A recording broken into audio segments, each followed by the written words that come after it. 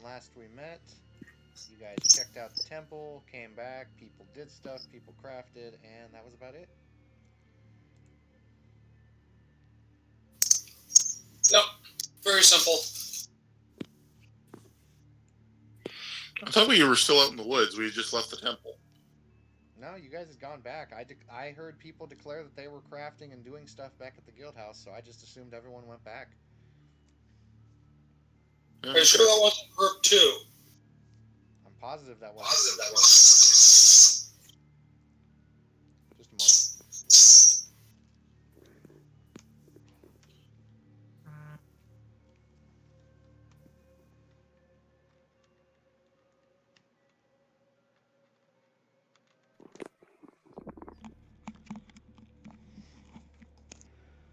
Positive that was not group two. Oh, alright. Ian lurks menacingly. Ian needs to He lurk. always. Ian needs to lurk smarter, not harder.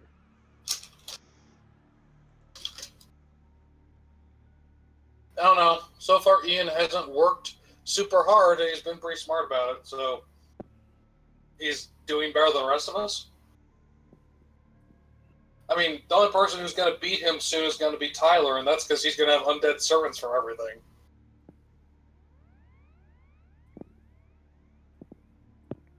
So,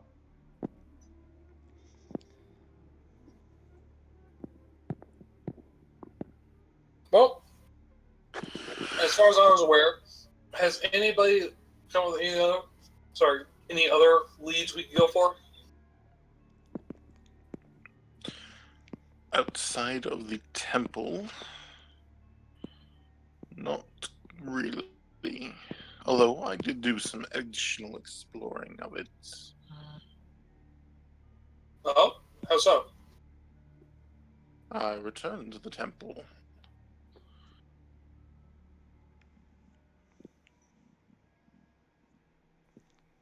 Say it again, sorry. I returned to the temple. Find anything of use? I did. There's a fully functioning alchemical laboratory there. With a great number of supplies, I think we would find very useful. Odd.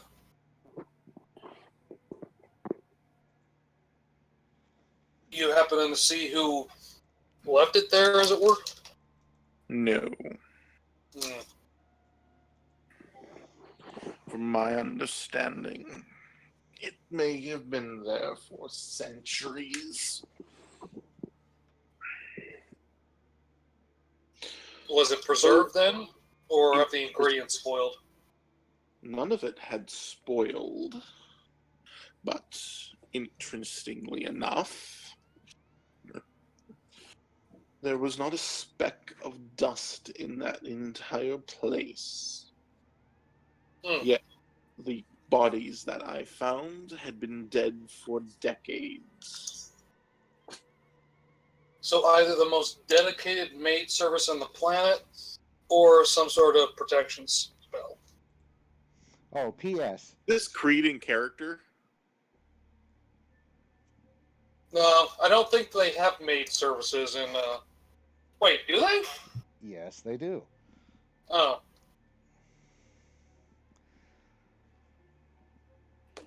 Yeah. Hell, Then, what's up? they got maid services in every roleplay game, man. By the way, because a lot of the other characters decided to quit, any character that decides to quit automatically gets put into NPC mode, and you guys can exploit the shit out of it. So the clockwork mechanic, the Cirrus one, and the chick who had the viral arm and whatnot, they are both at your disposal. Okay.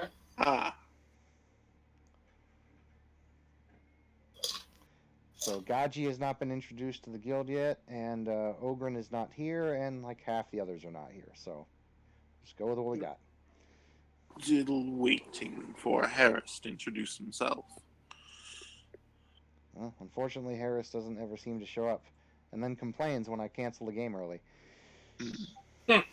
Well, we set the clockwork mechanic to making clockwork capacitors. Ahem. I have submitted an order.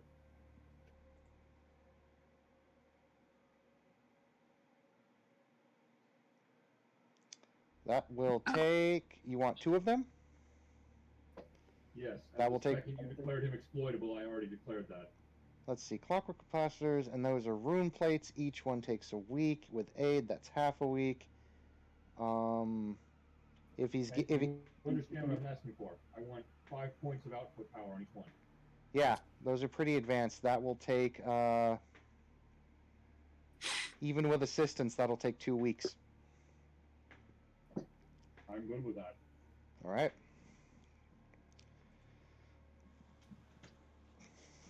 We are Well, set to work.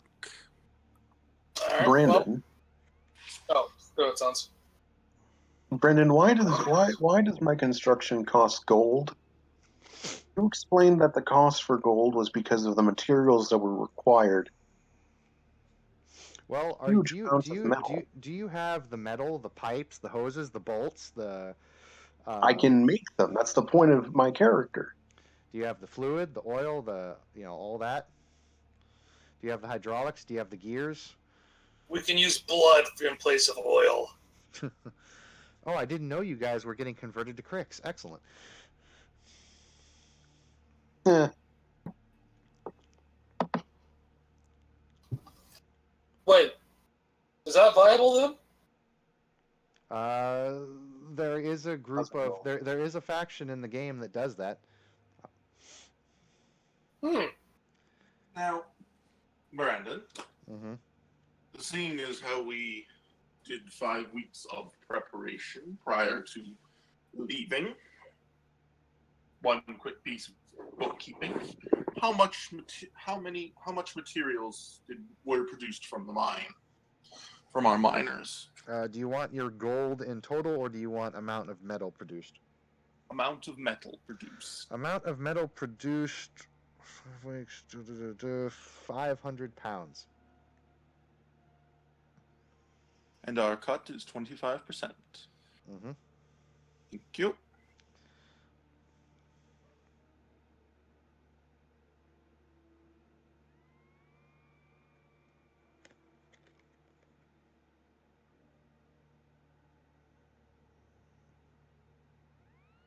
Continuing.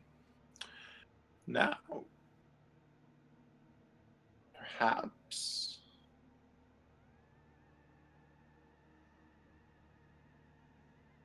there are living things within that temple.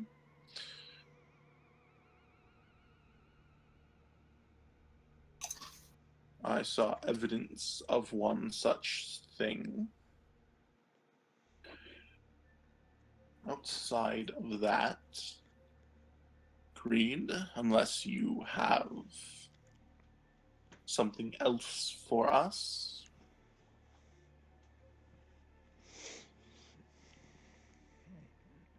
Well, what exactly is it that you're looking for us to do? There is much that can be learned from the ancient technologies.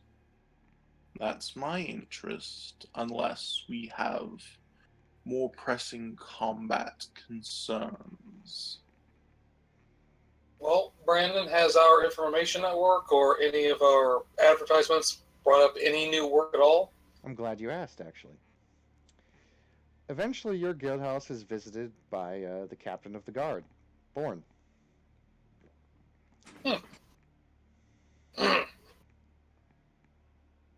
Captain, lovely to see you. Hello. I see you guys are making yourselves at home. I never got to thank you guys personally for dealing with those Gatorman assaults. That was very helpful. Think nothing of it. It's nice to finally get some good wine back in the city. Anyway, well, there's a bit of a strange occurrence that goes on. I was delivered a letter, and I was told to give it to you. Okay. And it addresses you by name. Interesting. But Brandon, you kind of went robo there. It addresses you by name. It addresses who? Creed.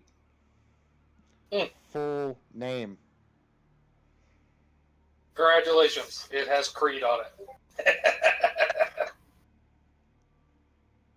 But It also has the envelope is white with a small symbol on the front of it. It shows a upside down U kind of with 3 spikes coming out, 2 on the corners, 1 in the middle, and in the middle there is a red sun. okay. Do I recognize that symbol? None of you do. Okay. Was this delivered by messenger or by did someone personally hand this to you? Apparently, the messenger who brings the mail and a lot of the takes into the city said that he was told to give this to me and then give this to you.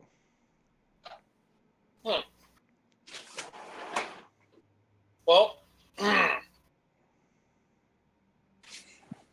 well, I have been. Oh, God damn it! Really? All right, let's see how this goes.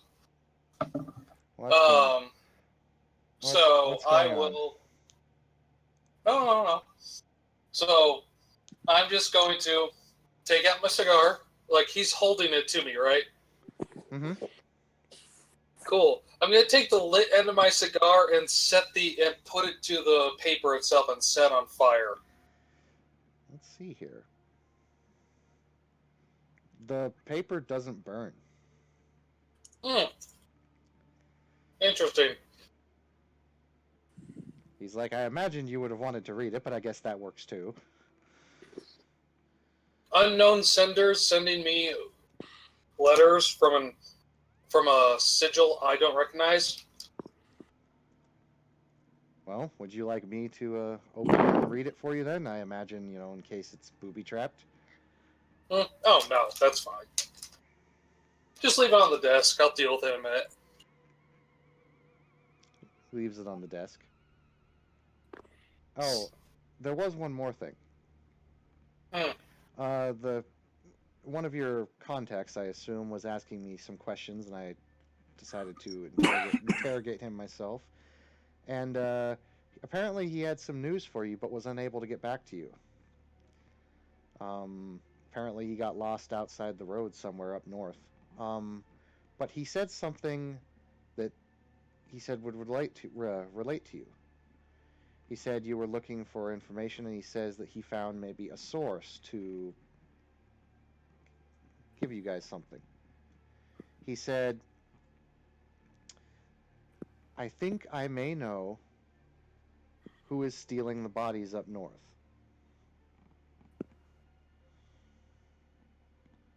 As you know, Khador has been having pretty mass grave robbings up north. He said something about the House of Dawn. Does that name ring any bells to you? Does it? It does not. Then no. I've actually never heard from them myself. It's somewhat troubling. A lot of the grave robberies have not been that far from Corvus. Not to mention, we've had some disturbing reports just come in. Of what? The truce between Cygnar and Khador has officially dropped. Ooh. To add on to this problem, Raoul, Eos, and Scorn have all declared open warfare as well. Menoth, Cygnar, and Khador are all rallying their forces, and Corvus is right on the border of Cygnar, Khador, and the Dwarven territories. And who have Eos and you said? Sorry, Brand. You say Eos and Roll? Eos, They can't pronounce those. Eos, Rule, and Scorn have all just declared basically open war. Okay, on who? Everybody. It's basically a free for all. It looks like at this point. Do you know where the first battle might be taking place? He looks at you with a very, very kind of dark face. And he says, "Where do you think if we're right on the border?"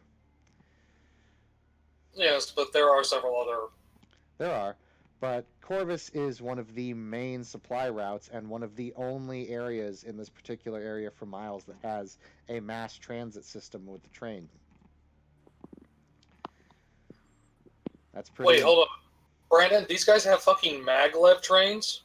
No, not maglet trains, steam-powered trains. I said massive Oh. transport trains. Okay, sorry. I was picturing when you said magic, I was like, maglev? What the fuck? No. I know, it was me mishearing, my bad. But, so, hold on. Has there ever been any alliance between these three nations at all? There was a truce. Right, but a little weird that all of a sudden all three of them decide to just go up, hey, we're going to go fuck each other up and whoever's nearby. Apparently, Kador has decided it's had enough of its territories being occupied by the Ilios and Signar. Also, due to the fact of the grave robbings, apparently there's been a lot of combat taking place up north, and apparently Kador is blaming Signar. Think of it as you will. Whether Signar is actually responsible for that, I don't know. As for Ilios, Ilios has always been a territory of Kador, and they've always been a bit rebellious, but now Kador wants them back, and Ilios says, fuck you, so. As for the dwarves and the elves, apparently there was some dispute amongst the last meeting they had, and, well, that's all I can say about that. And as for the Scorn, well, they're the Scorn. They were going to do this sooner or later. That's probably going to be Menoth's problem, but if any of them manages to sneak through Eos, then we'll be seeing them.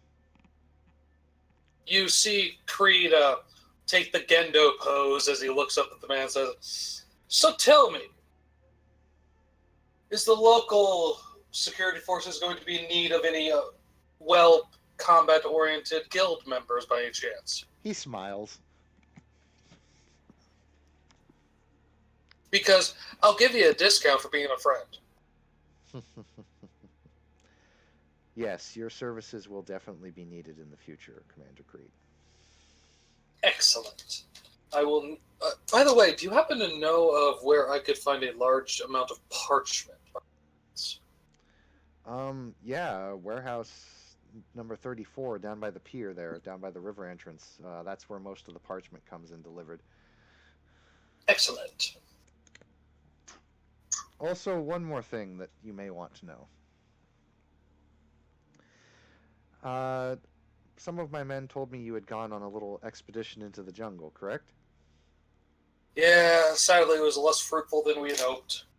Huh. Well, I've been getting reports from some of my scouts that they've been seeing strange green light coming from certain areas of the forest. Did you guys do anything out there? Made camp, met a couple of people, but not of any real interest. But green light? Yes, green light. Is there one green? Was it up north? It was towards the jungle where you guys had gone, near the temple. No, I know. I was asking in character. Oh, he says, up north, some of the reports of the, some reports of the grave robbing indicated some green light, but other than that, no. Well, we didn't encounter any necromancers, any of the Crix people, but if someone's sending up reinforcements up along that edge, then we didn't see anything. Sorry. Well, keep me posted, and I'll keep you posted. Fair enough. He nods and goes back out. Excellent. As he leaves, I call for Gerd. Sans. He's working at his table, and he kind of gets up and he stretches and he walks over and he says, "How can I help you?" Gerd, my good man, I need your assistance in a little endeavor, as apparently there's going to be a large amount of combat in the future days where we will be getting a lot of attention depending on our actions. I want us to look good, and I want us to have a reminder for anyone to be able to contact us. As such, how hard would it be for you to make easily, what's the word, small cut-outs out of paper that have our information, like, my name and our general location on it? Out of like paper or parchment? Tyler. Mhm. Or Brandon. That'd be easy. Brandon. Yeah. Build one of those. You know those toy disc guns where you fire the discs out of the little gun? Yeah. I'm going to make a steam-powered version of that to Okay. shoot business cards at people. Okay. And And I'm going to get thick paper and write all of our information down on separate pieces of paper. Yes, that will actually be fairly easy to do. good man. I like your initiative, son. In the meantime, I'm going to go and, unless anyone else wants to, go and try and chat up the local. Brandon, who is it that's actually in charge? Is this like a lord here, a duke? What are we looking at here for? Like the guy who actually owns the local military. Well, the local military is actually owned by Captain Borvis himself. The city itself is run by the Council of Five. Okay, but who would I be looking to get a contract through for being a unit under their command? Borvis. Okay, cool. Just want to check. Mhm. If that's the case, then yeah, I can deal with him and whatnot after that. But yeah, so yeah, go get your business card launcher ready and get those business cards going, and we will be partway to our master plan. All right, Brandon, what's the specs on a business card launcher? I'm saying it can launch things about a good 10 feet. Perfect. It does no damage. It's a non-lethal weapon. Yeah. It can be powered by one little lump of coal for several hours. Good. What is the cost and building time? You got a couple hours? Yeah. Then there you go. Go roll or no? Roll it. Difficulty 12.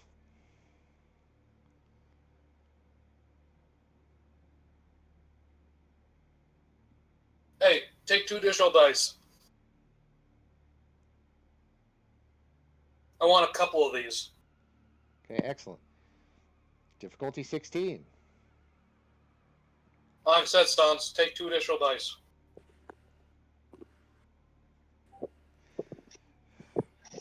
Sansa's character stands there and says, "I'm sorry, sir, I forgot how Hang to on. make them."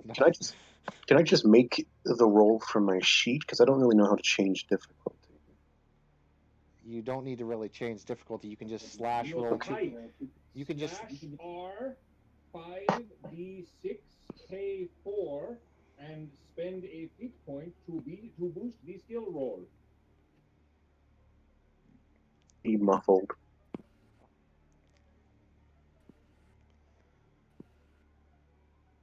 Yeah, you were pretty muffled there, John. Last couple of days, honestly, you've been really quiet.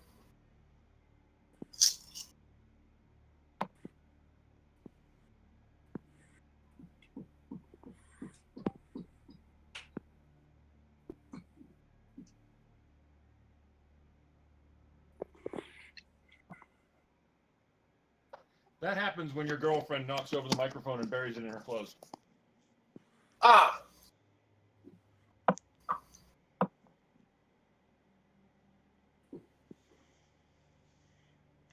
Is Speaking, a Oh, for is that already? I'm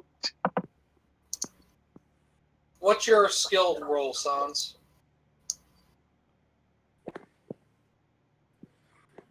Sans, what's the bonus you get for your crafting roll?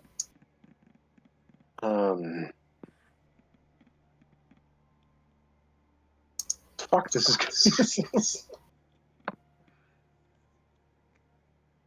Okay, Gaji. Stat value. I have a stat value of 4. I have a skill rating of 2.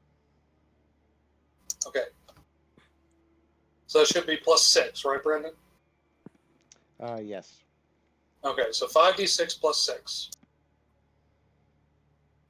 30. Easily. Very good. Okay, I'll just use his roll then. Okay. Now we have multiple credit card launchers. Haha. Alright.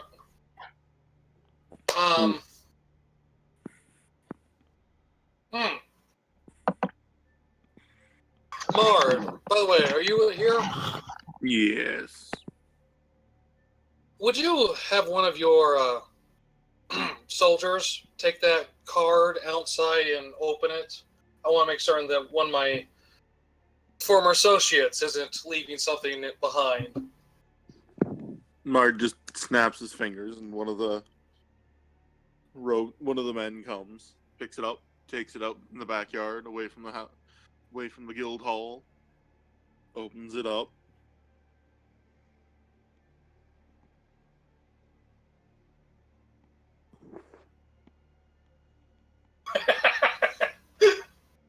Yes, Sans. We should do that. Alright. Brandon, does it explode? A curse go off? Anything of the sort? So what were you doing? We just had an undead soldier open up the envelope that was sent to me outside in the back. Nope, nothing explodes or does anything like that. Alright.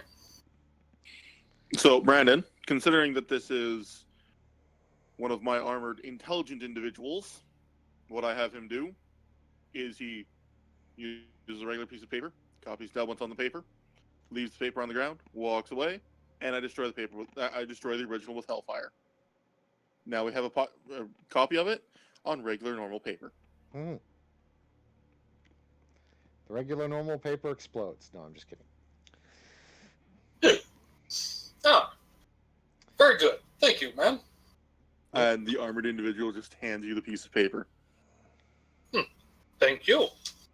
So what does this paper say, Brandon? It says, to the guild of people who eat people, and it seems to have ... after written. The House of Dawn extends its gratitude. In 3 weeks' time, the House of Dawn will be having a meeting of arms, if you will, at this location, and it gives a town up in Kador.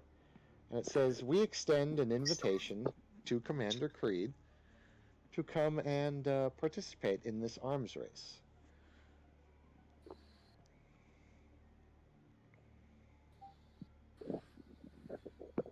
Okay. If Commander Creed does not wish to reply to this arms race, that is fine. The House of Dawn hopes that it will not make enemies of people who eat people. However, future conflicts may arise. I'm going to... Okay, Brandon, does the House of Dawn, do I recognize that one? Nope. I Well, you heard the information that Borvis told you about the House of Dawn possibly being responsible for the grave robberies, but it was nothing solid. Right, but I don't know anything else about these people who apparently just have arms races and send out letters saying, yes, mercenary groups, come to our villa. Well, it's the letter seems to be somewhat smudged, and I should probably reuse my words. Not arms race, but what would you call like a I don't want to say gun show because it's not really just a gun show. It's like, you know, a It's an exhibition. exhibition. There we go. Now, House of Dawn, from the only thing that you understand about the House of Dawn is that occasionally there'll be kind of exhibitions that they host, but there's really no information about them anywhere. You assume that they're Kadoran because they're in Kador all the time, but that's about it.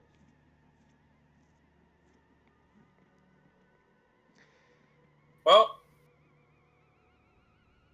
I'll look down and go, probably not going to go to that.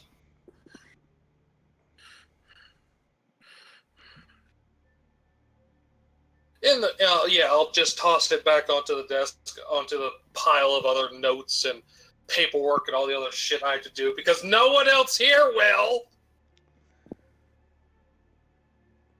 And yeah, all right. So, back to the impending war. Boss, you need help with paperwork? No, I was being facetious. Don't worry about it. It's like, no one's doing paperwork, boss. I was just kidding. Besides, your time is far more valuable at doing other things like kicking the shit out of bad guys. Yes, sir. In the meantime, as I said, incoming war. Can I pull up a map showing the layouts? You know, obviously this. And could you move all these? Oh, wait, hold on. I can move some of them. Like all these guys that are obscuring the middle of the map.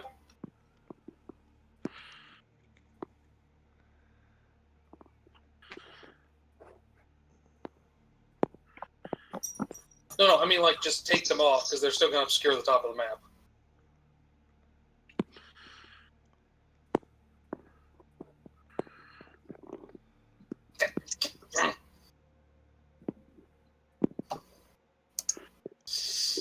Ian, thank you.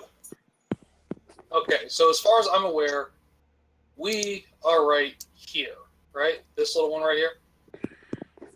Just a moment.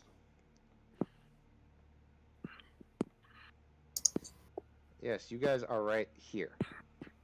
Okay.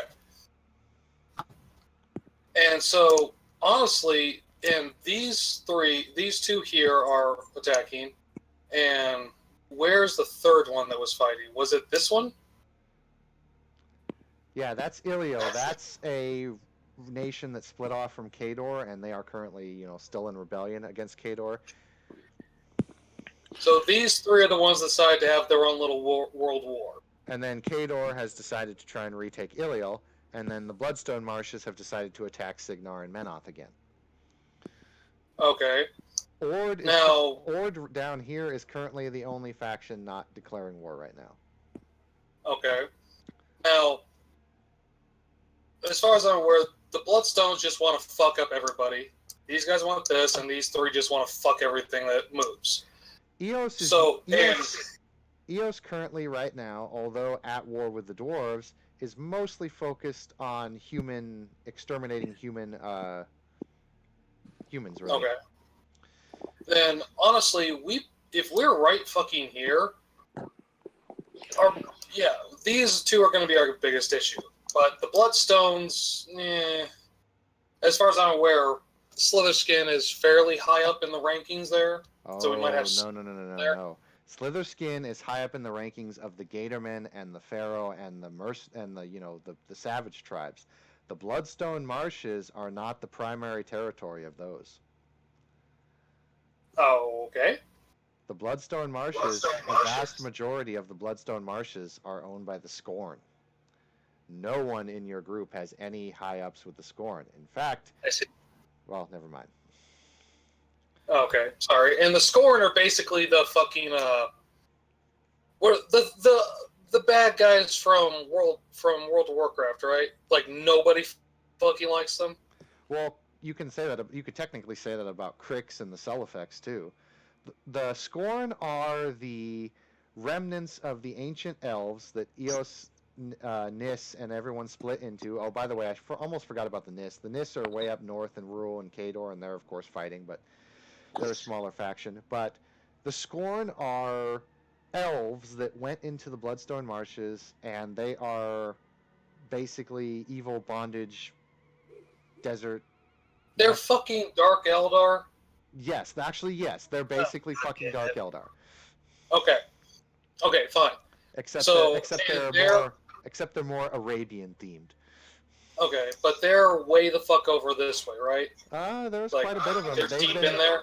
well, no, they've been fighting Menoth and Signar for some time now, so they're definitely close enough to at least get into these territories. Okay. Okay. Okay. Then let's see. What can we do? The So Scorn are the slavers, right? Yes.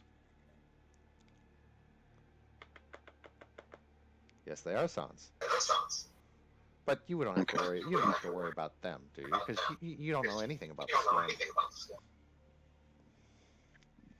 Okay, so looking at it from what we've got here, our biggest opponent is going to be Signar right off the bat because they're the ones right up on our ass. If the Scorn try and work their way through, they're going to either run to the Signar forces or they're going to run to the Bloodstone forces first before they reach us. So, and Ilios Lyle, is that how it's pronounced? Iliel, I just say Iliel. Iliel, Ios, and Rule, they're going to be fucking each other. Kador's going to be fucking them. So they're going to be busy. And if they do send forces down here, they're yeah. Okay. We should be okay from the main bulk of it, at least for the time being. So what does Signar bring to the table in terms of combat? Like, what is their military doctrine? Go ahead and roll me 2 military rolls. Okay, just like knowledge or what? Knowledge or lore, if you got them. No. I had to put my skills into making wolves and being good at talking to people. All right, so roll me 2d6 plus intelligence. Oh, I'm actually very good at that. Diff 12. Okay. Double check what my int is. Okay. 6 plus. And oh wait, no. Wait, yeah, I can boost this, right? Yeah, you can boost skill checks. Okay. 20. Excellent. Very good. Signar, out of all the steam-powered human races, is the most advanced in technology at the moment.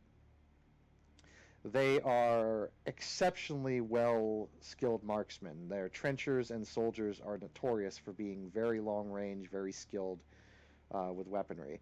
The Signar military also has access to different kinds of arcane nodes for the jacks that others don't have. They are very skilled with electricity. They have storm callers, and they can control and manipulate weather. They're very, very skilled at using electricity and have new arc and technology that other factions don't. They are pretty. Their battle formations and a lot are typically very remnant of the old British fire lines. You know, trying to dish out as much absolute firepower down the field as possible, and trying to put it out there as fast as possible. So a lot of the rifleman squads typically tend to group up into firewalls, where one group fires and then reloads, and then as they're reloading, the other group fires behind them. You know, stuff like that. They're pretty tough. They're nasty. They're nasty peeps. All right. Now, same question. Sorry. What about Kador? What sort of assistance would we be looking at in terms of working with them on the field? That depends.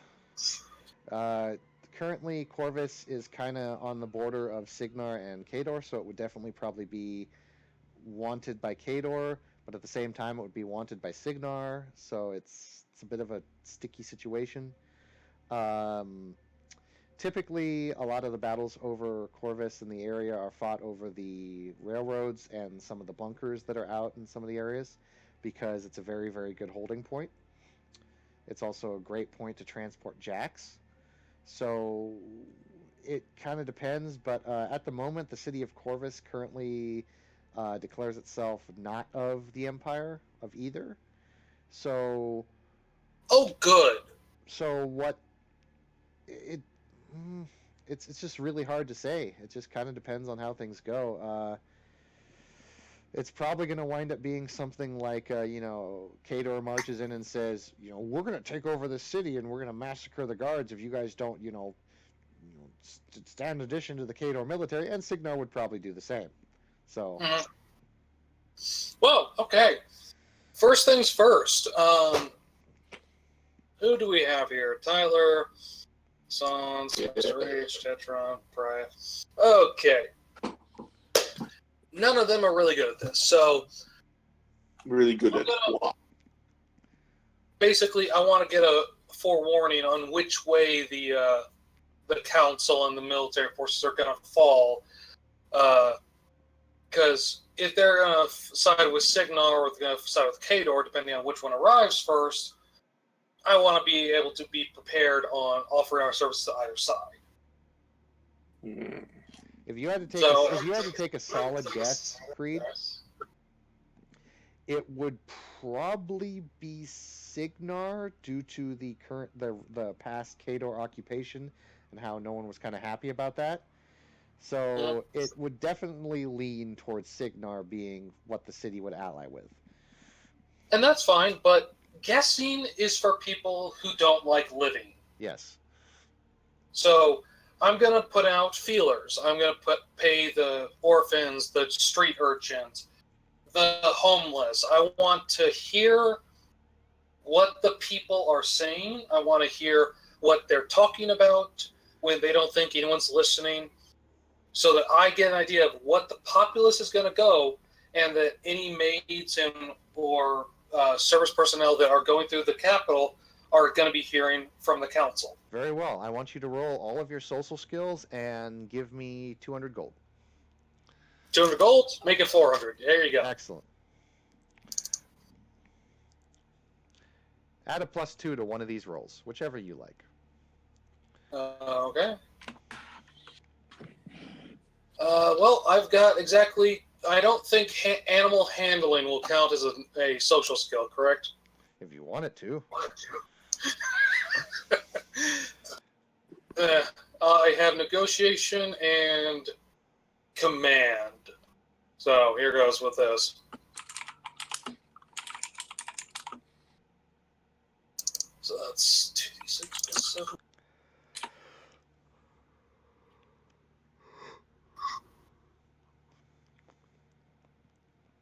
7. I'll spend that one as well. Oh, +2 for that one because negotiation. 19.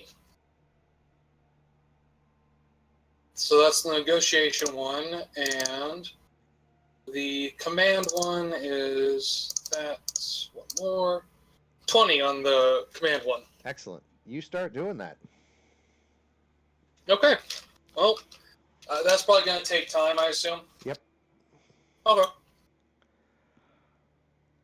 So yeah, I'll let my men know what's going on, so they are understanding what I'm doing, and let them get about what they're doing.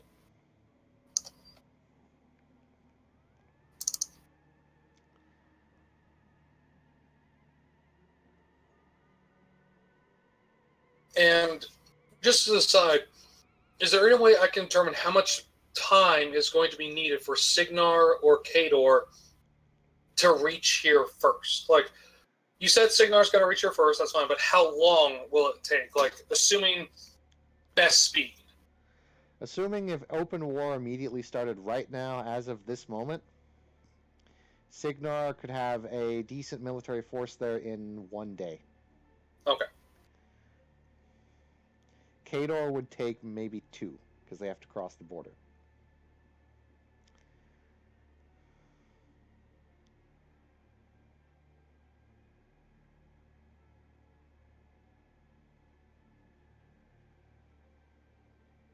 Okay. Oh, sorry. How long did you say Kador would take? Kador might take 2 days. Okay. Just because their outposts aren't quite as close. Okay. Just checking.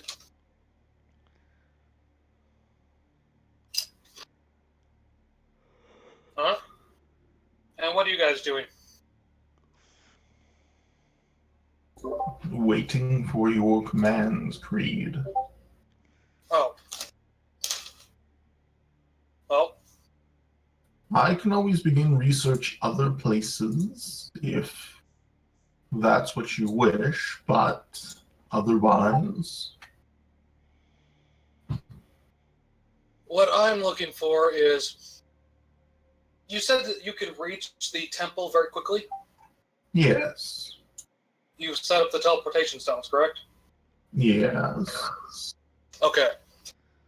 Then take some of your men, however many you feel you would need, and whoever would volunteer, and start moving as much of our command structure over to that temple. I want us to have a good fallback point in case the city gets overrun and we're on the losing end. In the meantime, if you have the ability, continue making as many minions as possible, and see if you can set up some more of the teleportation circles as well, because that will be... lacking currently is corpses. We have parts, we have materials, but But you I'm need the pieces. main component. I see.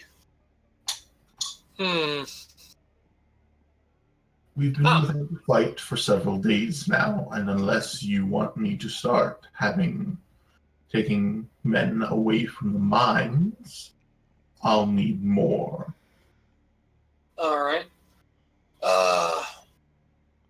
I'll make a contact with the guard captain, see if I can get any of the undesirables from the prison sent to us to be turned into potential new troops, as it were, or at least that's what I'll tell them. In reality, we should be able to get at least probably 5 or 6 more out of them, depending, of course. Including government officials in this is a bad idea, Creed. Oh no, I wasn't going to say. I was saying we tell him that we're going to train them and give them opportunity to, lessen a service or get paid or what have you to mitigate their crimes. That still involves them. Yes, but you need corpses. Yes, I do. And no one's going to miss criminals.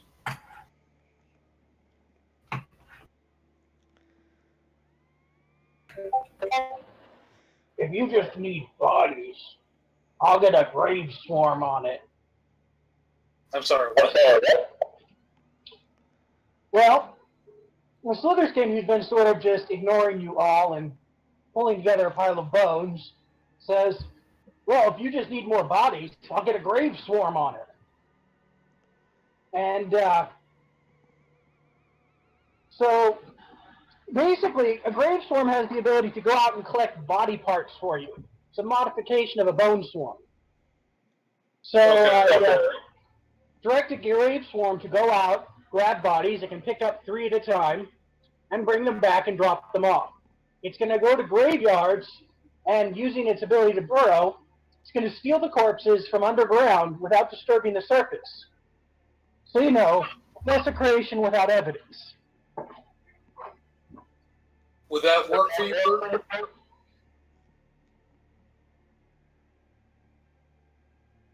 Bert? Sorry. Oh, Jesus. Would that...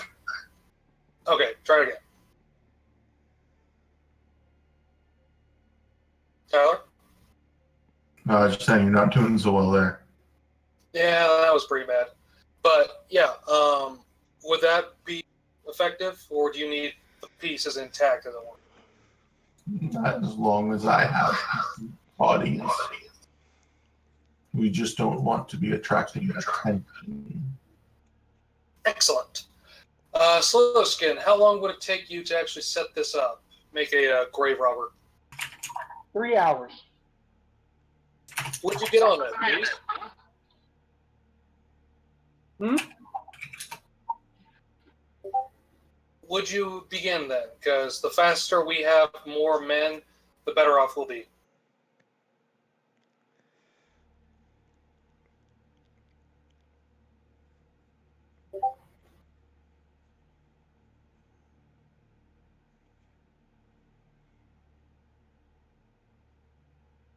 He says something. Okay. In the meantime, Mard, can Yeah. Okay. Can your basic troops be taught to use ranged weaponry? No.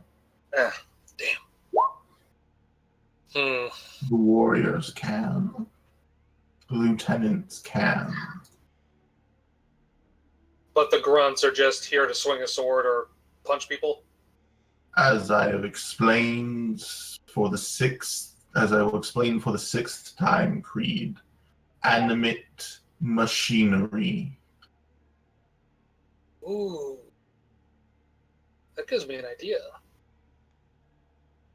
I'm going to talk with some of the crafters before we bring that up, but that is an idea I have. Okay, good. All right.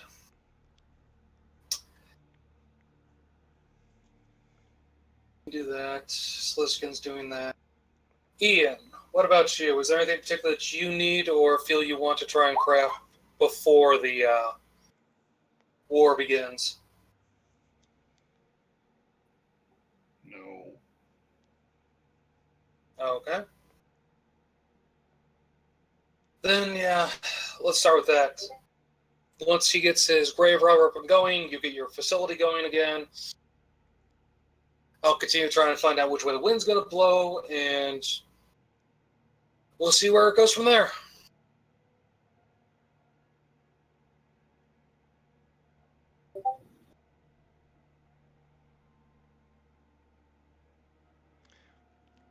Ian has a hernia.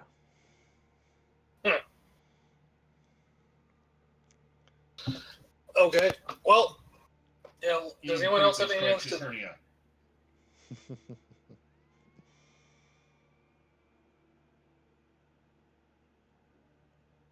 Okay. So does anyone else have any other suggestions, ideas, or tactics we can take advantage of? Because if not, let's get to work.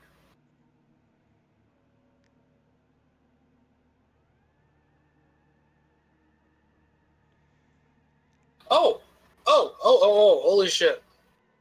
Slitherskin. Yes.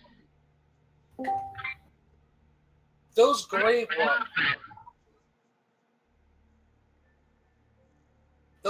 robbers of yours, can they become tunnelers as well? Well, that's kind of up to how Brandon interprets their power. They have the ability to burrow, but pretty much every game limits that to a self-collapsing tunnel. So it's up to Brandon whether or not they leave a tunnel behind. They leave a tunnel behind. In other words, when they're digging, it's pretty obvious that they've been digging. They can't just, hide it. Okay, then they are tunnelers. Excellent. Okay. And if you have the spare time and the resources, try and make at least a dozen of those, will you? Because I've got some ideas for that. Once our necromancer has what he needs, I can use the rest of the body parts to create more grave swarms. It's 3 hours per grave swarm.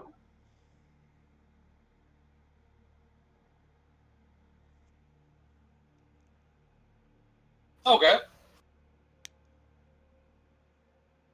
Then, yeah. See, this is why war is good. It prevents a backlog of construction that requires bodies. Mm-hmm. Exactly. It offers us opportunities.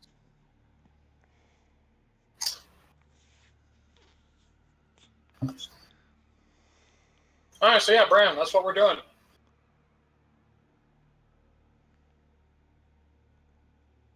All right. All right.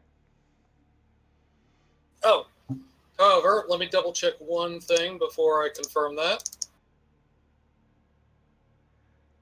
There it is. Sorry, just 2 seconds.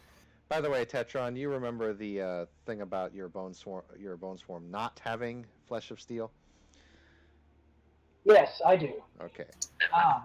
I have made that modification on his character sheet. Excellent. Okay. I'm going to begin work on, let me see, I can do 2 at once. So I'll begin work on 4 Wold Stalkers. Mm-hmm. I wonder where Will is. He said he was going to show up.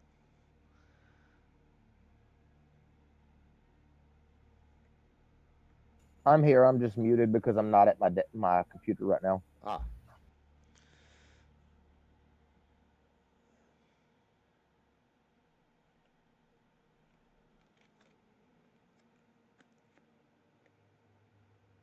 I'm getting the Hellions upstairs.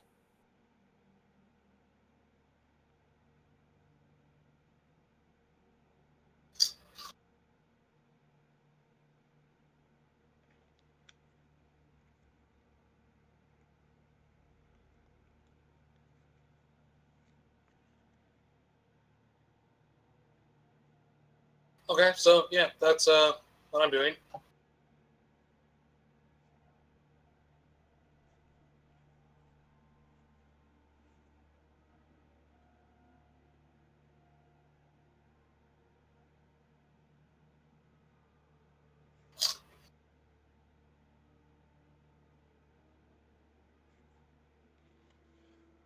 So yeah, what's happening with all that, Brendan? All right. So after some time, it looks like the reports have been come back, Creed, and it looks like Corvus will side with Signar. Okay. Because Signar is slightly closer, it has a slightly greater military presence closer, and, you know, people aren't exactly happy from the previous Khador occupation. There is also some kind of bad news, unfortunately.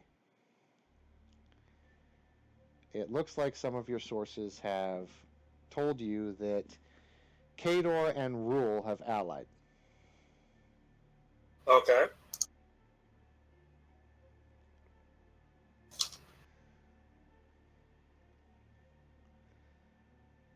And other than that, we'll go ahead and say that I promised I'd give you guys 2 weeks. And I'll say 2 weeks of crafting and gathering have gone by. And I'll say that after just a few days, Signar started to occupy the city. Brandon, Mm-hmm. how many bodies could be collected during that time period? Tetron collected 7. Okay. Excellent.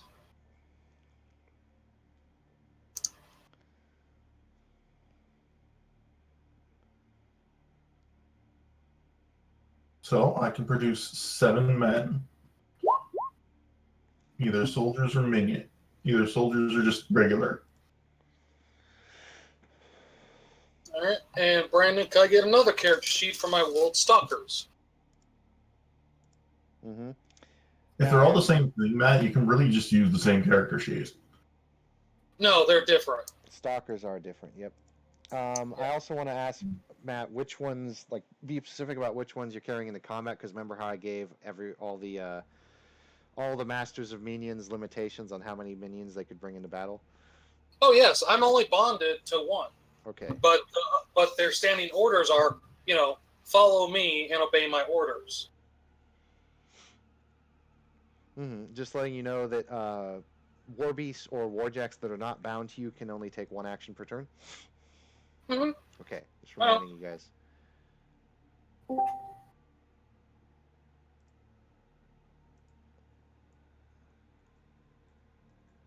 and I am casting my guidance spell for onto Ian at his request. Mm-hmm.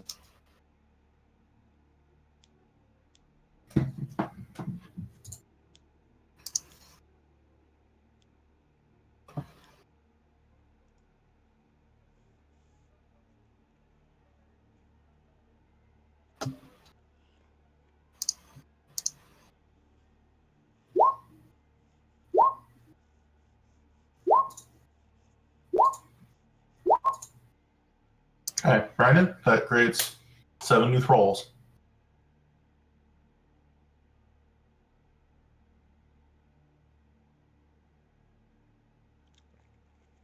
Excellent.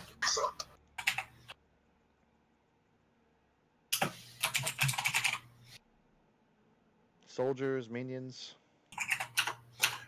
These are just regular. These are regular just minions. All right. Regular base thralls, for use.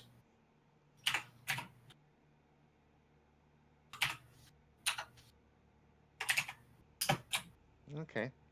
And would you tell me how you are what you're doing with like the zombies and sending them on the waystones and whatnot? Hmm? Like, are you sending zombies and like getting stuff ready to try and like set up stuff near the temple? So, at that request, well, my question was, which I wanted to discuss with Matt, is you're asking us to set up in an area where we do not have full control just as of yet. Yeah, I know. I'm not exactly happy about either, but I would like to have a fallback position in case everything goes tits up.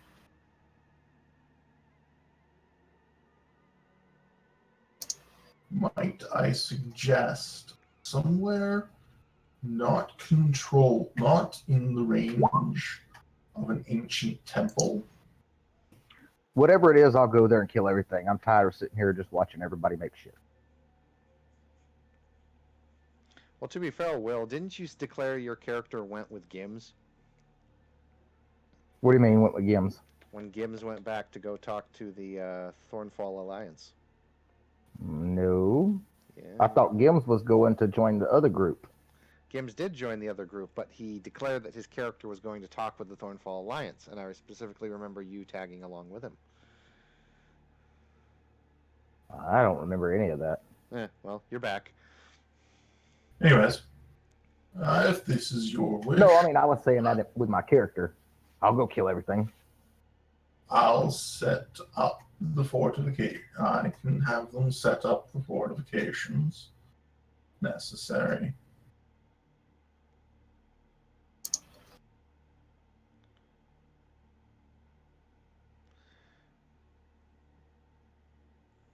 All right.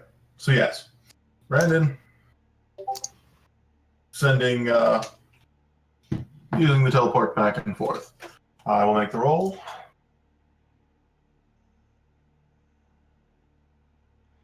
So, explain to me, like, are you sending zombies to just go start setting up? Are you guys watching the zombies? Like, what's going on? These, being just regular thralls, need someone to be coordinating them. That is us. All right, and do you guys do it for just a few hours? Do you guys spend, like, all day doing it? Do you guys go at nightfall, daytime? During the day, I would think, get the most work done. And we're actually setting up a full a full site. Campsite with, wooden basic complement. Do the spikes around, just wooden shafts embedded into the ground, spikes pointed outwards. Mm-hmm. Now, at nightfall, I assume you just leave it there, or? Wow. Who's coming as the defense force while we construct this? Well, no, what I'm saying is, I take it you guys just aren't standing there 24/7 constructing it. when you guys leave, do you leave security? Do you bring everyone back? Do you leave the zombies there just to keep working? How do you do it? I can definitely send out some of my people as guardians if need be. I cannot leave the thralls here as they're essentially useless. So no, I will not be leaving them there. We will need someone to watch this place or something.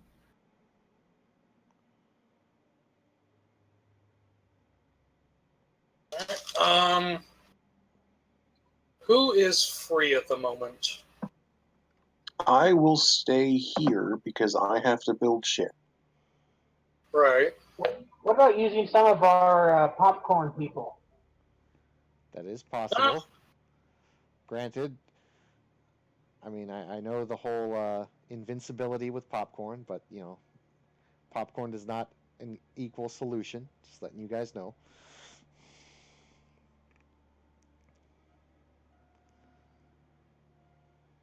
Well, if they're there and they're not doing anything, the ones who aren't immediately useful to us, we can use them.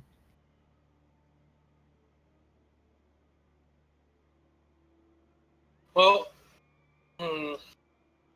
Actually, I'm going to declare. I'm going to declare that you guys cannot use popcorn people to put into a potentially dangerous situation that would involve combat.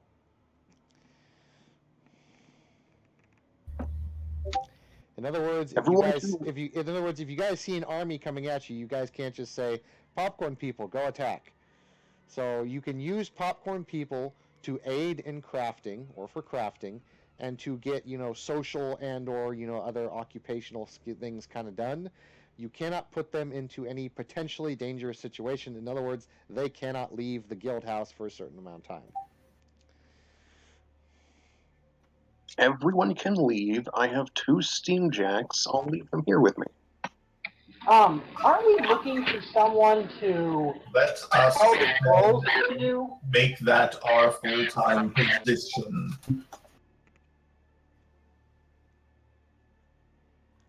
Out in the woods there. They can take care of the guild hall. The others can take care of the guild hall here. So where do you want me to go? Because I'm...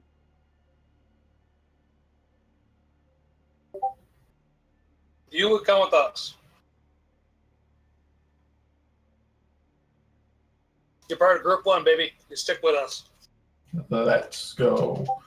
We are going to begin in the woods. We will have a main foundation there. The others can take care of the guild. Believe this is what we agreed upon. Yeah. It is. I just want to be sure that we're not going to miss out on the fight. All right. We can always return.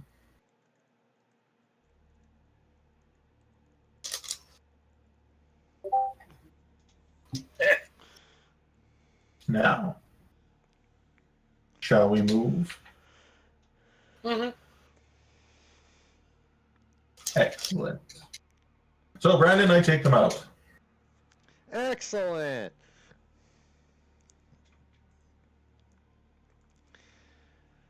So I have to ask once again, when you guys are out doing this second base construction, you guys said you were doing it during the daytime, right? Yes, this is now going to be base permanente. Okay, so you guys will definitely be spending the night there then and constructing things, right? Mm-hmm. Only until we leave.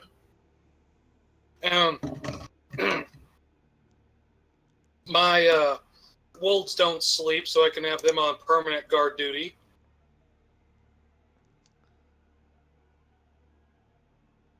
Okay. So just double checking, is the party there during any time during the evening? Ian is there during the evening. Excellent. Is where? Bard is there Waiting during for someone to start shit. Yeah. Bard is there during the If evening. shit's gonna go down, I'm gonna be there. I've been sleeping while they've been crafting anyway. Yes, we are all there in the evening, Brandon. Excellent. All right. You guys can thank Tyler for this next combat. Thank you, Tyler. Sincerely, Sincerely. thank you, Tyler. You're welcome. Okay, hold on a minute, Matt. Are you bringing all of your wolves? Yeah, I don't have any reason not to. Okay, I gotta get these new guys here. Didn't he say limit 3? It is limit 3. He can. It's limit for bondage. Yeah, the thing is, But though, if I get this, the thing is, though, for combat is just gonna get fucking insane. What with that Brandon many was minions. saying was 3 minions in combat. It's a cap just like that Yeah, armor cap was, so it don't take so long and him have to throw up extra shit. exactly. So for anyone who is I was never told about that. sorry, But fine. for anyone who is a warlock, a minion user, or whatever, if you can make other basically characters, I have limited it to 3. Because if we go any more than that, we will be here for 8 hours fucking doing one person's turn. Alright, I'm on. Because believe me, if you want to start getting into some interesting combat, it's going to take some time. Yeah. Alright, but yeah, then I'll bring my 2 shooties and my big fucker. Alright, I think all I need to get is The Tetron. other 4 will be on perimeter patrol. Tetron, do you have your Bone Swarm pick or whatever? Because I think that's the only one I don't have on the other one. Yeah, I've got the Bone Swarm as a character, and I've got an icon for it. Let me grab the icon.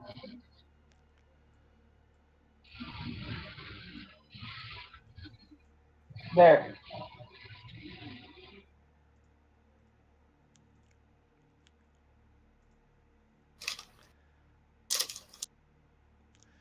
And we will take just a small intermission as I get everything ready here.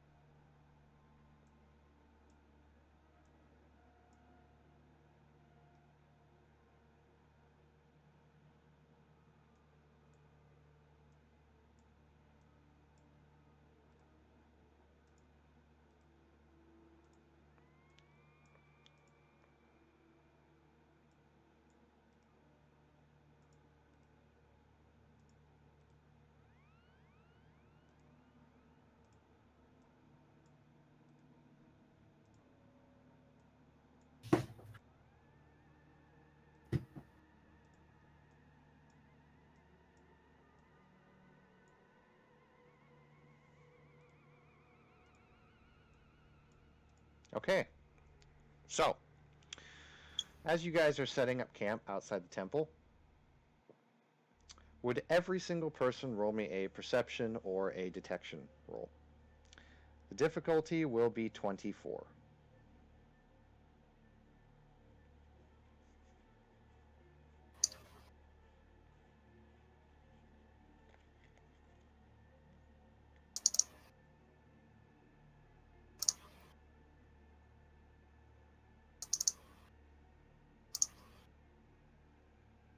I'm sorry, the difficulty was 20, but eh.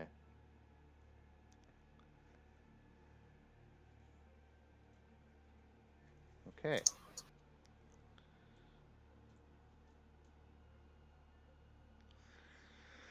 Hold on before you say anything. I'm making the roll for my wolf. Okay.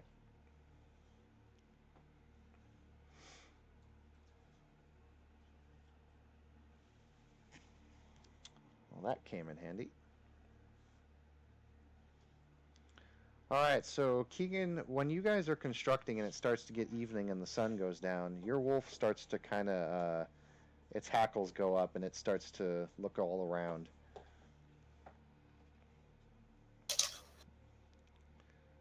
I telling it to keep watching. I'm going around quietly to everybody and telling them to get prepared.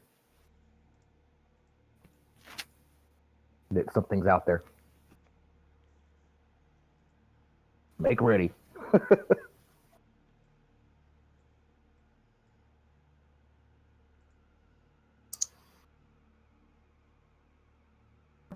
Something's always out there. That's why I'm never hungry. Tell my steamjacks to cover our flanks.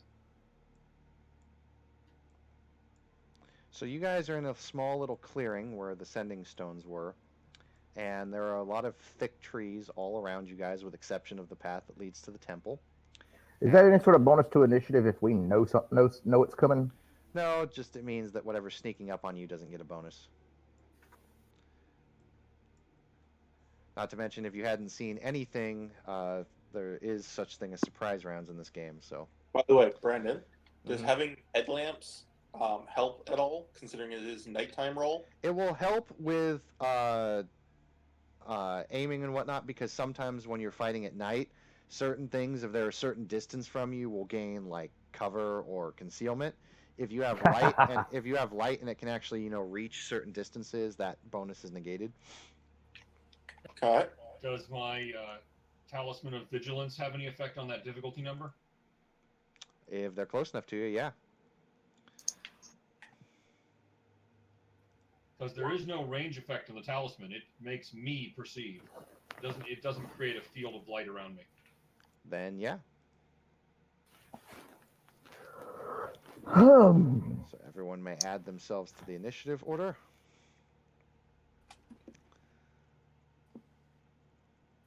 so how do I do that?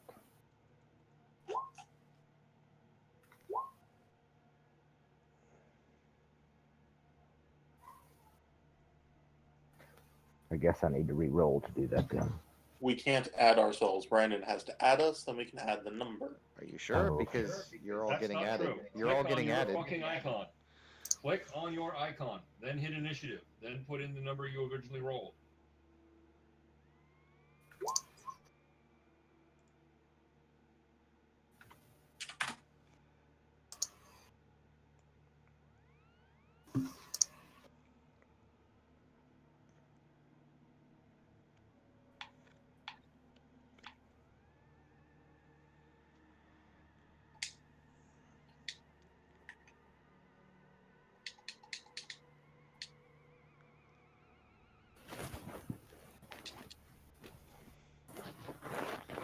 It's one hell of a good roll for a fucking behemoth of a stone warden. That's me, not my golem. Oh, well, why is your golem on the picture?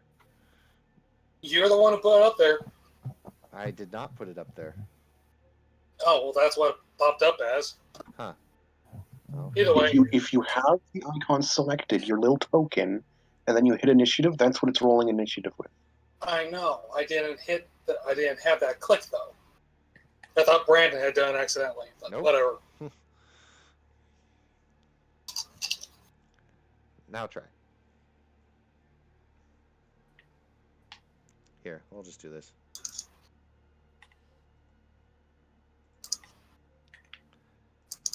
There we go.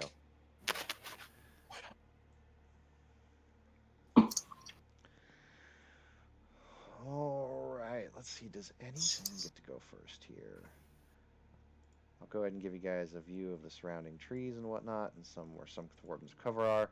If you see any objects, those are trees and/or brush, shrubbery.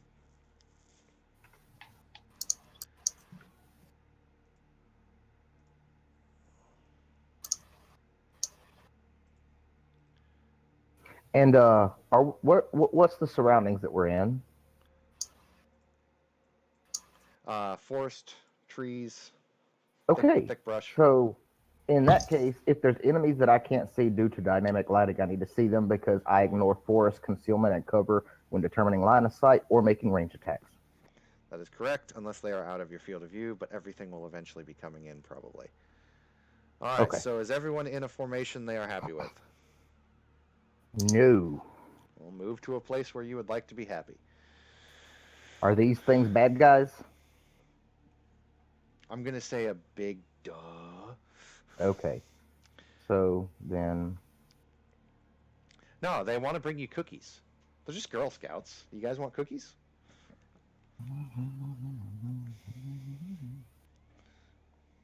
Slitherskin always wants cookies.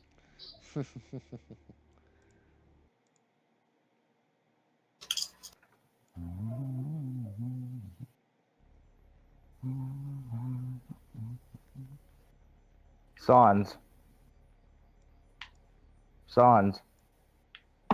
Yeah. Move your Sting Jack a little bit. You would have known you're in my area of getting hit.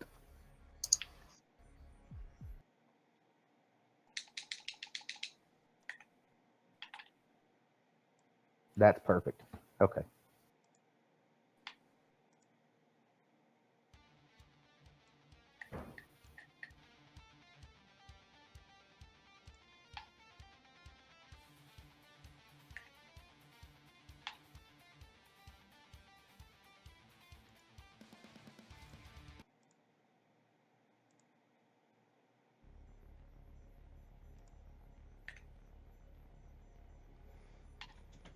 All right.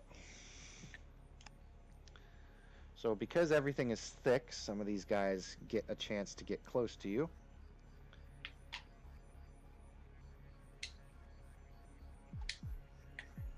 And wow, they actually beat Creed. That's hilarious. Okay, so they will act first.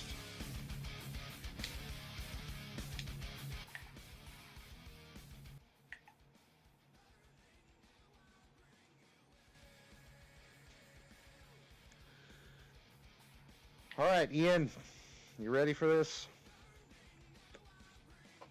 As ready as I can get till my initiative comes. Okay.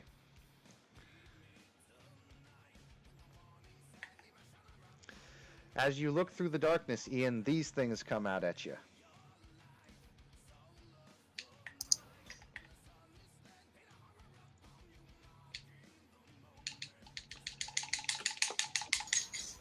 Because these guys are nasty, they're going to shoot you with the Doom Spitter before they get to you.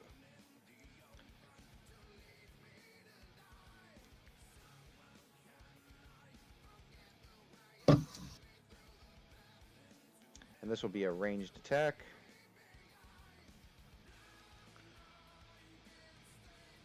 Does that hit? That's a hit.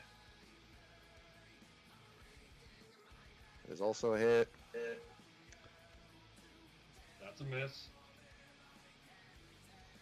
That's a miss. All right. So 2 Doom Spitter hits.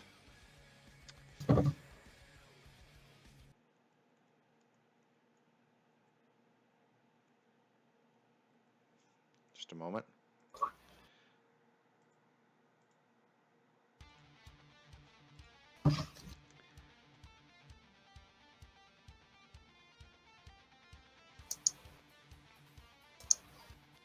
Do those do any damage to you? Second one does 2 points of damage. What location? 6.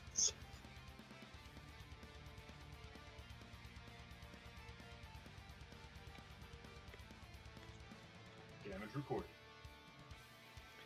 Okay, now they are doing their bash attacks.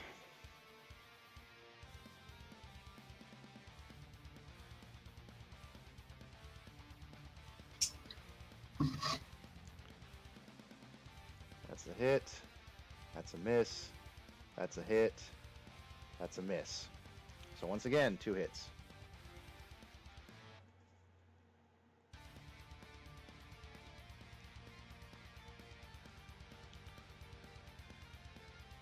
Nothing.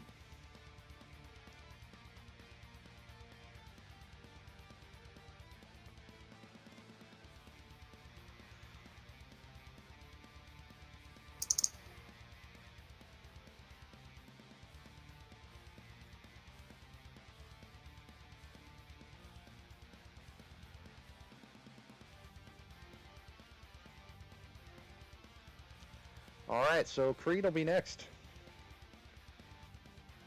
All right. I will activate Sanguine's Blessing. That.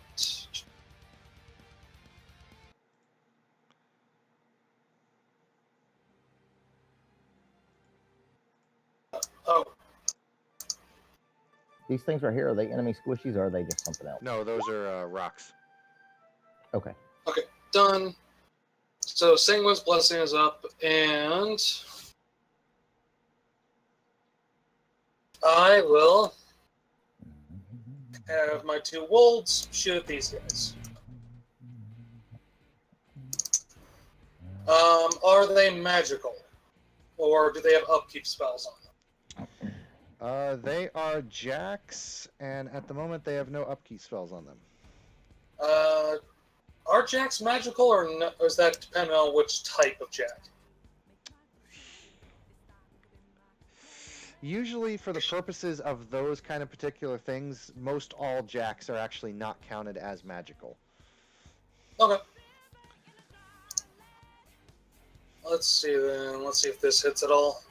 Eh. Oh, get a feat point back. And last attack for the first one. So do the 18, so do any of those hit? The 18 and 16 hit. Okay. So that's 2. And the second one will fire its ones. 1, 2, 3, 4. Does the 15 hit? The 14 and 15 hit. Okay, so 2 more attacks. Alright. And these are the laser beams. Yes. Okay.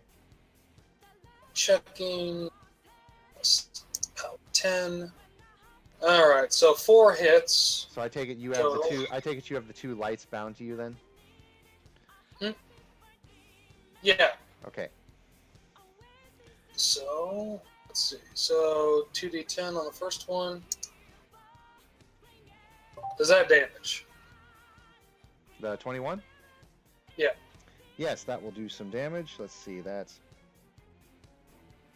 so one. What area? I'm shooting this guy. I know what area. I don't know. You roll 1d6 to determine what area of the box it hits or what life spiral it hits. Okay, we've never done that before, but fine. Well, that's what everyone else does. No, they don't. I've never seen it. Yes, we do, Matt. I've never seen you. But a 4. Okay, that will go to the 4 area. Let's see. Does that disable anything? Nope. 1, 2, 3, 4. I thought the only time we did that was when we was taking damage for some reason. Okay, so let's see. That's gonna go that way. Okay, so you've disabled his gun. Sweet, but he's still up? Yep. Alright, second attack. 20 damage. All right, that will be. And same thing. Oh, shit. Sorry, that was not what I wanted to roll. R1d6. 3 this time. All right. Boom. boom. You have successfully disabled its movement.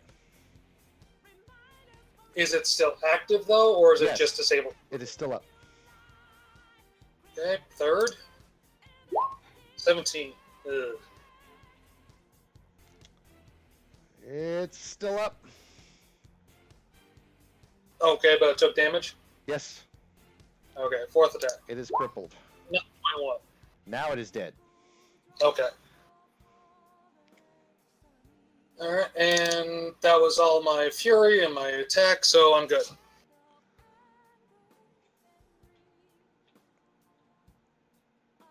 So, next person. All right. Okay, Brandon. Since Ian is right here, can I see anything past this right here? Yep. Any guys that I could charge past this right here?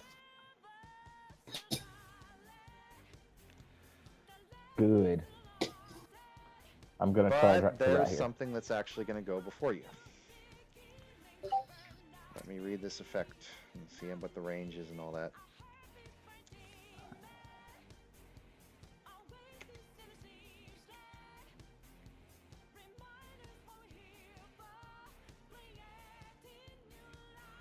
Oh my god, that is nasty.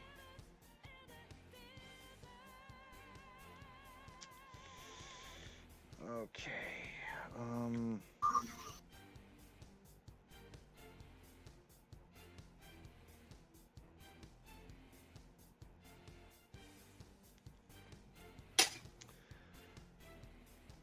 All right.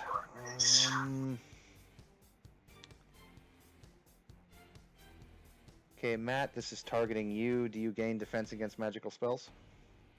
Yeah. How much? Also, I have line of sight blockage, so This current thing attacking you ignores line of sight. okay, so it's an AoE. Mhm. Okay, so it's blast damage, This is a spell. right? Is it doing blast damage? As an AoE. Yeah, actually. Okay, then don't even bother rolling. I'm immune to it. Okay, but it's hitting. It's if it hits you directly, it hits you directly, and it's not just AOE.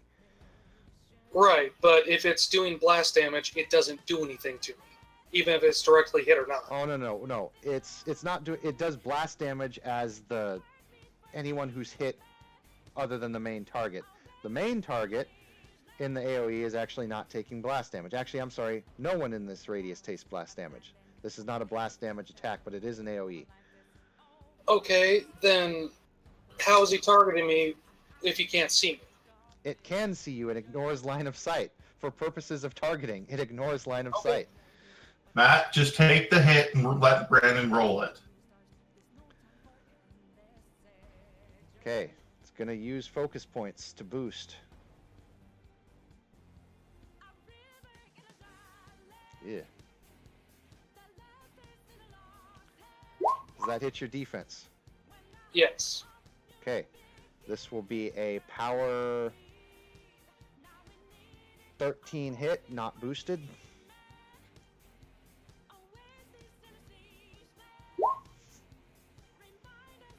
Oh, that's it? Does that hurt you? No, it is 1 point lower than what needs to hurt me. Okay, this is where the nasty part comes in. This is a 15-foot radius that stays. Oops, sorry.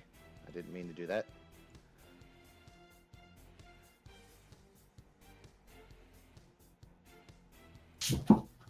Oh, for God's sake, why is it...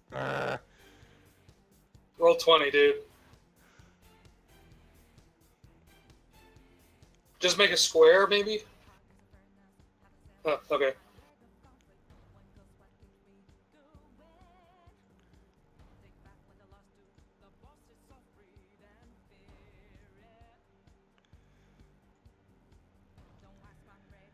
Okay, anyone in that AoE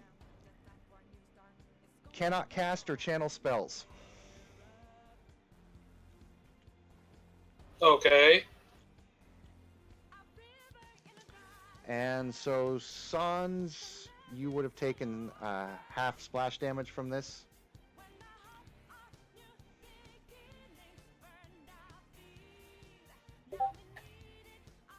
I'm going to go ahead and run down. So, oh yeah, that doesn't hurt you at all. And this will be for your Wold's Creed. Small one. Does that hurt? No damage. Small one, nothing. No damage. Big one, nothing. No damage. All right. And it is on to Keegan. I'm not doing anything. I'm just going to move over here pretty much out of combat. You sure? Yep. Okay. Let's see. Does anything else? A few more Rippers move up. And Ian, there will be 2 more Doom Spitters towards you.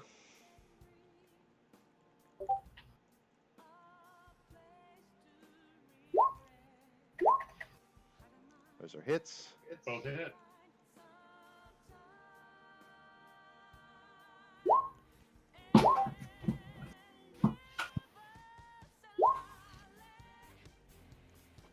Locations, please. 2 and 3.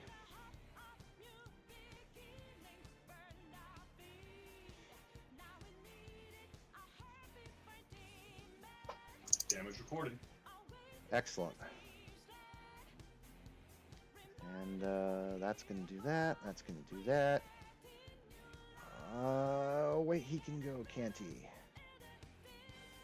Or she can go. All right. Okay. Ian, there will be 2 more shots versus you. Holy shit.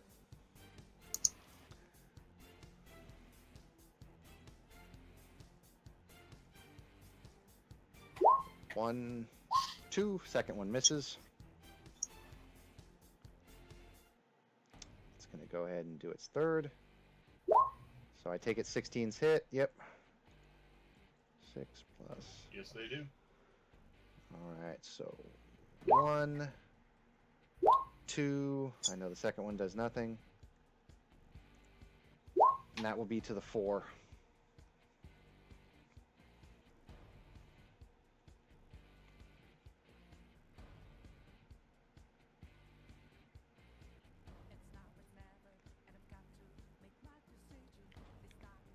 And you were hit with both those attacks, right? Only 1 did damage, though, correct? Correct. Okay. You are death chilled. You are stationary for 1 round. I am immune to cold. It's not cold. It just says this model is stationary for 1 round. Are you immune to stationary? Actually, I might be. Because if that is the case, then you are immune. If you are not immune to stationary, then you are stationary for 1 round.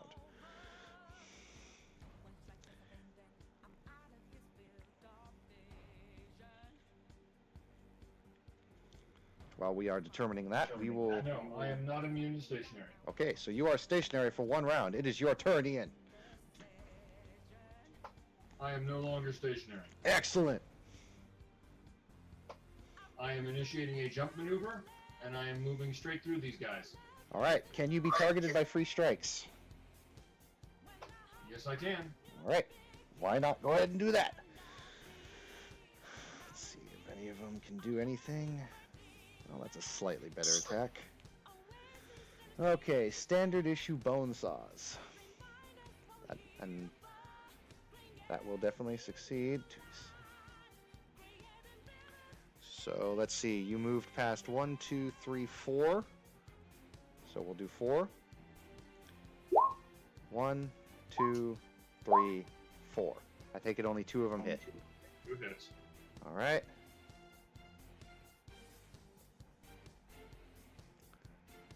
One, 2, no damage.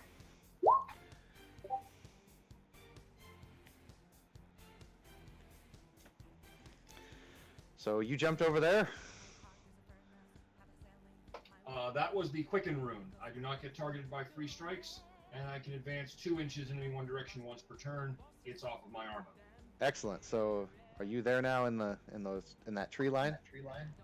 I am actually there now. Keep in mind that to me, total darkness is low light, and low light, such as we're dealing with, is bright light. So please illuminate everything in my line of sight.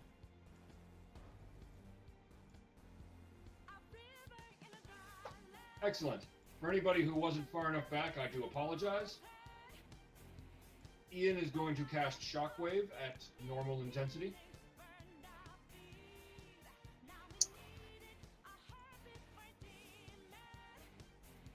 Are those cricks, guys? Yep. Oh, okay. Hi, Crix. Please have all of them deal with a POW 25 hit to a randomly determined location. Mm-hmm. And let me know about all the ones that are still alive. That is every model within 6 inches of me. All right. Does that have a feet?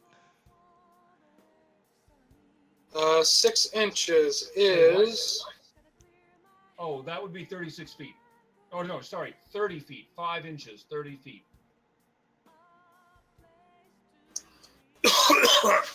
Okay. That's a lot of people that just got hit. Yeah, that was a good hit. Bleh, Just wait. bleh, bleh. And ironically, that's it. Okay, for my next trick, I am deploying my current best maneuver. I do apologize to all my friends. I am casting a full yield, maximum intensity, tactical nuclear ion. By this, he means he jumps straight up and lands. Doing a butt buster. That's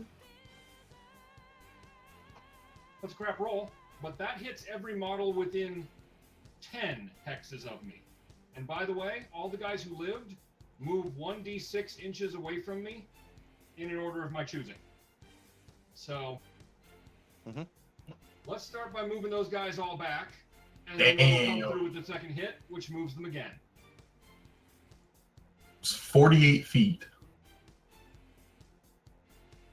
I can't even get those guys off the screen, so I'm just 10 going to move inches them to the would be edge. 60 feet. But it's the guys who were close to me and just got hit, get hit again, and moved again to another location, this time for 20 points of damage. So their entire front line goes rushing into our front line unprepared.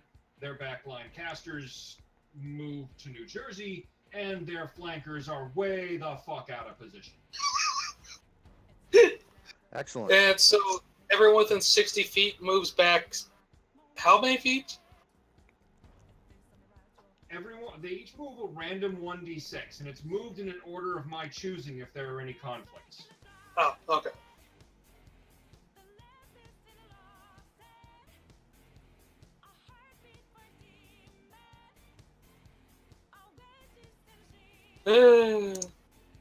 We shall attack these puny mortals, and oh my god! Couldn't have said it better myself. Okay. Is that your turn, Ian? Ouch. Well, not quite, because I also critted on the initial damage roll, so I'm spending that feat to heal myself. Excellent.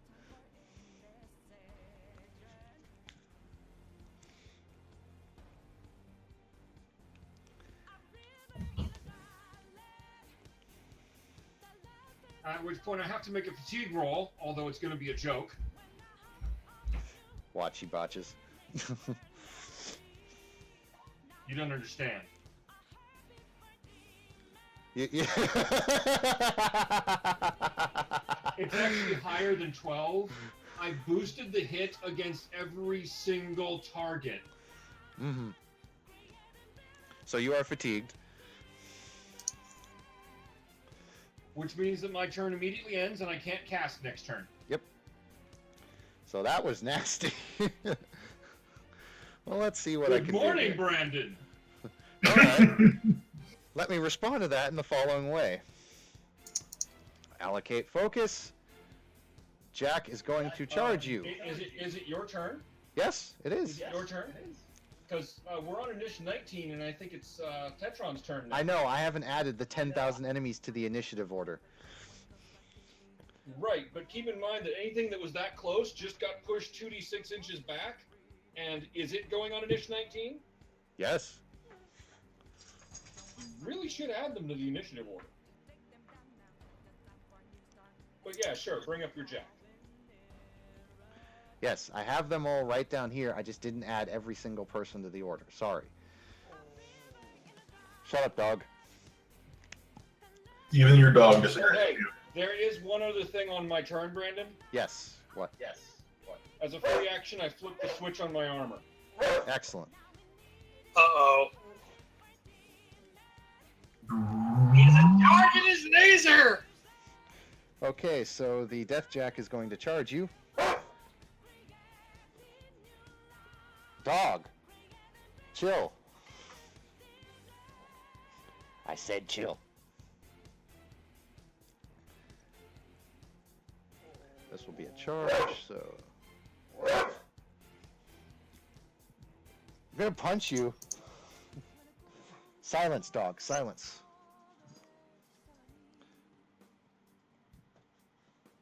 Do those two hit? Both hits. Let's see your damage. All right, this will be boosted.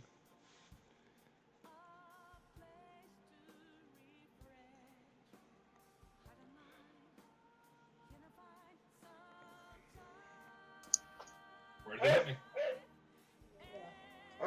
1 and 4.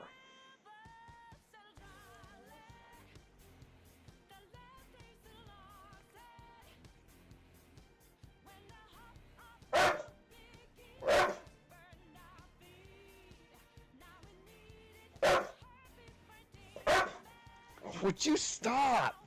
What is up with you? You've been fed, you've been out, knock it off.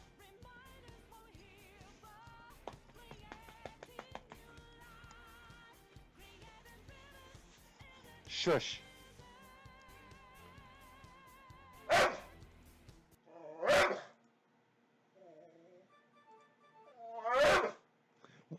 I'm gonna...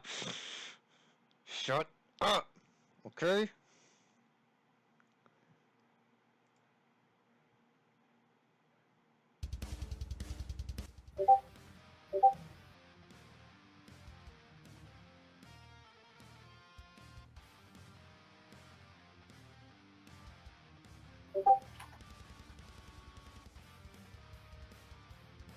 Okay, so where were we? The jack hits you for the 2 attacks, right? That is correct. Okay, it's going to do a 3rd attack. This will be a slam. Are you immune to slams? I am immune to slams. Okay. So instead of doing a slam, it will just do the headbutt. It does not get to choose. It also does not know he's immune to slams. During this model's activation, There is a little detail here, Brandon, that it doesn't walk up and say, "Pardon me, troll, are you immune to slams?" And I go, "Why, yes, I am." "Oh, then I won't use it." No, you declared your slam, bitch. All right. So he's going to grapple then, because he has to grapple first. Oh wait, no, he hit. So this would be... Yeah, he punches me, applies the slam, it fizzles, and we move on. All right. I'm seeing if he has a focus left over. He does have a focus left over, so let's use it to just whack you. Why not?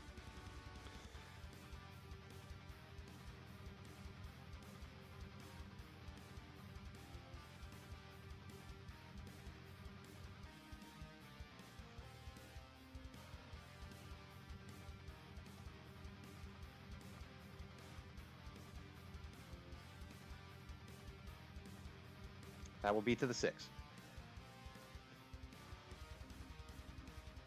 Okay, iron goes down. All right.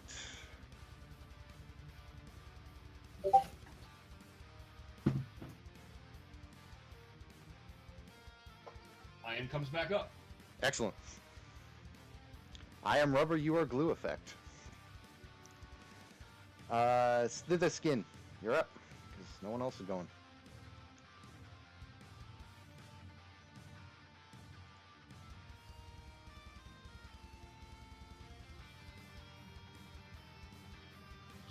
All right, so now just to check, this guy is not an enemy, right? Who? No, that's Sans' Jack. Okay. I'm just making sure. I wasn't entirely positive which of these random creatures are bad.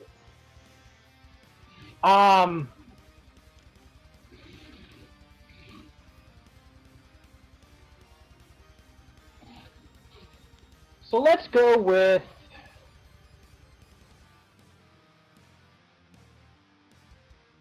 obliteration.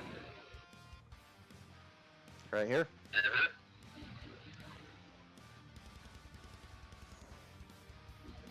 Or sorry, annihilation. Oh, Lots of Brandon, fleas. I'm sorry, I forgot to mention an effect. Mm-hmm. I knew there was something wrong with that combat. Does your Jack have reach? Yes. How much reach? Says 2 How on the many card. hexes away can he hit me? He can hit you 10 feet away. Okay, so he only gets the first 2 hits. Each time you successfully strike me in combat, you are moved back 6 inches. Repulsor. Oh.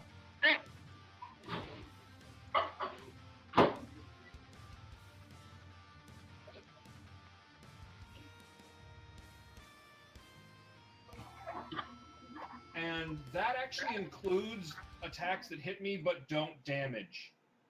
So all of that whack, whack, whack didn't get through your armor. This time I did. Went away. So he got 2 whacks on you. And the first one hit damage, the second one did not. So I'm putting those hit points back. All right.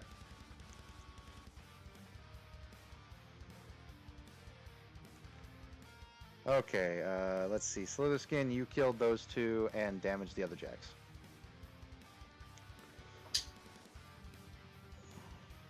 Wait, what did he just kill? You killed 2 undead minions that had no souls. And you damaged the jacks.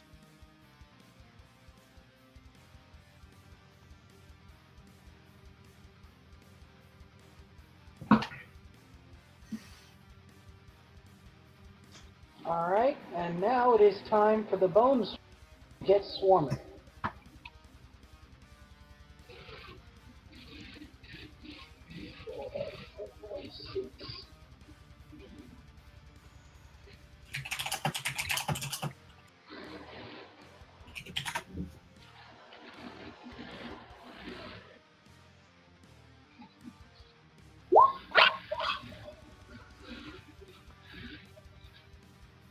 And that will be on one of the which one? Alright. That's a pretty damn good hit. See if that kills it.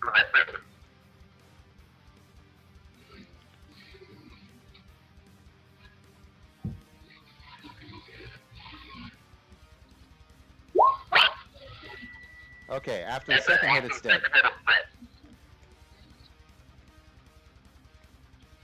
Well, if the first hit kills it, the second hit's on the other one next to it. No, But if the first hit doesn't kill it. no, the first hit just barely doesn't. The second hit does, though. Okay. And the body is absorbed into the bone swarm. Well, it is a jack. Can that be done? Oh, it's a jack? It's a I thought jack. these were undead. No, these are jacks. Oh, okay then. No, but I think it'd be awesome if I taught it how to do that. Hmm.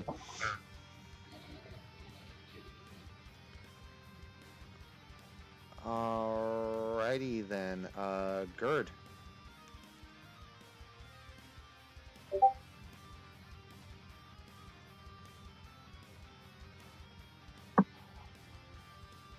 Hello. I'm going to the circle right there, and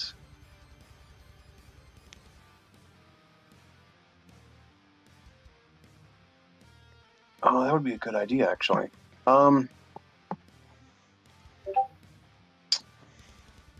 Force hammer. That can knock into multiple enemies, right? Not just, one into another. I can't bother reading the spell right now, Sons. I'll just do something that's beneficial to everyone and just aura of protection. And then Does Slitherskin already have that up? That's a Arcanist spell. I'm Volcora. Hmm.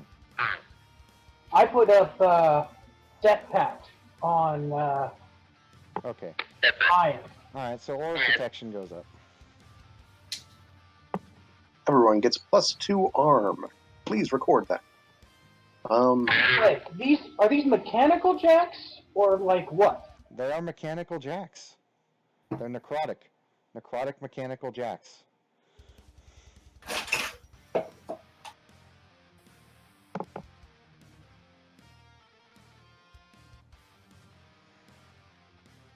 And I'm going to allocate 1 focus point to move this one, to move this jack. And make this one attack this All right. thing.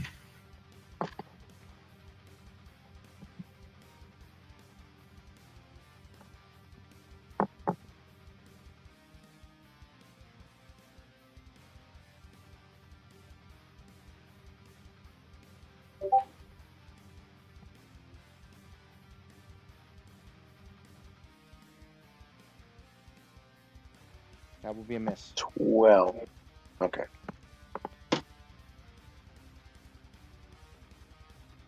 Yeah, that's my turn. Okay. Just to let you know, when you keep the focus allocated on yourself, that for each focus point, that adds to your armor. In other words, Oh, you only spent interesting. 1 Okay. focus point, so you get +3 armor this turn. Alright, it's Margir's turn. All right. 1 second. I'm going to first, which Brandon, if I can click on them, there we go. He's going to advance up here and kill this guy.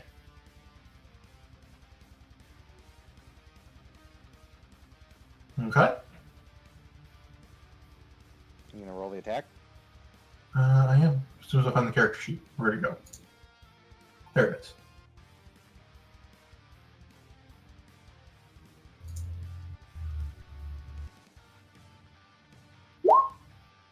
That is a miss.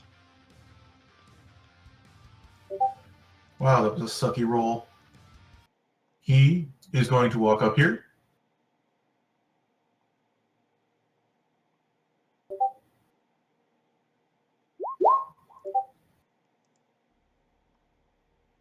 That is also a miss.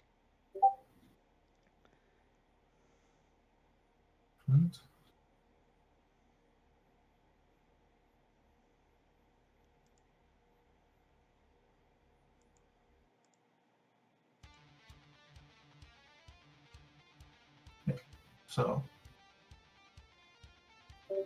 is the tree? I'm guessing I can't stand in the same place as a tree. That is correct. Cool. So I'm going to put him here, and he's going to attack. That is a miss. Wow, these guys can't roll for shit today. That is surprising. I'm going to advance, and I'm going to use Hellfire on it. Alright.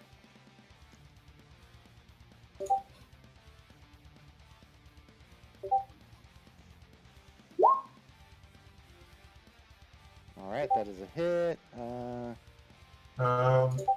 Its damage is 13. Oh, that's why I didn't roll it. Sorry, its power is 14. Okay, so you gotta roll the versus the armor.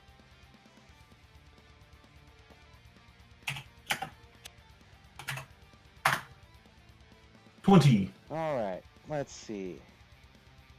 The head is crippled. Okay. And I will attack it again.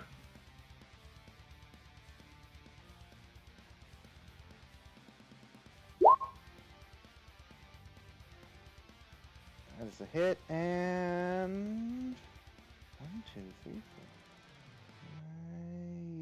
Yeah, that'll disable it. That'll kill it. All right. And I roll my fatigue. I- Quite a bit of sweat. Quite a bit of sweat there, but he's okay. Okay, time for these guys to go. Big Trollkin, attack us! The fuck? So, just to give you guys an idea of what these guys look like.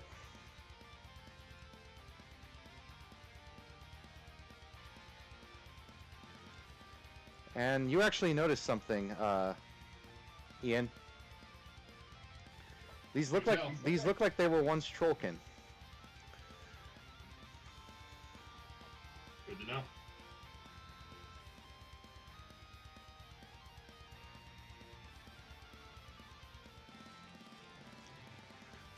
All right, so.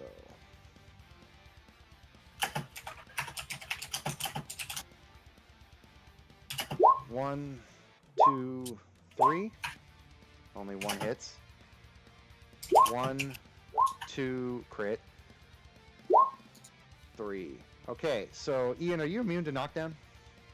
Yes, I am. Also, please roll their damages and then move the guy who hit back 1 inch and find out if he can still hit me.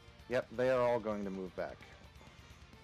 Yes, but the crucial issue is if he hit me in the opening charge, he is moved back and cannot hit me for the second swing. Well, they all have great swords. I imagine they can still reach you.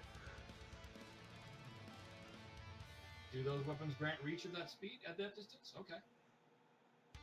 Not all great weapons grant reach. No, not all great weapons, but let me see if And these it's also guys. a question of how much reach, because Let me if s- they're 15 feet away, if they're 10 feet away, and if they're 5 feet away, that's different levels of reach. Well, these guys have a 5-foot reach. If they only have 5-foot reach, they can only hit adjacent characters. Okay. So the guy who hit in the first run, please delete his second attack. All right. Then give me the damage. Okay.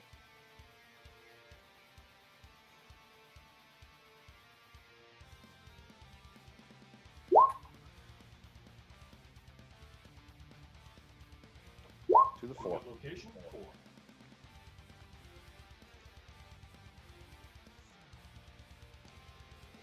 Let's see. What are the commanders going to do?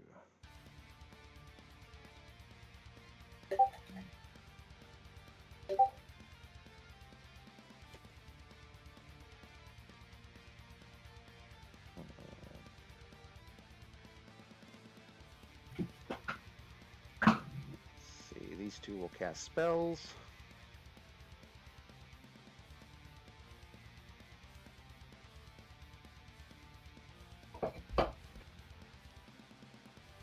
This Jack will charge you. And no matter what he does, he's only going to be able to hit you twice, so I'm only going to roll 2. Is he just like mutilating that troll? Yeah. Charging Okay, through. I'll take that as one of my kills. You can charge through allies. So did that kill the troll? Okay. No, it did not. He just sort of runs right over the troll and swings at me. Okay. He basically shoves him out of the way.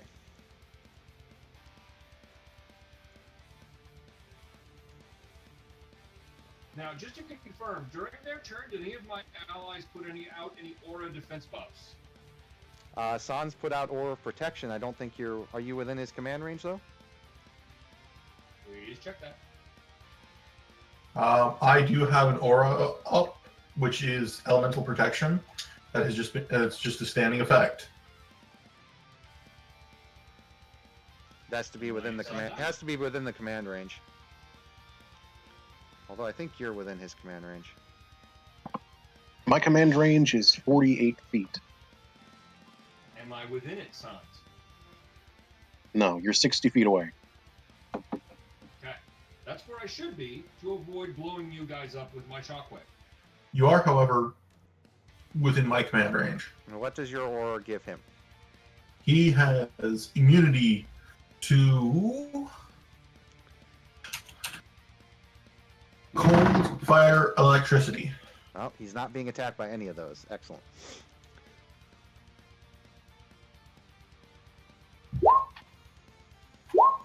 Alright.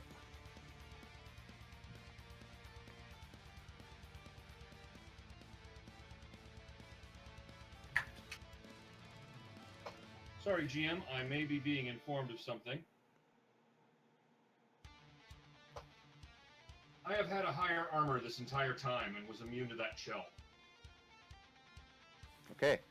Well, the chill didn't really affect you, so not a problem. Well, it forced me to spend a feat point. Ah. And I've had higher armor this entire time. Tetron hit me with Death Pact before the start of the fight. Apparently he declared that. Alright.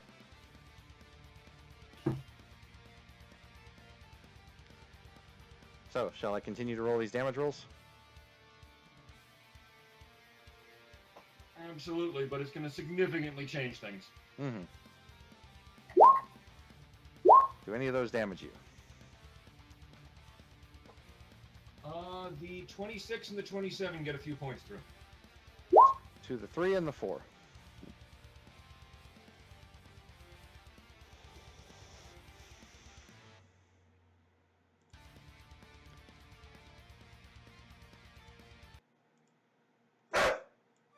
Alright, there will be 2 more actions taken against you here, but I really need to shut my dog up somehow. My dog just will not shut up, so I'm gonna go see what's up.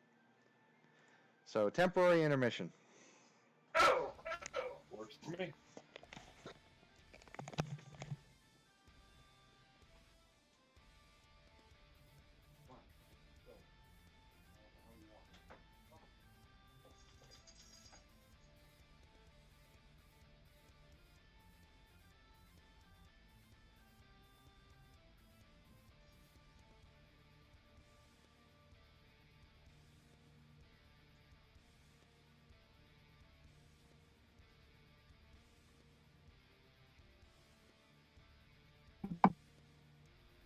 So is Ian okay?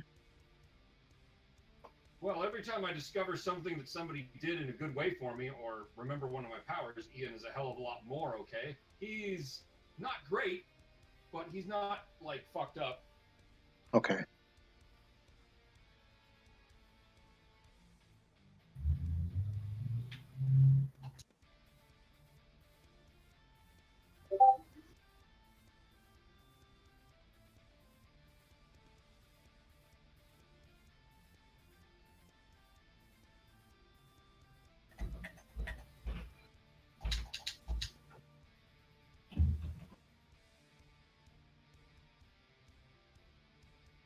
Right now, as I understand, you're handling the situation exactly as you're designed or prepared for.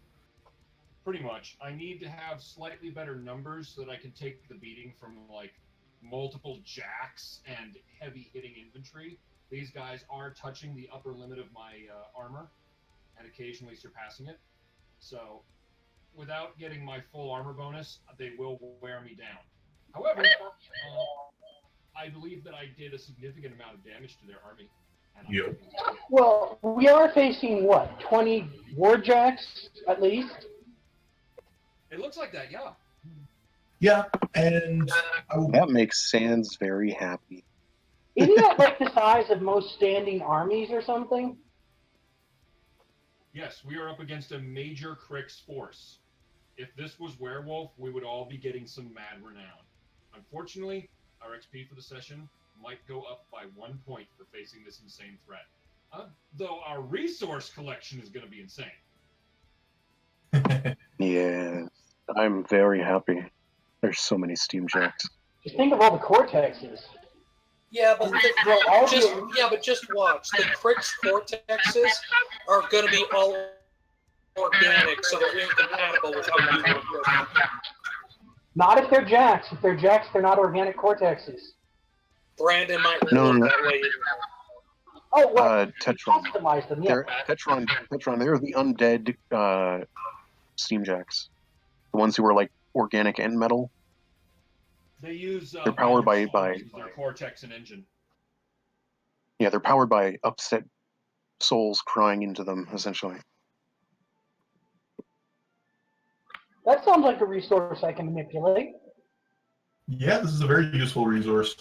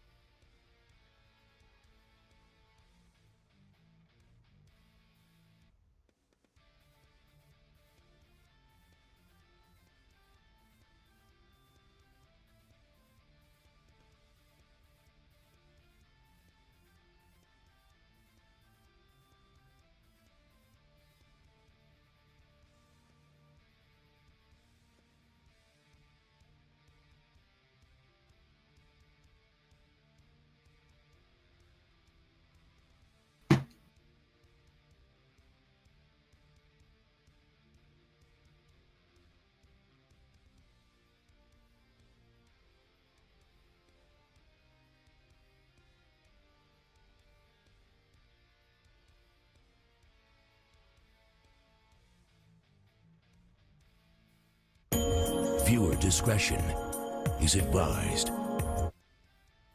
Tonight on Kitchen Nightmares, Chef Ramsay is in Pasadena, California to help a struggling Jamaican restaurant. That is disgusting crap. It's an insult to Jamaica. Proud owner Dr. Una Morris runs her restaurant with an iron fist. I'm coming in because I don't like what's going on. Micromanaging every detail. This cannot be like this. Are you working on this? So I just checked something.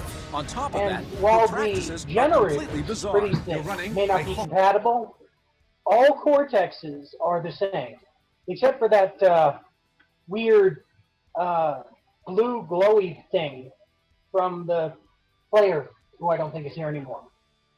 He's weird. He doesn't count. But Crick's cortexes, Kador cortexes, they're all the same thing. Now, the engines we can't use, but the cortexes we can. No, I think we can use the engines. What are the engines?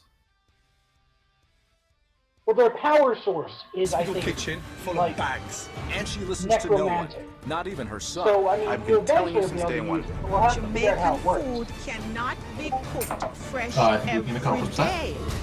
Chef Ramsay is in for a battle Let me finish. Let me finish my sentence first. that might be impossible to win. I would walk into your hospital and attempt to tell you your job. I am telling you. Gordon tries to give the doctor a prescription for success, I'm here to help you. You know, you don't understand what I'm going through. but she might just be too stubborn to accept it. You're in denial. I'm not in denial. Tonight on Kitchen Nightmares. It's cold. The restaurant's drowned, and we're all going down with it. If we don't get no customers, be lucky if you get 5 tables in all day. Oh no, it's bad, isn't it? If it doesn't change soon, it's gonna die. I cannot sleep because I have so much debt, and my money from my retirement has almost dried up. Keone convinced me that Gordon Ramsay would help the restaurant. Something has to be done. Chef Ramsay is my last resort.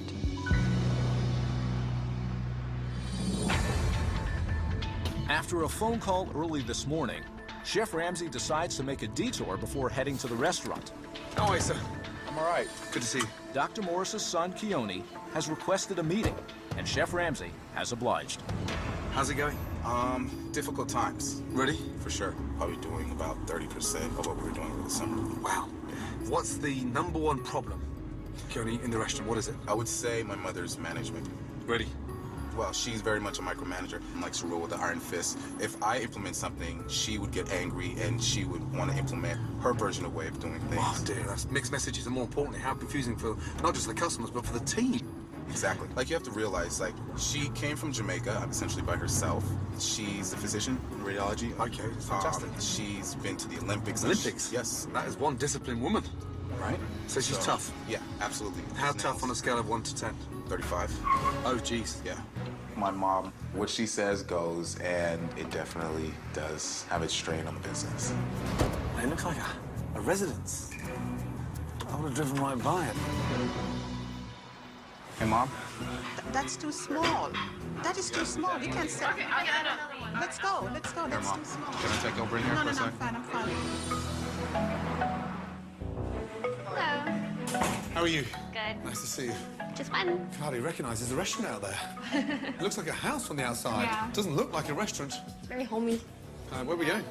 We're going to the main dining room. Oh, okay, main dining room. Right. It's a strange entrance. Hello, Dr. Morris. How are you? I'm really blessed seeing you. I'm sorry, I didn't catch your name. My name is Yuna, but everybody has called me Dr. Morris. Wow. Okay, doctor. Good to see you. What's that in there? That's curry goat.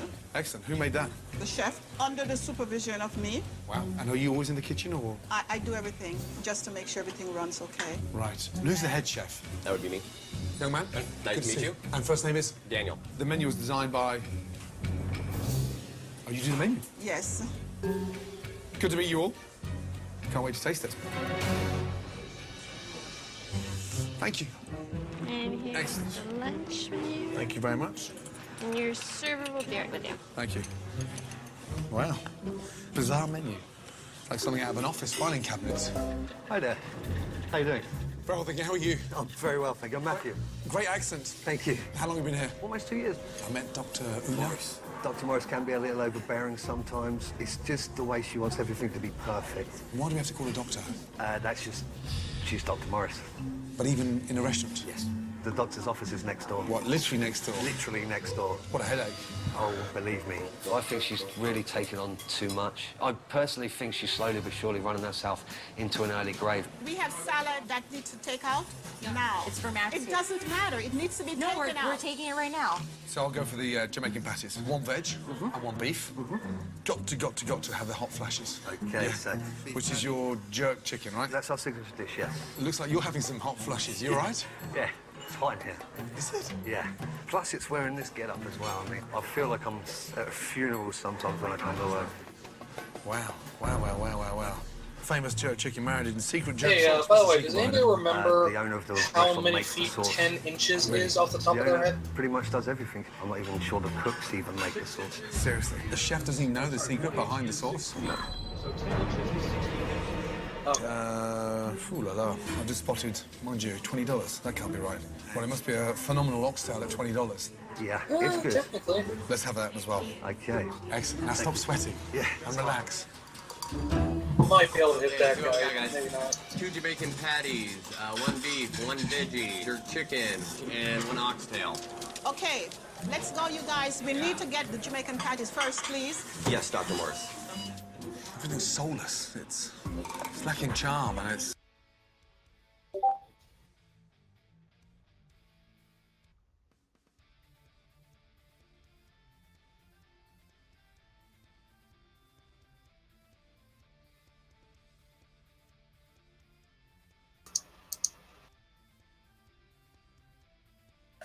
Here, back. No, okay.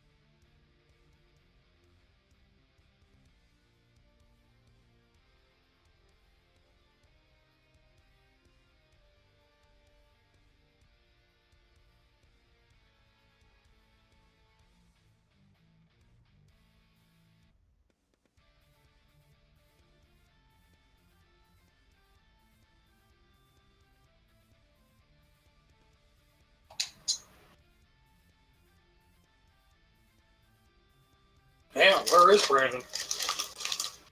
Finding out what his dog was freaking the fuck out about.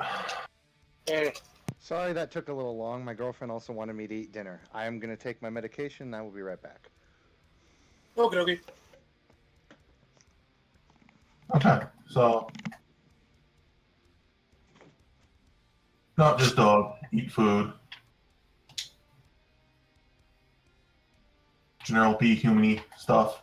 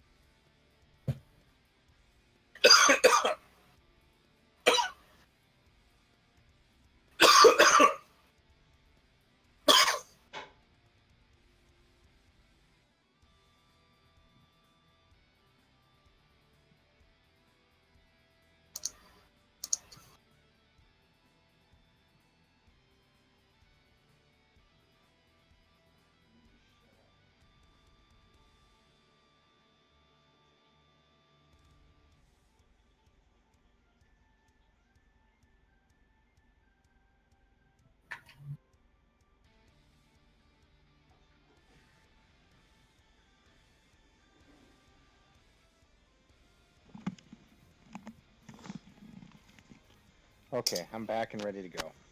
Sorry about that.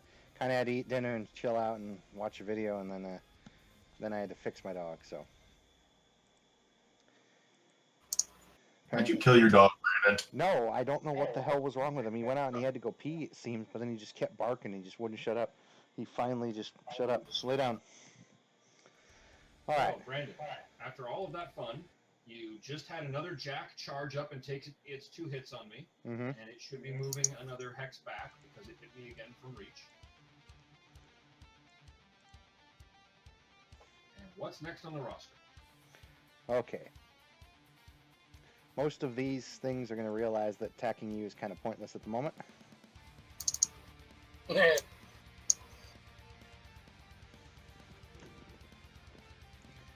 So they are going to fire. They are going to fire their 2 hand cannons at Mardgear. Okay.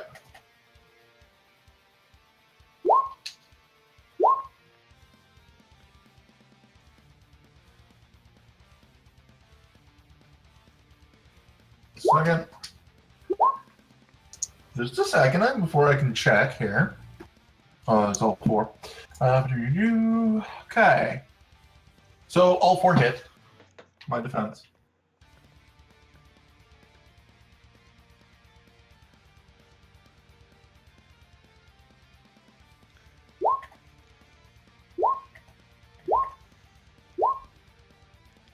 Jesus.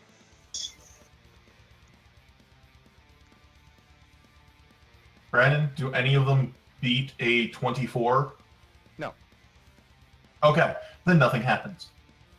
So they just have one of your guards block it. If it doesn't beat an 18, then you see if one comes close to an 18, then you guys get to see something interesting. You see spirits literally come around my body and block the attack for me. And what is doing that? Ghost shield. Okay. Swanky. Yep. Literally a soul comes out and just goes, nope, bitch. And then the other one's like, oh, this is a more powerful attack? My guard just kind of puts its shield in the way. Alright, so... And then my guard just flips them off. Okay, so because of the command range...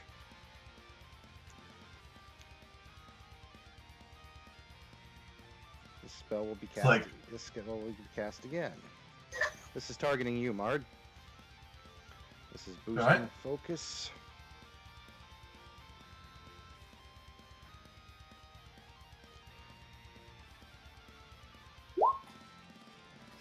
Ah, fuck it. That doesn't even hit my defense. Does that one? The second one does. Okay. Oh, darn it. This one's not as cool, but whatever. 15.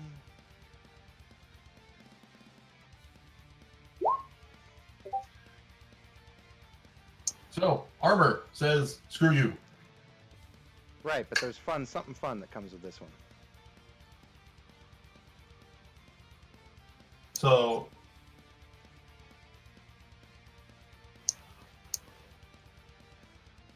okay, it is another Void Gate. While in the AoE, enemy models cannot cast or channel spells.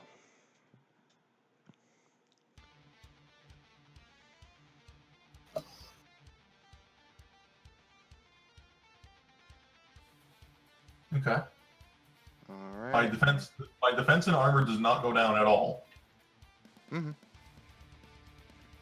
And then the Pistolier will shoot, Shoot me. Come on, shoot me. We'll shoot By the Ian, way, why not? Why not? I want an intimidation check. Shoot me, motherfucker! I dare you! I've earned an intimidation check on all You may roll. You may roll an intimidation check. And I think I've justified basing it off of my physique. Yes.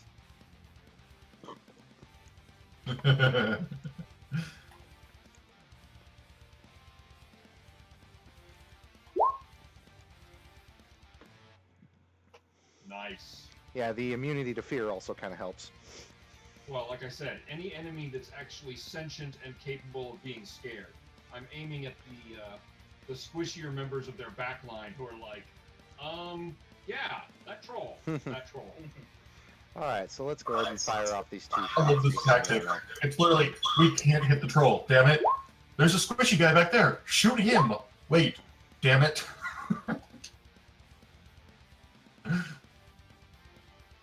So 2 of those hit you.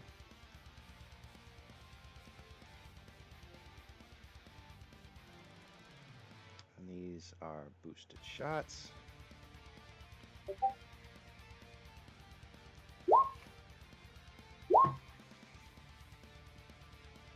Do either of those hurt you?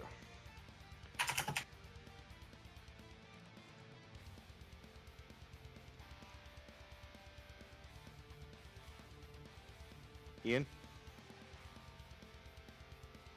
Oh, those were at me. Yeah, both of those hit me. Well, no, does the 19 and the 23 is versus armor. Oh, okay. Yeah, the 23 gets 2 points of damage to her. To the 2.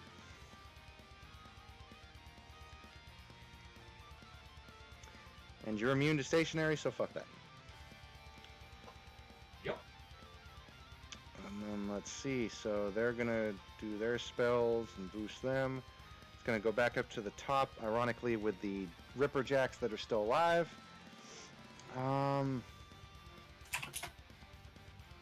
These 3 are going to move back, and Sans, they are going to shoot your Jack with Doom Spitters.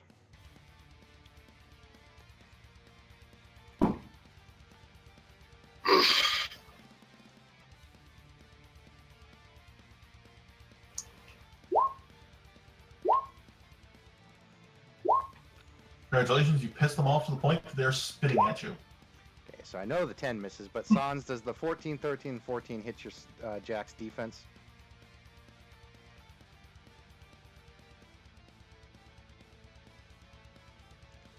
I believe it does.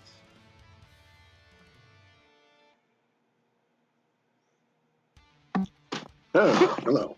Sorry. Well,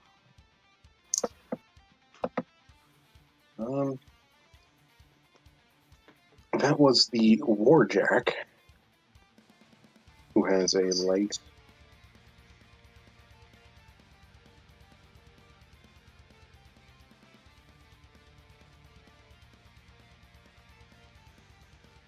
Which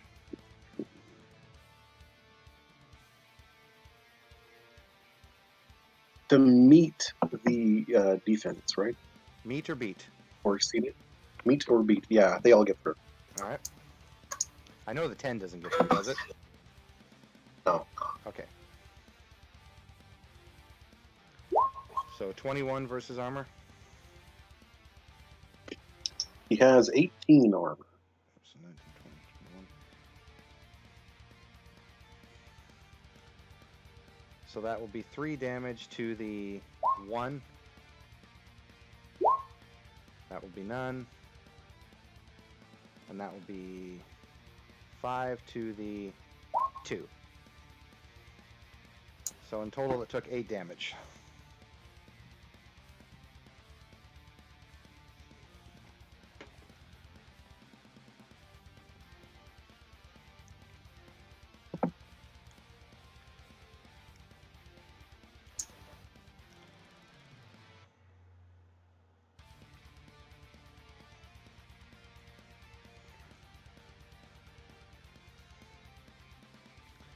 All right, Creed. All right.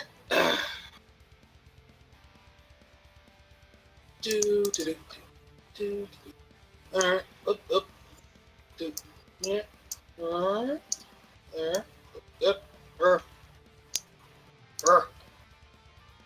Bullshit. And I'm casting Banishing Ward on myself, so fuck you, anti-magic. And then I'm recasting Sanguine's Blessing.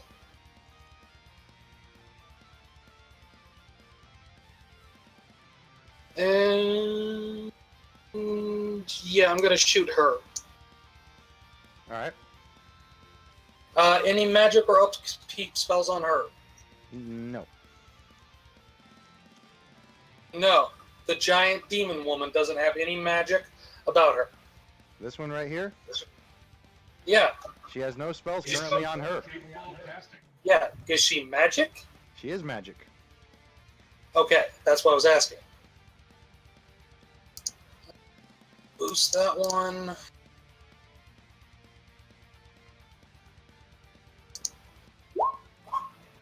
So does that hit her defense? Yes, it does.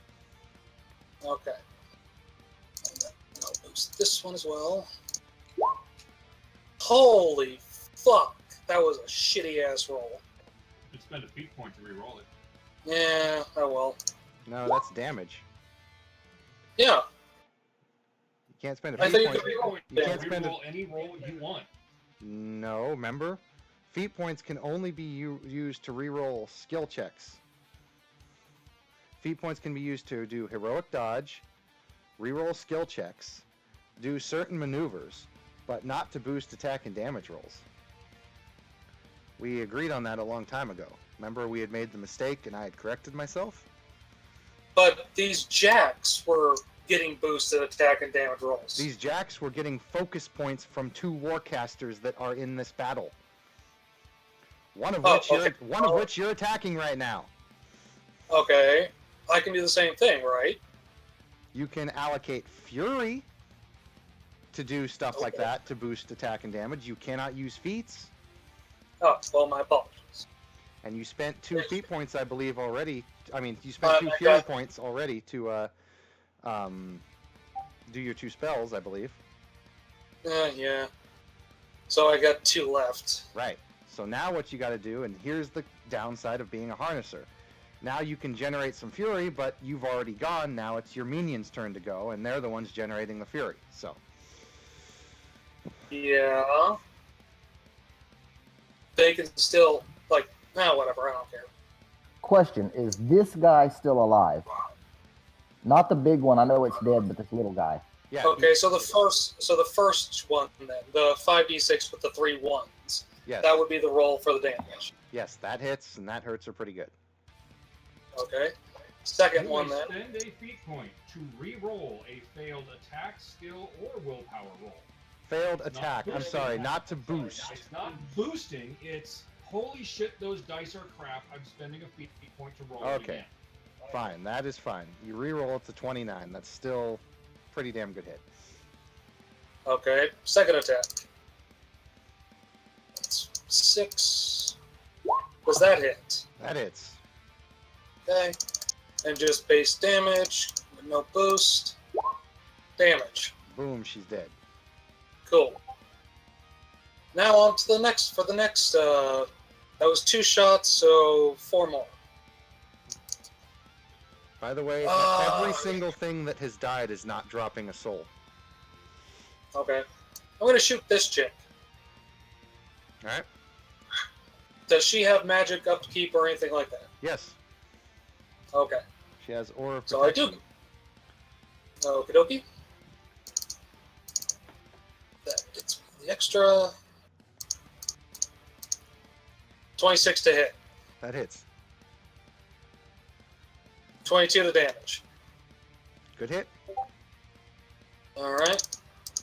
21 to hit. That hits. 28 to damage. Boom, dead.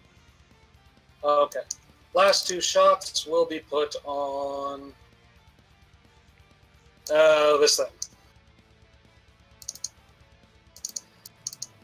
It's not magical, so I lose that. 18 to hit. Crap. That hits.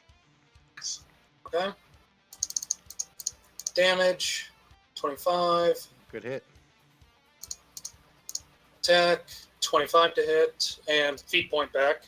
Actually, both feat point backs. It is dead. Oh, okay. Then... Yeah, okay. I'm all done then. Oh, wait, no. Big Wold's gonna hit one. He doesn't get any special bonuses, though, because he's just here to hit things.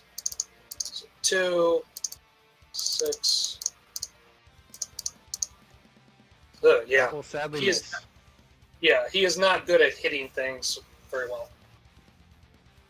Okay, on to the Warcaster. She was kind of pissed off that you did that, so... And because she's the only one that can ignore the blocking Jack and Wold, she will be the only one to attack you. Spending focus points. Boost. Is it an AoE Allocating again? 2 to do the spell. Nope, this is targeting you. Can't. Why not? Banishing Ward. I cannot be targeted. Cannot be targeted. Alright, so nothing happens. So she tries and fails. So she will then allocate the last point onto armor. Actually, she'll allocate the last 2 points onto armor.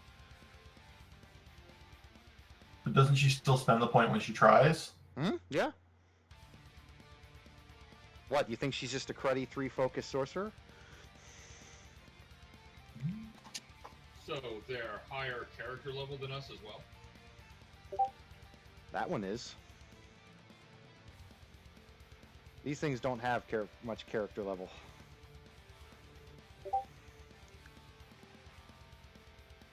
Let's see. Is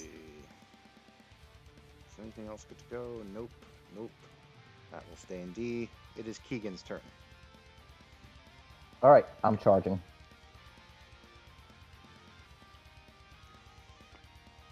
I'm going to here. I will spend a feat point to be able to do a 360 attack, hitting all of them. Mm-hmm. Let me just get to my character sheet. Okay.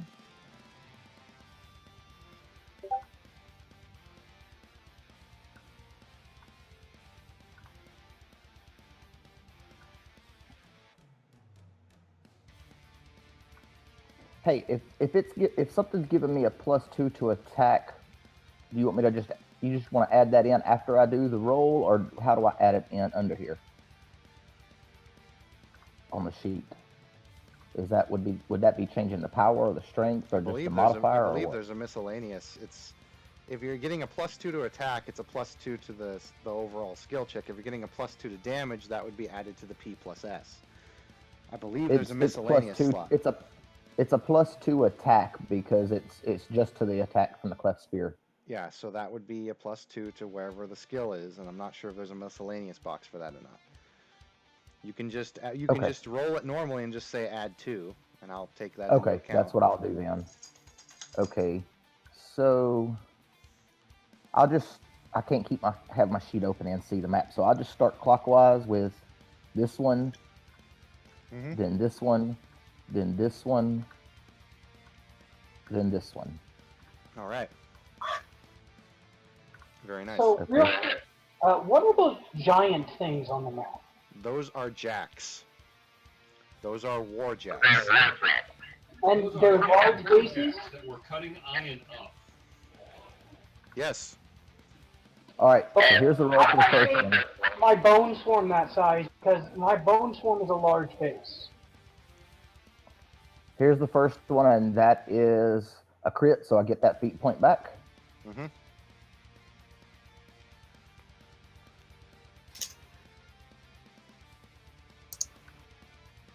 Second one. Mm-hmm. Third one. Mm-hmm. Fourth one. Mm-hmm. Holy crap! They all hit, and those are really good hits. Is there any still alive? Yeah. Or did I kill any? 3 of them. You killed 1. Okay. So now I'm using cleave to get another action and spending another feat point to do the 360 attack again. Mm-hmm. Question.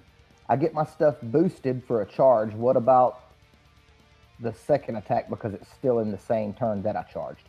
It is So not would the it stay attack. boosted? It is not the attack of the charge, so it's not boosted. It has Okay, to be. so It has to just be that the. first It has to be the charge, and then if you keep Okay, doing stuff so after just the that, first it's- attack. Yeah. Mm-hmm. Okay. So then, yeah, I'll do a 360 attack.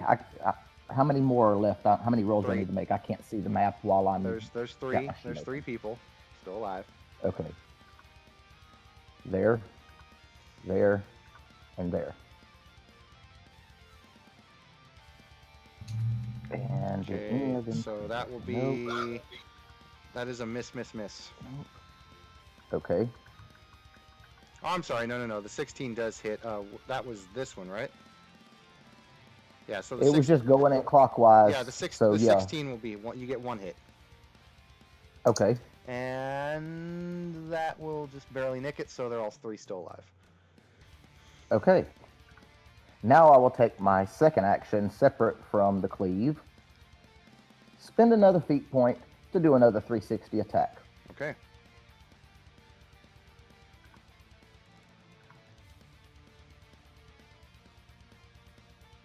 And Miss.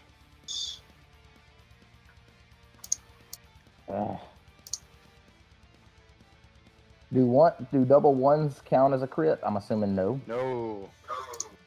Okay. And that's a hit. That does though.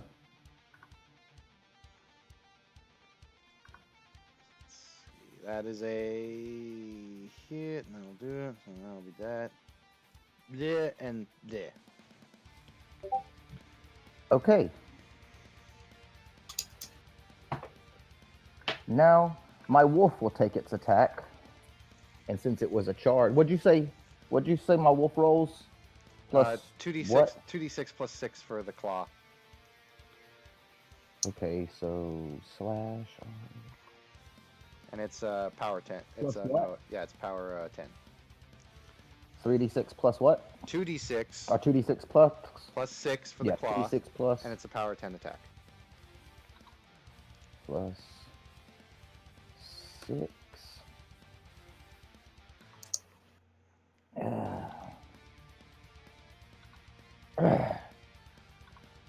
These fucking messages keep popping up right there where I'm trying to type in.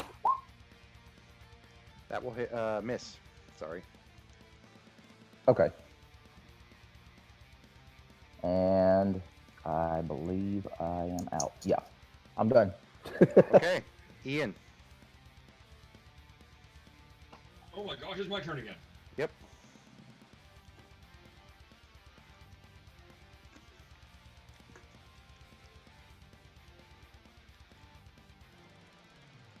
Sorry for the delay. Had to get that burn in. Okay.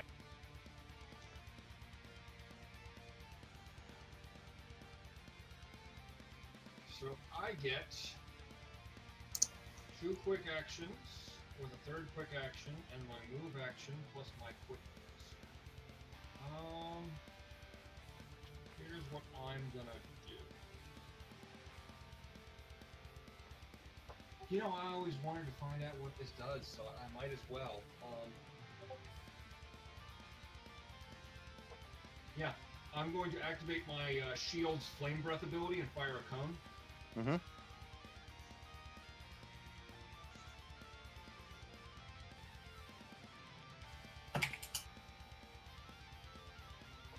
I should be able to hit those 2 undead trolls. I'm going to find out what happens. All right.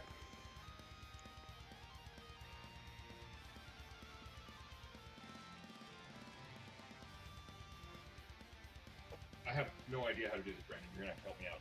Oh, by the way, Brandon, I killed one, so I get a feat point back for killing one also, right? Okay, so you're using a you're using a flame point, flamethrower, right? I believe so. Okay. Do you have fuck? What's the flamethrower? Flamethrower is technically flamethrower Halo shield. of Fire. It's a specialized weapon. When the Runeblade is active, the character can make a quick action to unleash a burning field around himself. For 1 round, any character hitting him with melee attack suffers fire from this effect. If the Runeblade is set into a shield, only attackers in the character's front arc suffer the damage roll. Oh, okay. So I activate it defensively with a quick action. Yes. There we go. All right then. When I first time I read that, I got this image of him shooting flames out of the shield, and I was like, okay, flames out of the shield. That doesn't suck. Okay, so this is something I activate when I see that I'm about to be swarmed by your dudes. All right. Well, in that case, I'm not doing that because I don't have a flamethrower. I'm going to face north on the map and activate Quicken in my armor.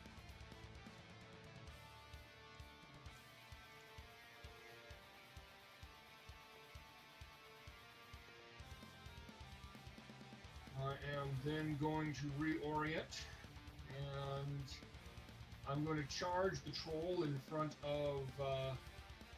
Actually, you know what? Brandon, that guy that you just moved over beside me, how far away was he? Yeah, and could we get that giant block of darkness gone because we can see it? Because if he's within 2 hexes of me, I hit him too. Yeah, he was one of the ones you hit. Oh, okay. Because I didn't roll for him, it was just... Half the characters on this battlefield ignore darkness and minor obstructions and cover and concealment and God only knows. Because I didn't see him. I was only rolling to hit 3 people. It was 2 mermaids, or 4 people. 2 mermaids and this guy, the 2 mermaid-looking things, this guy and this guy, because I couldn't see that this guy was there. But he's still within my reach right now. He would have been before. That's where he was. Mm.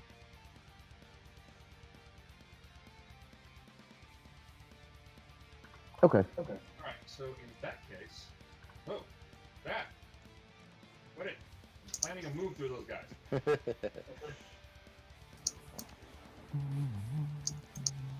Okay, so I advance to here. I'm going to hit this guy with a battering ram. Which guy? That guy? Okay.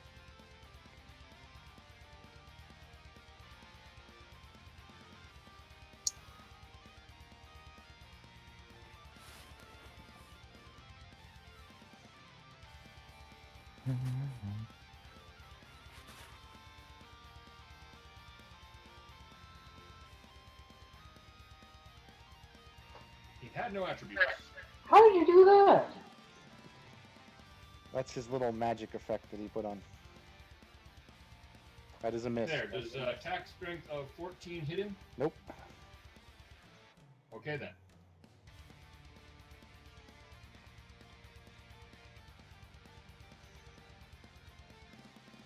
Oh wait. Does an attack of 8? No, it's dropping the lowest. That's what it's doing. Okay, I thought it was like giving me an extra die. All right, never mind that. All right, so I tried. I'm going to declare a charge. Mm-hmm.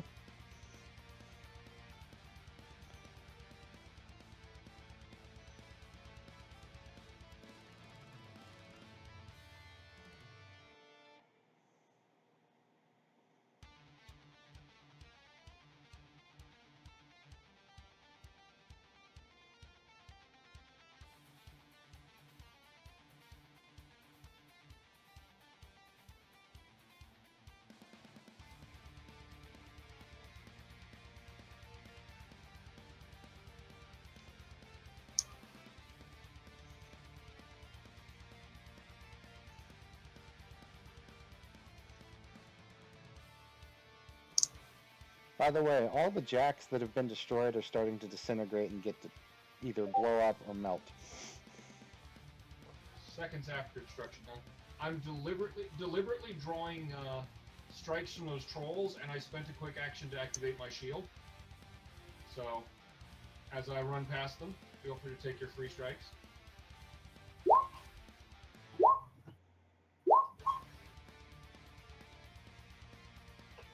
I take it those the hit. two that I actually passed do in fact hit me, so go ahead and roll for your damage. I have now passed inside Sans's aura. This causes a change in my armor.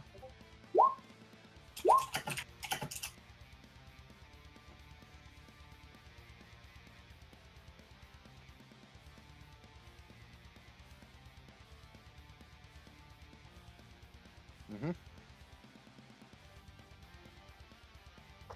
Okay, so neither one of those damaged me. Both guys now take the fire continuous effect and are on fire. Excellent. Immunity fire. And works for me. And I am doing my charge attack on this guy.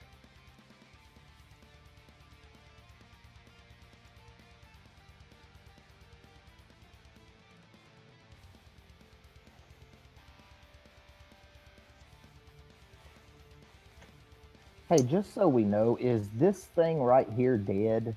No. Okay. Does a 15 hit one of these trolls? Nope. Does a 17 hit one of these trolls? Yes. That's defense. Yes.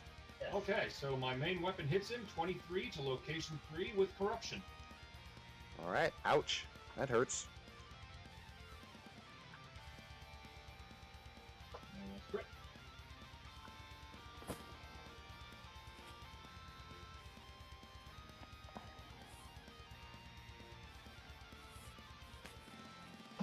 At which point I'm out of Spiffy for the rest of his turn. All right.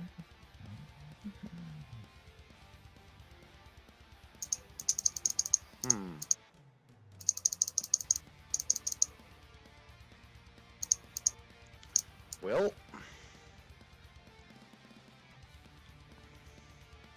Yep. Let's see, focus will be allocated.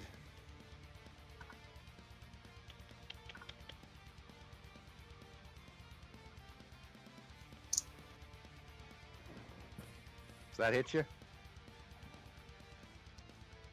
Defense or armor? Defense.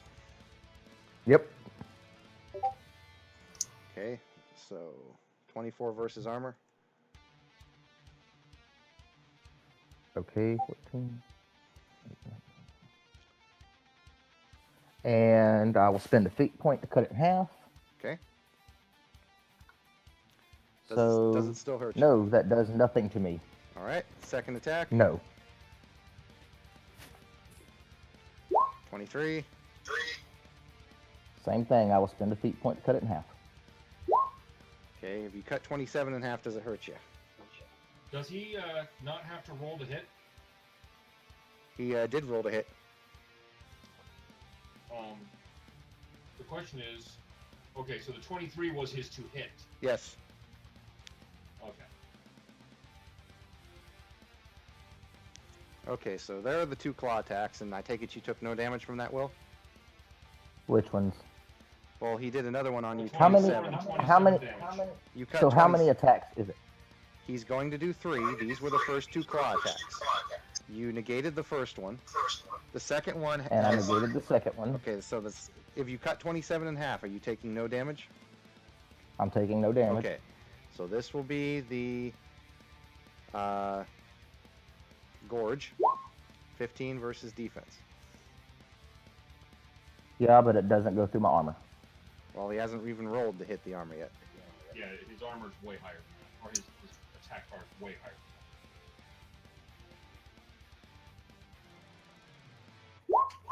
This will be 22.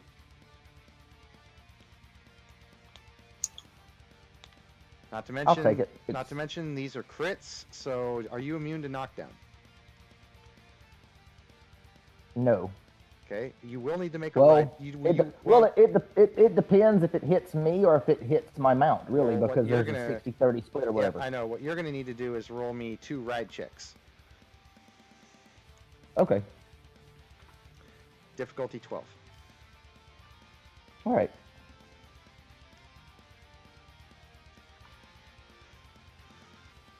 All right. Okay. And you took the third one? Yep. Okay, so that's 22 versus armor.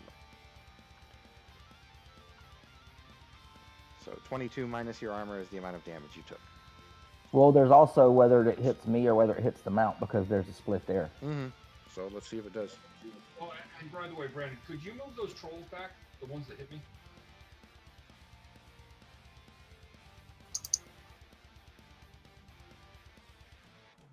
Thank you.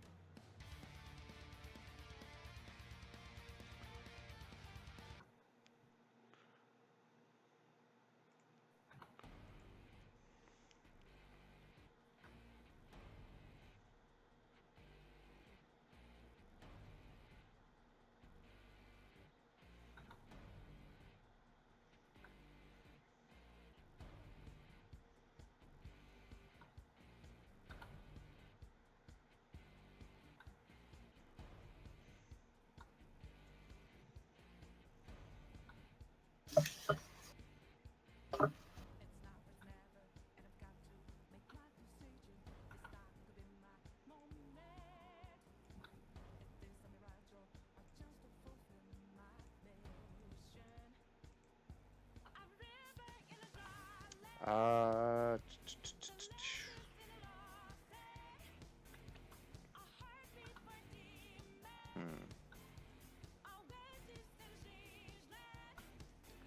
Jack versus Wold. Well, we still have not figured out whether it hit me or it hit my mount, so I can figure out if it's done anything, because we both have different armor ratings. It hits you. Okay. So yeah, I'll take it. I just don't know what spiral I need to put it in. That will be 6. Okay. Okay. This Jack, allocate focus, is attacking your Wold Creed. Okie dokie.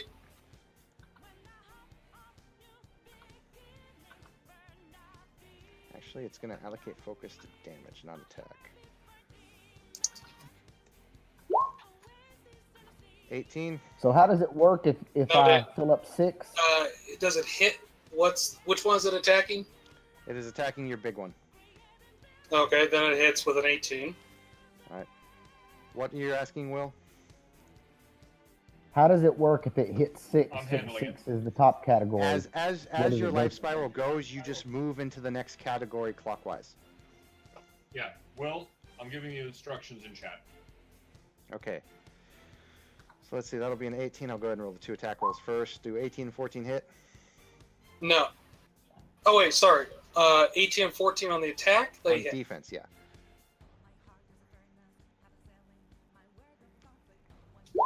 So 30 on the first hit versus armor. That's hit. All right, so go ahead and Okay. fill in the damage for that. Yep. And then 26. Okie dokie. I will take... Yeah, I can actually take 7 of that. That will be fine. Okay. This will be the third attack for the Gorge. Does a 15 hit the defense? Yep. And a 25 versus armor. All right, so 1 extra point damage. All right, Slitherskin.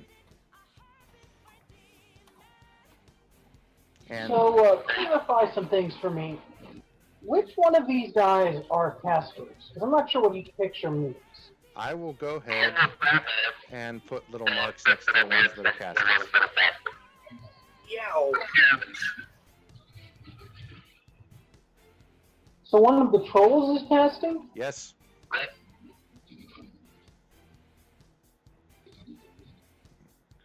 There. Let's see here.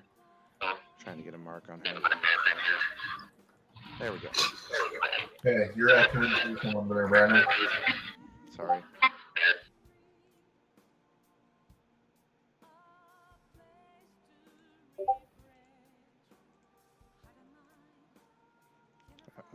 Better? Better. Perfect.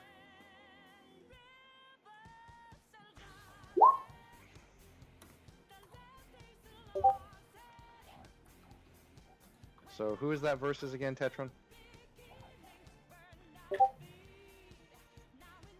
Oh, the caster? What the fuck? Something happened to my character sheet. I haven't touched anything. Yeah, but my 1 and 2 columns, all my stuff is gone. That is a graphics display error being broadcast by Roll20. I have it too. If you Oh. click on the space where they should be, you will find that the full vitality point is not being correctly displayed. Okay, yep, I got it. Injuries and empties So- are still there. Okay. So this is my first time taking damage. If it's in the 6, do I do 6 and then I go 1, 2, 3, 4, 5 and then I move down the second one, or do I go all the way down the 6 and once it's filled, then I move back to 1? You use up all of 6 down to the fork. Do you see how there's 2 at the bottom that fork into 2 columns? Yeah, but my 6 doesn't go that far. You don't touch those yet.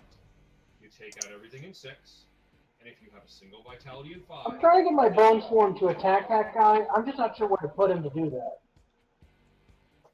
and once you've taken out all of 1, you go to column 2. And once you've taken out all of 2, and 1 and 2 are empty, then you can apply remaining points to the fork between them.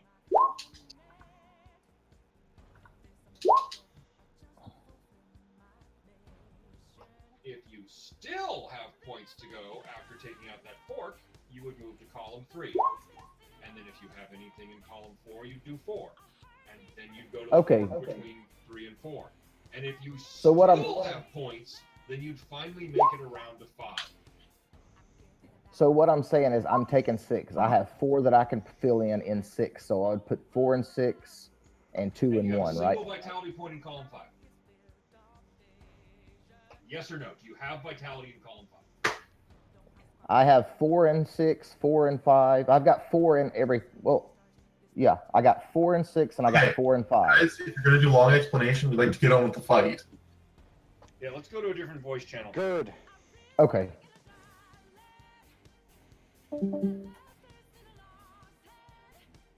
Sans? Sans?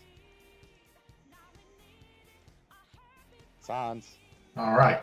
So, continuing on. Sans, you're up. Sans? Sans? Okie dokie. I'm here.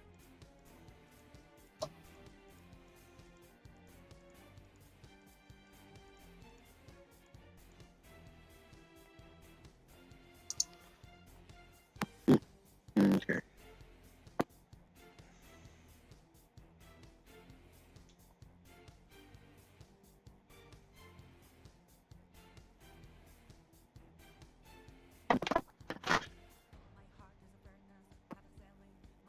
Hello? Sans, you there? Yeah, I'm getting a. You can do sir. I'm getting the spell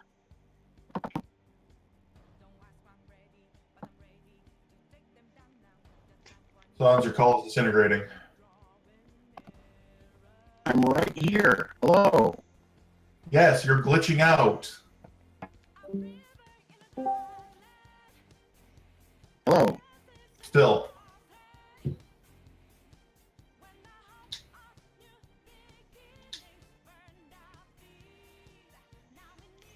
you really want to, Sans, just show me who you're targeting and you can just roll it.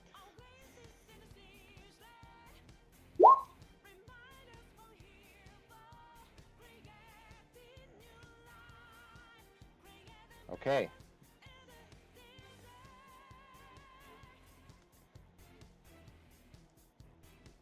That one? Okay.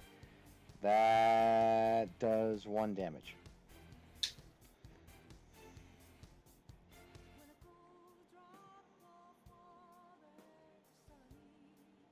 Hey, once I use my focus points, can I still technically attack? When you allocate focus, allocating focus and fury is done on the maintenance phase. So yes, but you have to declare all of the focus and fury that you're allocating. If you don't declare it on your maintenance phase, nothing happens. Okay, well I still have my aura of protection that's been on since I cast it. Yes, and that costs how many? 2?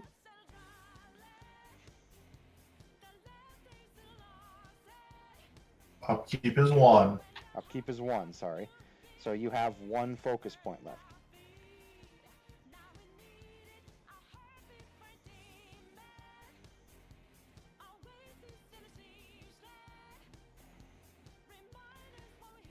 If you allocate that focus to your jack, do you wish to do an extra attack or do you wish to boost?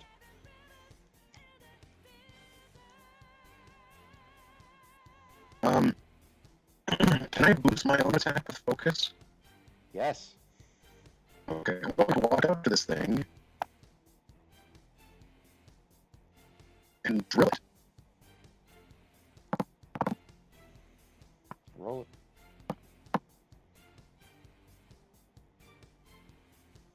Are you boosting attack or damage? Attack. Okay.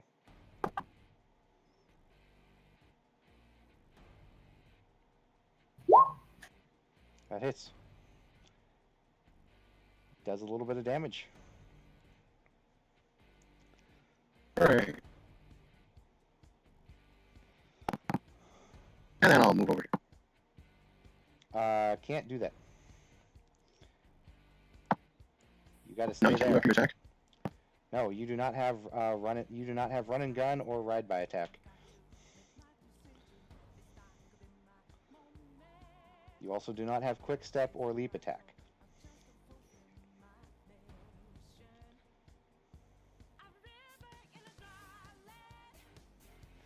Mard. Yeah, finally. Okay.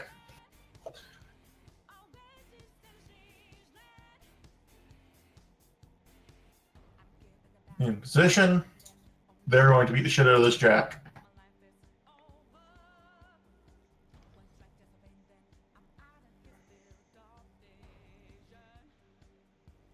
This is the first time anyone's actually attacked the jack.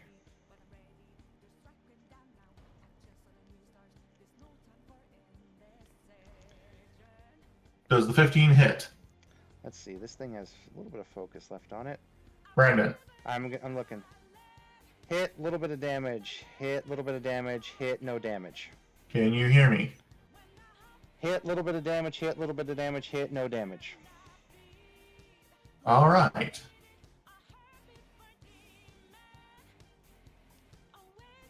And I'm going to move up. And that's about it.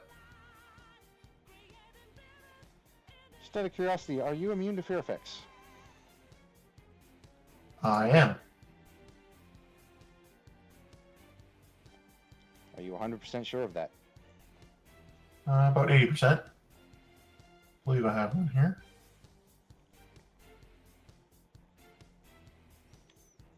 No, I'm not immune to fear effects. My correction. All right. Would you roll me a willpower? I will.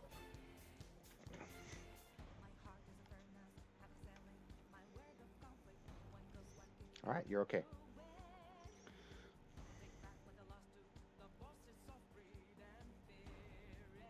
What is the fear effect from? The Jack. What about the Jack? Causes fear to any enemies within that range.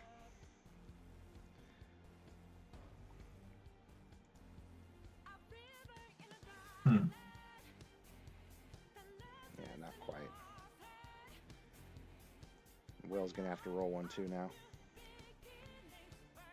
Will, are you there? Oh, he's in the separate channel. Damn it. Oh well. I'm just assuming. I'll just let him go for that. Okay, Mard went, so it's at the bottom. Time for the trolls to do something. So, continuing on. Yeah, down at the bottom. Sorry, I keep forgetting I'm on push to talk now. So it's time for the trolls to go again. The one is right next to Keegan's gonna attack him because might as well not.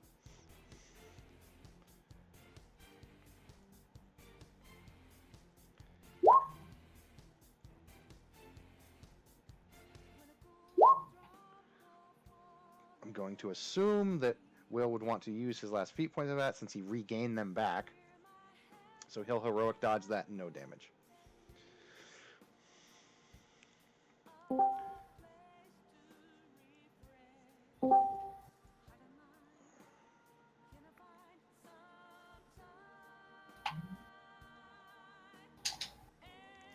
Tetron, this will be versus your Bone Swarm.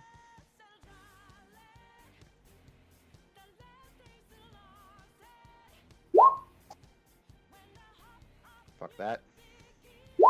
Does a 16 hit. It's also a crit. And I assume your Bone Swarm is immune to knockdown. Excellent.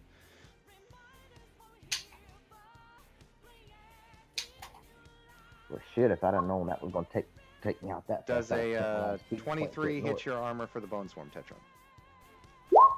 Okay.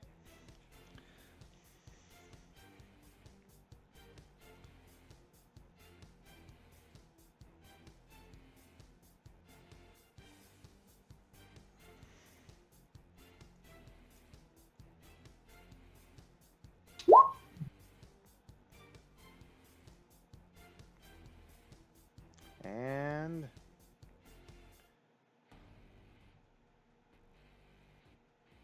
back up to the top. The Rippers that are left. Sanzi, one will try and buzzsaw you for the hell of it.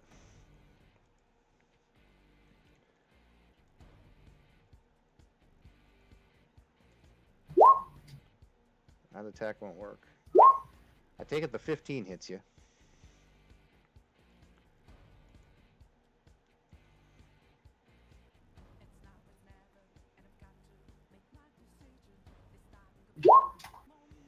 Ouch. Sans, are you immune to knockdown? I don't think you are. No. Okay, so that will be 26 versus your armor.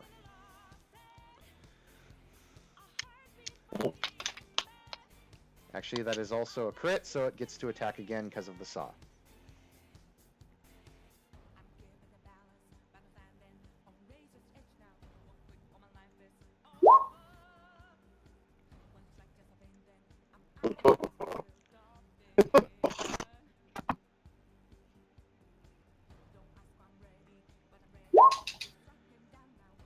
Alright, so the first hit was 26 versus your armor. I assume you heroic dodge that.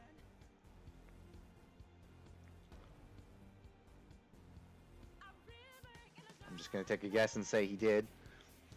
Because you're me. We can't hear you at all, Sans. Your mic is dead, okay? I'm just going to assume that you took the best action and did a heroic dodge with a feat point. No damage. Second attack also hits your armor. I assume you'll spend a feat point. Heroic dodge, no damage. Moving on. Creed.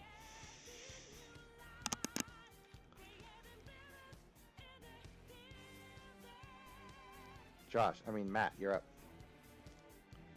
Sorry, I was muted. Activating. Quick. That was that. I'll spend 2 for restoration onto my golem here, so he gets another +2 armor. And because I'm within the base of him, then I get a 1d3. slash 1, 3, and get 3 vitality back. Doop.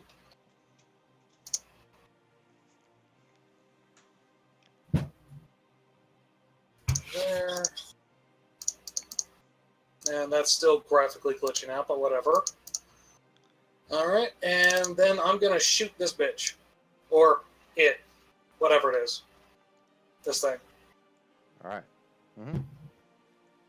Magic or upkeep spells on it. Yes. Okay. 1. Miss. Hit. 3. Hit. 4. Miss. Okay. So +2. First attack, second attack. Bam, bam. That'll kill her. Okay.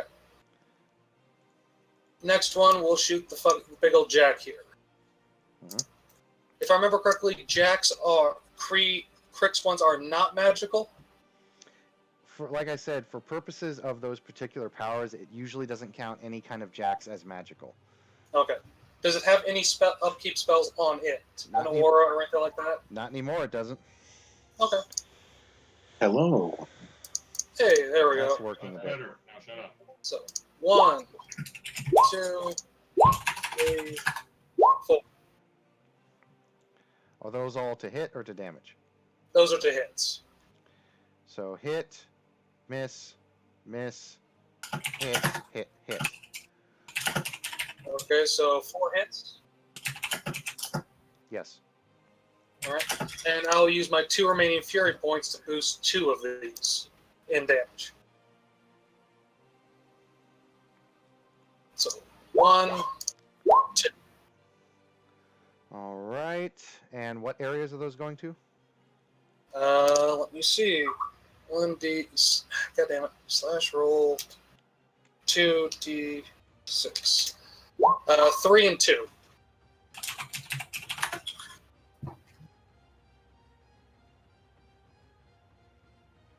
Just a quick thing. If you set this up on your character sheet, you'll just push a button and it'll do all those rolls for you. Yeah. It won't give him all of the extra boosts and extra dice he gets for attacking magic people and shit. Okay, you disabled a leg. Alright. And then the big heavy wool is going to hit it as well. 16 hit. That hits. Okay. So that's +17. And since it is, I believe it gets something. Let me double check real quick. 2, yeah. So this is also a magical weapon, and it gets 2 shots. So first damage, second damage. All right, and where is those areas going to? 2d6, 4 and 3. Okay, nice. It's damaged. And since it took damage, it now is pushed back. It says 1 inch.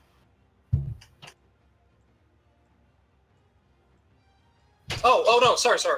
When a character is hit by this weapon, it is knocked down and can be pushed 1 inch directly away from the character. So is it knocked down, or is it have immunity?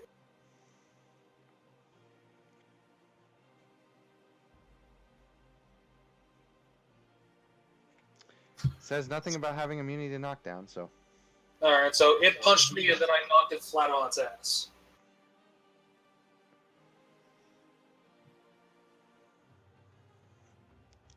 So it would go back to Keegan.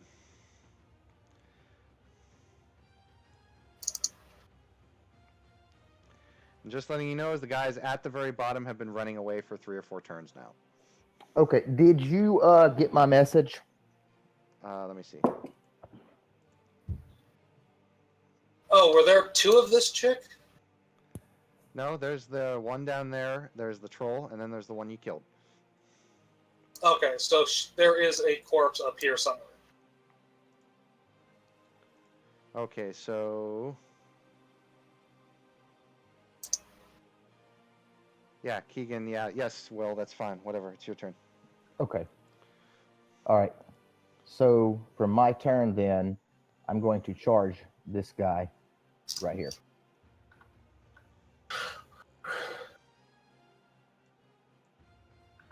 Okay.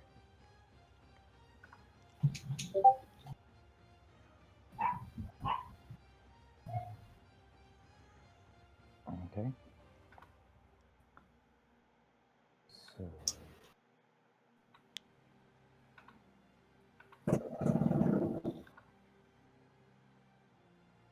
And first attack. So it's 25 instead of 23. That will hit. He's still alive. Mm-hmm. Second attack. 21. That will hit. Okay, and my wolf. No bother, he's dead. Okay. And I'm done. All right. Ian.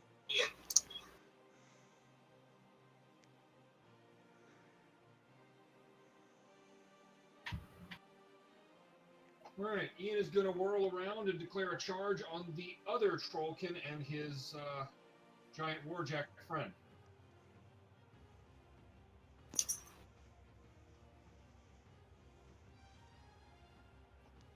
By the way, just shoot! I gotta ask you and Will this: are Pariah or Will, are either of you immune to fear? I am immune to fear. Yes. Will? I don't think I don't know. I mean, I guess I'll just say no. Okay, so would you roll me a willpower? Diff 17. Yeah.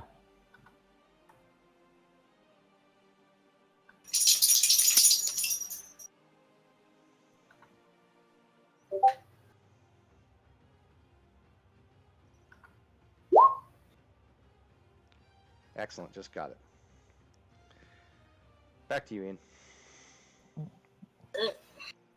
All right, so having reached that, I am smacking the crap out of that Trollkin. And Brandon, I am. Oh, I'll just send it to you. Never mind. Miss. Okay, I missed him. That's not a problem. And I am using my other attack on the gigantic Crix Warbeast thing. Mm-hmm.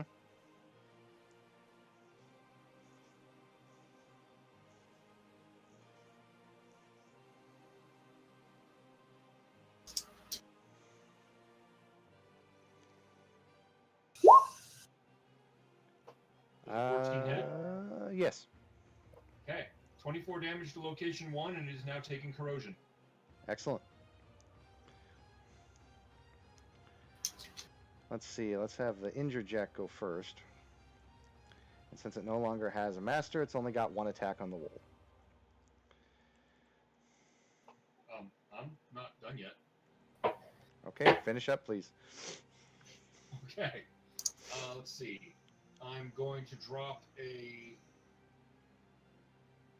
Oh, let me think about this for a second. Yeah, it's worth it. I'm going to drop a double boosted battering. Actually, you know what? First, I'm going to drop a... Yeah, I'm going to let it happen. I'm spending a quick action to activate my Flaming Shield, and I activate a double boosted battering ram into the Warjack.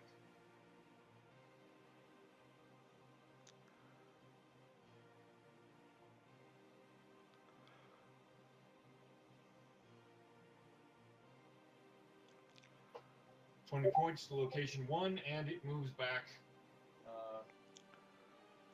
What is it? 18 feet, so 3 hexes. I just knock it 3 hexes to the side and apply the damage.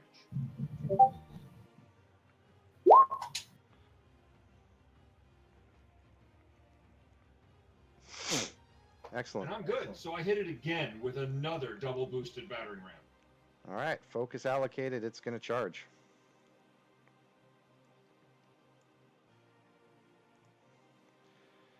I'm spending a feat point to re-roll that attack because that was bullshit. Brendan, how did it charge back when it had been moved and Pariah was still acting? Because Brandon keeps preempting my turn. Ah, okay. That's a miss. Are you going to re-roll it? Yes, I said I'm spending a feat point to re-roll. All right, re-roll.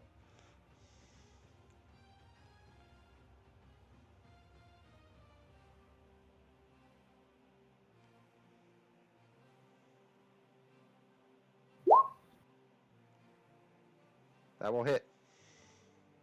Okay, so 27 damage to location 6, and it moves another 3 hexes back. Excellent. Arm crippled. It should be farther than that. That's only 1 hex back. Can't go anymore. It hits the jack. And I'm rolling for good. damage. In that case, you guys can go ahead and do that. Nothing. Okay, then. That was my turn. Excellent. 2 Doom Spitters coming at you. And you are fatigued. I am fatigued and cannot cast next turn.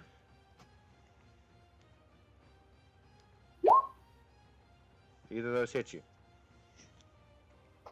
Nope. All right.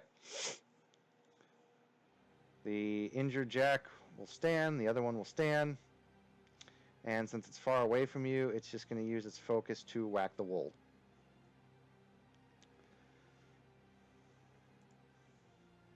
I thought they couldn't focus if they were unmastered.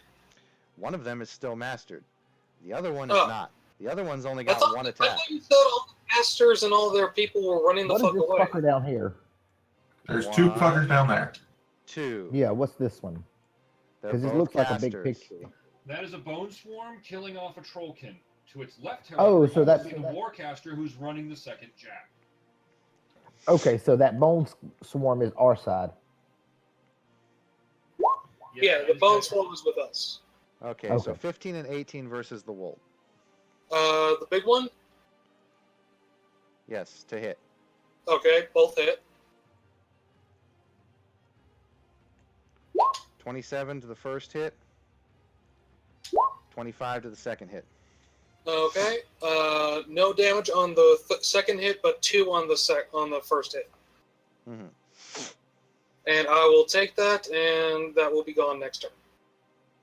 Okay, this will be the normal jack hit.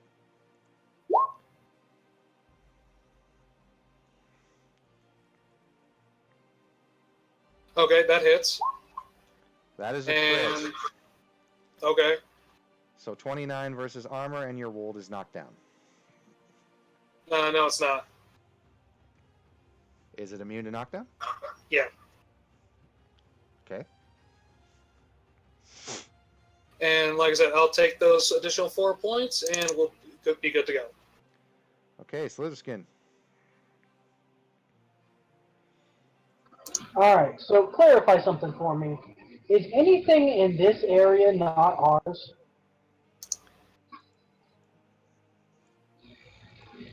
Okay, so that is something. I wasn't sure. All right, so Slither shall be attacking Mr. What's his name? This thing? They're called Rippers.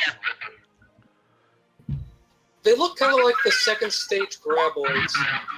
Third state, actually. Was it? Well, yeah, the third one flies. But yeah, you're right. Second stage. It does look more like the second stage. So is that a hit? Yes. Is it dead? Yes. All right, then it's going to go attack this one.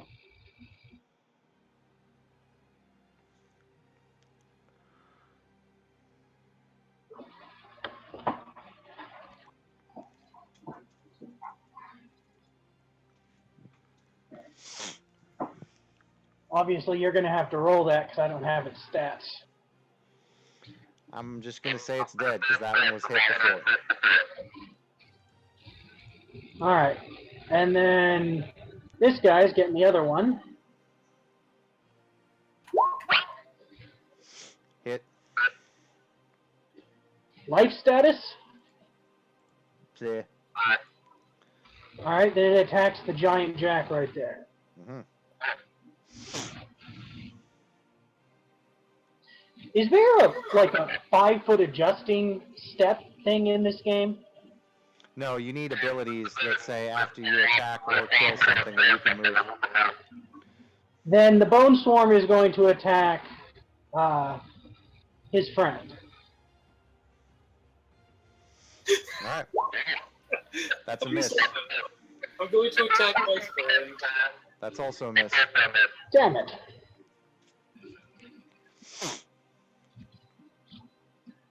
Alright, that's me. Gerd. Could I ask something real quick? When we crit, does that do anything extra to the enemies we're hitting? It that we're gives you critting? it gives you back a feat point, and if enemies are not immune to knockdown, it knocks them down. Oh, okay. Yeah, I knew it gave the feat point, but I didn't know what it done to the enemies. Okay. Because I've critted a bunch. That's why I asked. And Brandon can.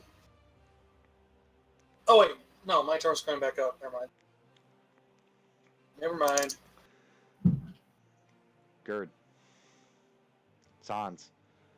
Do something. 5, 4, 3, 2, 1. Hello. I have to fucking hang on. I have to. Well, you got to say something because otherwise you're just going to stand there and nothing's happening. I'm on a laggy laptop. You have to be patient. I'm getting my computer next No. fucking Saturday. Nothing against the timing. I'm just saying you at least have to say, "Hey, I'm taking my turn. Let me read this."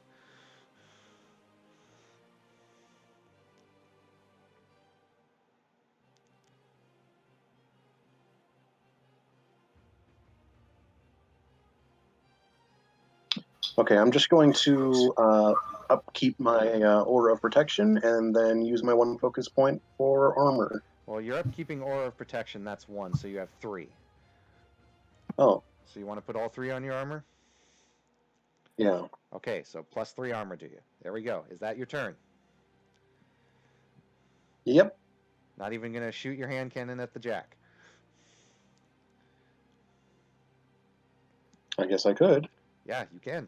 Might as well.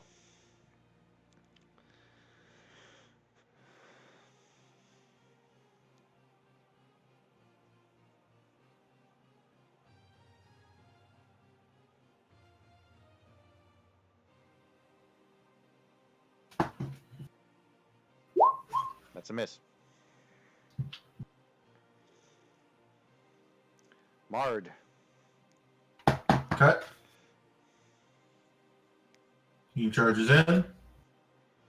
Charges in. Charges in. 3 charge attacks. Excellent.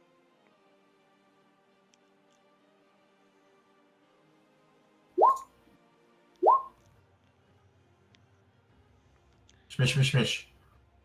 No damage, no damage, no damage. Damaged him before. I'm sorry, the 19 damages him by 1. Okay. And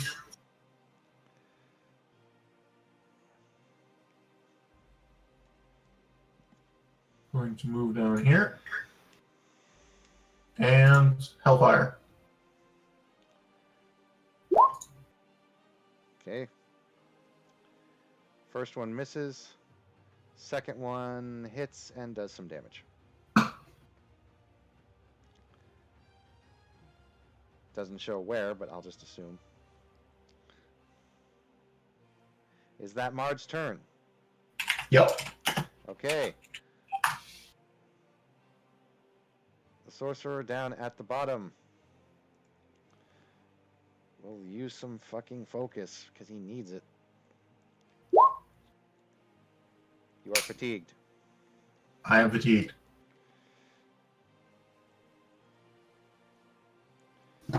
Tetron, does that hit your bone swarm? Yes.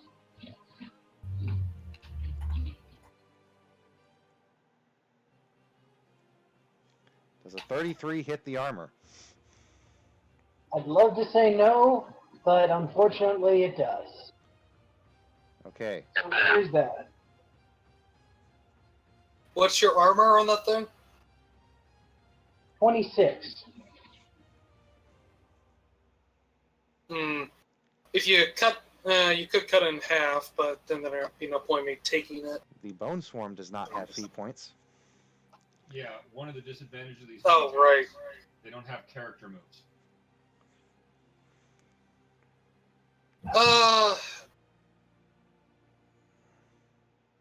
No, if I take it, I'll still be taking damage.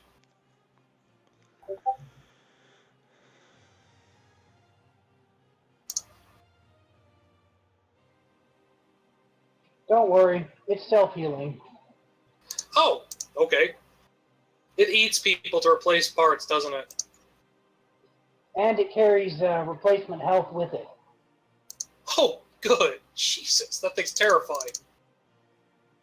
So, Ian, the troll that's probably going to die very soon wishes to try and hurt you. I activated my flame shield, and I'm standing right in front of him. You can feel free. Does a 15 hit you? Yes, it does. Fine. He is a minor character with 1 feat point. He might as well use it. Bring it on, motherfucker. Actually, no, I'm sorry. He's got a point allocated to him. Unless he takes damage from the flame shield and dies.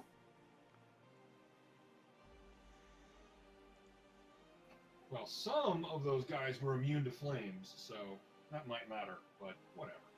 I'm not worried. Does that hurt you at all? Because I'm assuming if he hits That you, gets then he 5 hit the flame points shield. through. That gets 5 points through, so give me a location. 4.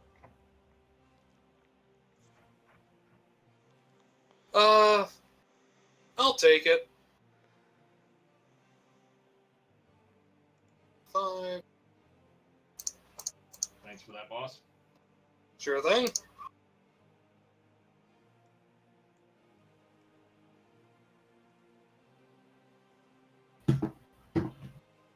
So he's like, ha ha! I got what the fuck is going on here. His sword just magically goes like 50 feet that way and stabs Creed, and he's like, huh? The fuck? Huh? No, it's more like he slashes into the ogre, and then he just watches the ogre's wounds heal because he doesn't see the damage being transferred. Excellent. So he's just like, the fuck? Well, all the rippers are dead, so back up to Creed. Okie dokie. Rolling 1d3.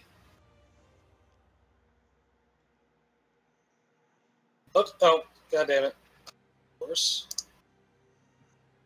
And re-healing 3. And then I'm dropping all upkeep spells. And leeching my full amount. And then running and jumping on his back. And my wolves will then attack. So, let me just double check real quick on if she is in Oh, range. Brandon, could you move that trollkin back? Because he hit me. Yes, she is within range. Okay, okay. So I'm targeting this chick. Mm-hmm. Magic on her at all? Yes.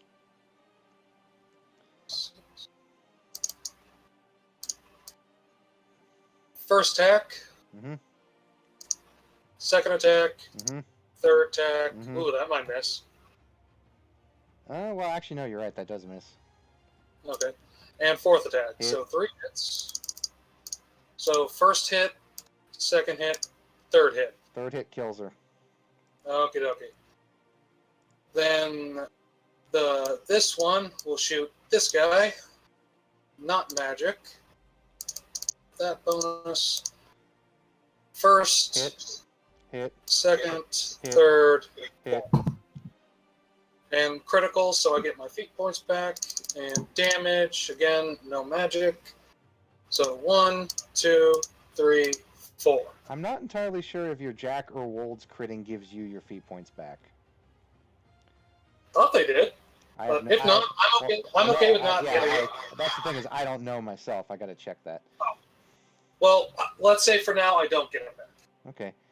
Either way, with that amount of damage, that Jack's gonna bite the dust. Sweet. And then this one will move up to. I assume it can slide over these guys. Yeah, they're just. You're not Okay. moving further enough for rough terrain to stop you anyway. So. Okay, and it's gonna punch that thing. 2, 6. So, Brandon, just to be sure, even the casters didn't have souls? That is correct. The souls, Now, the they didn't have souls, soul? The souls were there, but they're flying away from you at like Mach 7. Okay, so it's not that they didn't have souls, it's that there's magic preventing us from taking the souls. That is correct. Okay. That's a very different thing, Brandon. All of the dead and all of the trolls, however, did not have souls. Okay, does a 9 or an 8 hit this warjack? No. Alright. Oh well, so that's my turn. Keegan.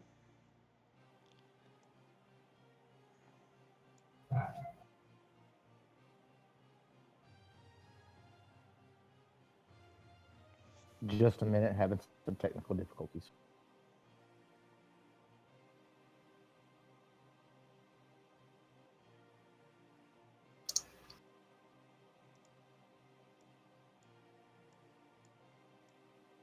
Okay. I will charge this guy.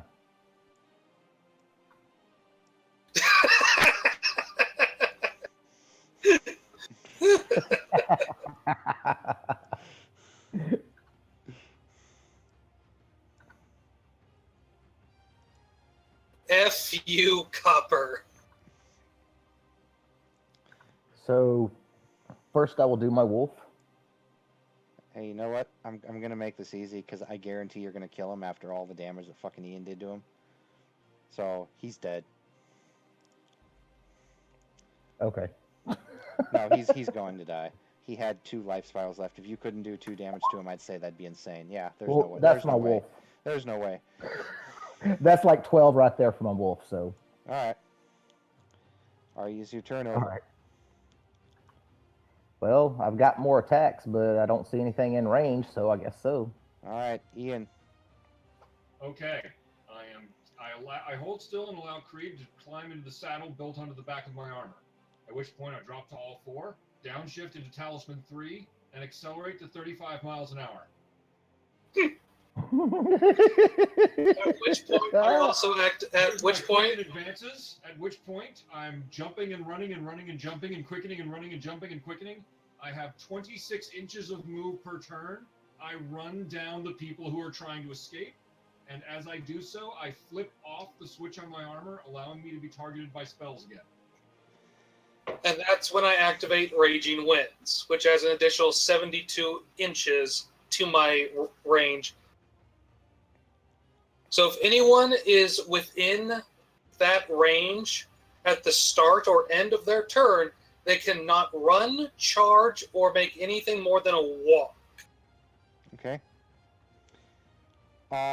That will be quite a distance away, and you and Ian will have to do your own combat because everyone will be too far away to do that. Are you guys willing to do that? I move 104 feet a turn, so when it comes back to me, I'm running to them also. Because they have been moving, they've been doing double runs for 5 turns. Not enough. I'm just saying this is going to be a combat that will take place far away, and it's going to start again. What's a double run? I'm aware of that. If I come up on them, I want to be allowed to see them this time because I can see in the dark. Yeah. If I look them up and it's like, oh look, they have 200 vortex, then I will turn around and run away. Yeah, you see that. So what's a double run? That running, Will. Running. It's where you double your move because you're running. So I chase them until I get a chance to see the size of their army.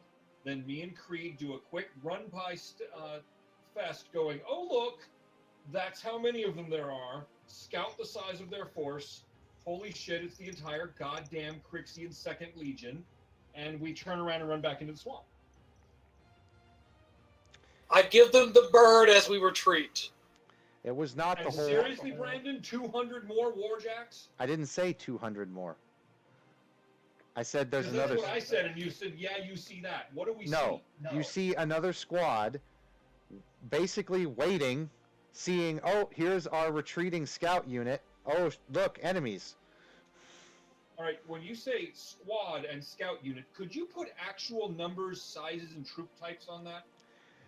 You saw 6 other jacks, probably a couple casters for each one. You saw an entire little segment of what looked like undead knights. You also saw some horsemen. And then there was a really creepy looking thing in the back, and then there was a what looked like a lich.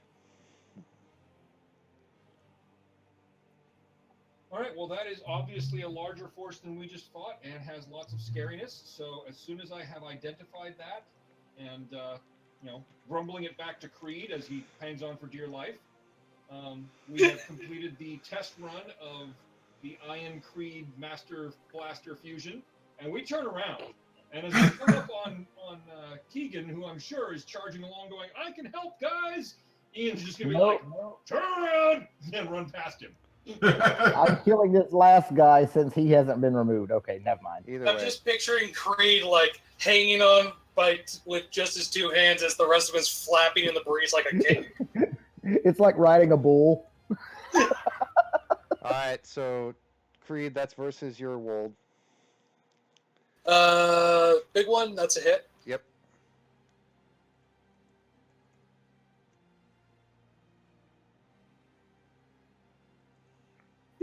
$25 versus armor? Nothing. Okay. I was like, fuck me, no, I'm charging. But Slither we're still in skin. turn order. I forgot.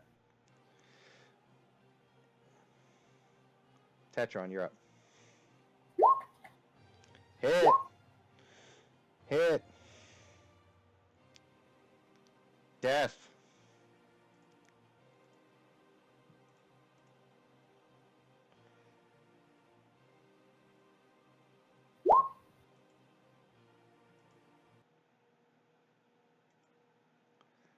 Combat is over.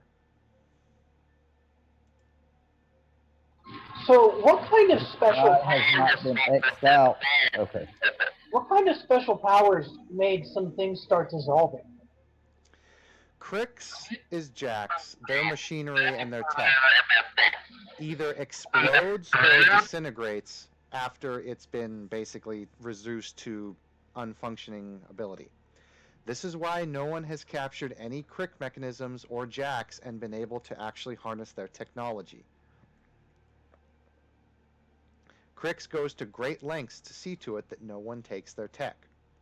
Crix is one of the only races that has really pulled this off besides Cirrus.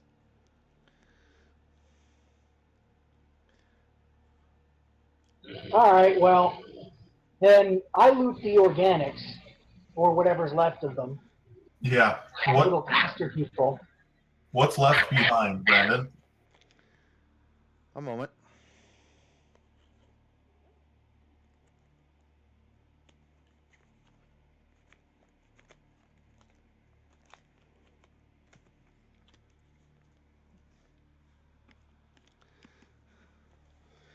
Okay. So there's almost no bodies or even just... It's a mess. It's a mess. You guys can maybe recover 2 bodies and a bunch of scrap and flesh. Throw the extra shit inside this saddlebag. I can carry it back.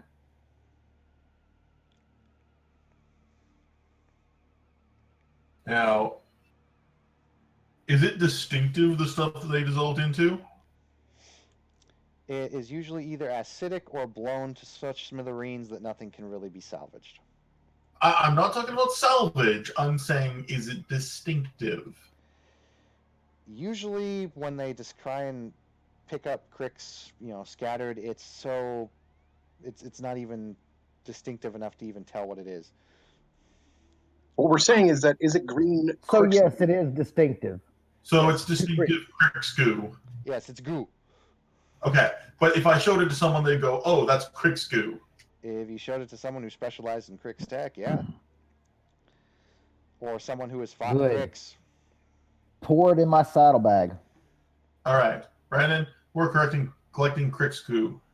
Excellent.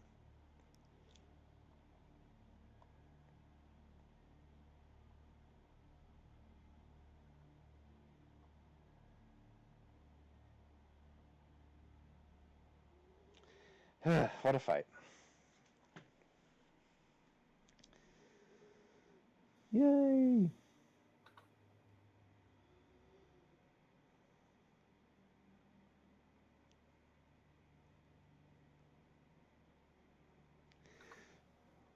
I was really not using those jacks the way I was supposed to, but whatever.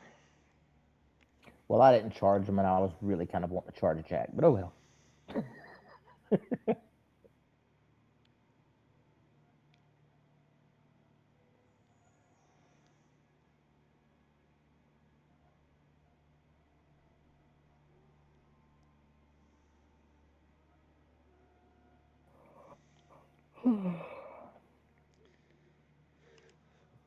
So yeah.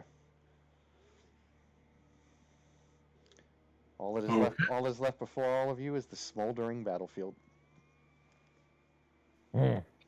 From which we leave at a rapid pace to avoid the army of the Lich King, who is off the island. You do not know that, but oh well. Let's start guerrilla tactics. We know that there's a large force of enemies. I know that it's a Lich King. True, but Crix has a lot of liches. And I do mean a lot of liches. All 5 generals are actually liches.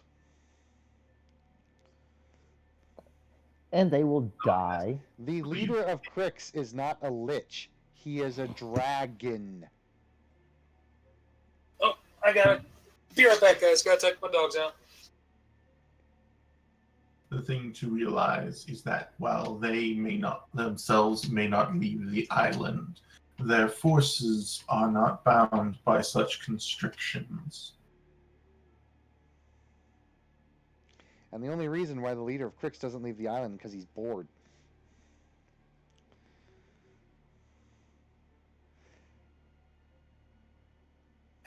I am not going to throw a god at you guys. Not yet.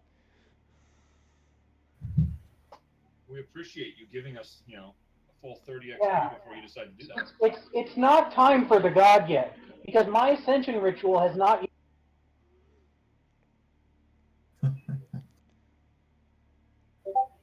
Yes, I actually believe that you found a way to do an ascension ritual. I really do. Well, they talk about it in the book. Yeah, it's there. It is possible in this world to do. Okay, so are we engaging the larger Crix force? What's our decision? Regroup. Did we sustain any injuries? If a short rest happens in between now and the next fight, as we ready ourselves and regroup, then we will all heal our physique in vitality, and I suspect we'll all be at full life. If not, Ian and a few other people are injured, especially Keegan. Keegan is kind of fucked up. All right. No, I'm not at all. I had those hit point things backwards, so he said I could spend my last feat point to just ignore the. All right. All right, that works for me. So Here's I'm what I do. slightly nicked. I activate the standing stones, Brandon, and a few moments later, you're all healed. Because it is per round healing, and it just keeps going. Question: can you do that in combat so we can run back, get into it, heal for a round, run back out? Yes. Okay. It was not something that was needed in this combat, so it wasn't turned on.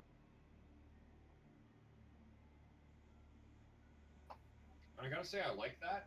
We actually didn't need reserve healing versus heavy warjacks and undead and multiple warcasters from Crix and all sorts of nasty stuff, because that force was definitely larger than us. But do we really? Because if we really want it, then let's go get them. Let us take the fight to them. Would you not agree, Creed?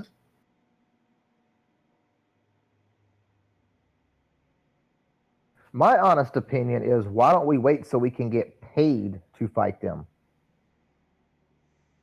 They attacked us. And then they ran from us, so now we can go tell the other people who will pay us to go after them. That's a valid point. Because we already proved we can take them out. Just not doing it for free. That is a valid point. We come back and say, you've got a Crix war force out there. Here's some of their remains. We took out a scouting party. Do you want to engage our services, or should we just, hang back? then I'm sure they'll offer us large amounts of money. And that will make up for the fact that Crix is designed specifically to leave no loot.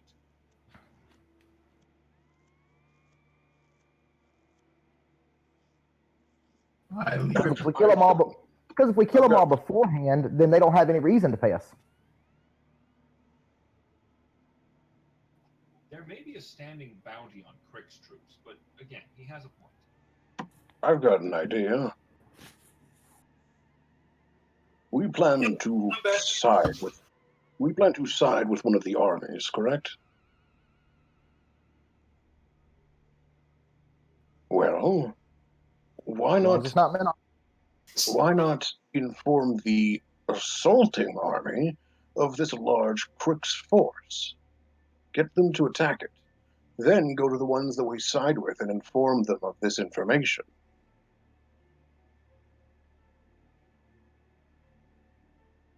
They will be weak after attacking the Crix, which will open up an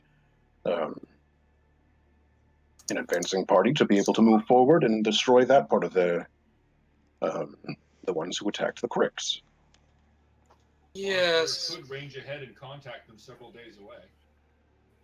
Which, by the way, only if they reason were retreating that's- towards the direction of Minoth, I just say let them cut a bloody swap through them first. The only reason I would suggest that we try to not have Crix gain any victories is because, well, they're Crix. They don't particularly want any of us to live. Allowing them to consolidate a position is not something we can afford. And while I understand, while there certainly is a benefit to being paid for eliminating these forces, there is also merit to being paid for having done it in advance. Now, Yes, but I don't think that was consolidating. I think they were running and licking their wounds. this was an expeditionary force. If you think that was the scouting party retreating and the bigger force consolidating them. We will face 3 times as much if we go against this force. And I don't believe that's something that we can handle.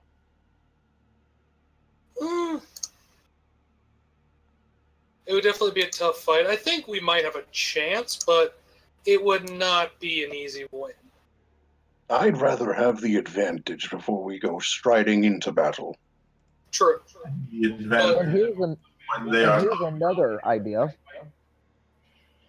Since they know we were the ones that killed them because they retreated, we may be able to get them to come out after us and put that castle to use as a defensible position. That castle is far too many miles from here. Yeah. Wrong direction. My point is this. We traveled here through very, very fast means. They still have to walk and march and move. Do they? Yeah, Assume your enemy's capabilities. Assumptions will get you killed. Ley lines are not limited to just circle. Okay, what I'm saying is, we simply do not have the advantage with our numbers. We are vastly outnumbered, and there's nothing to say that they don't have even more powerful forces in their main lines. yes. At least as far as I can determine is that we should make the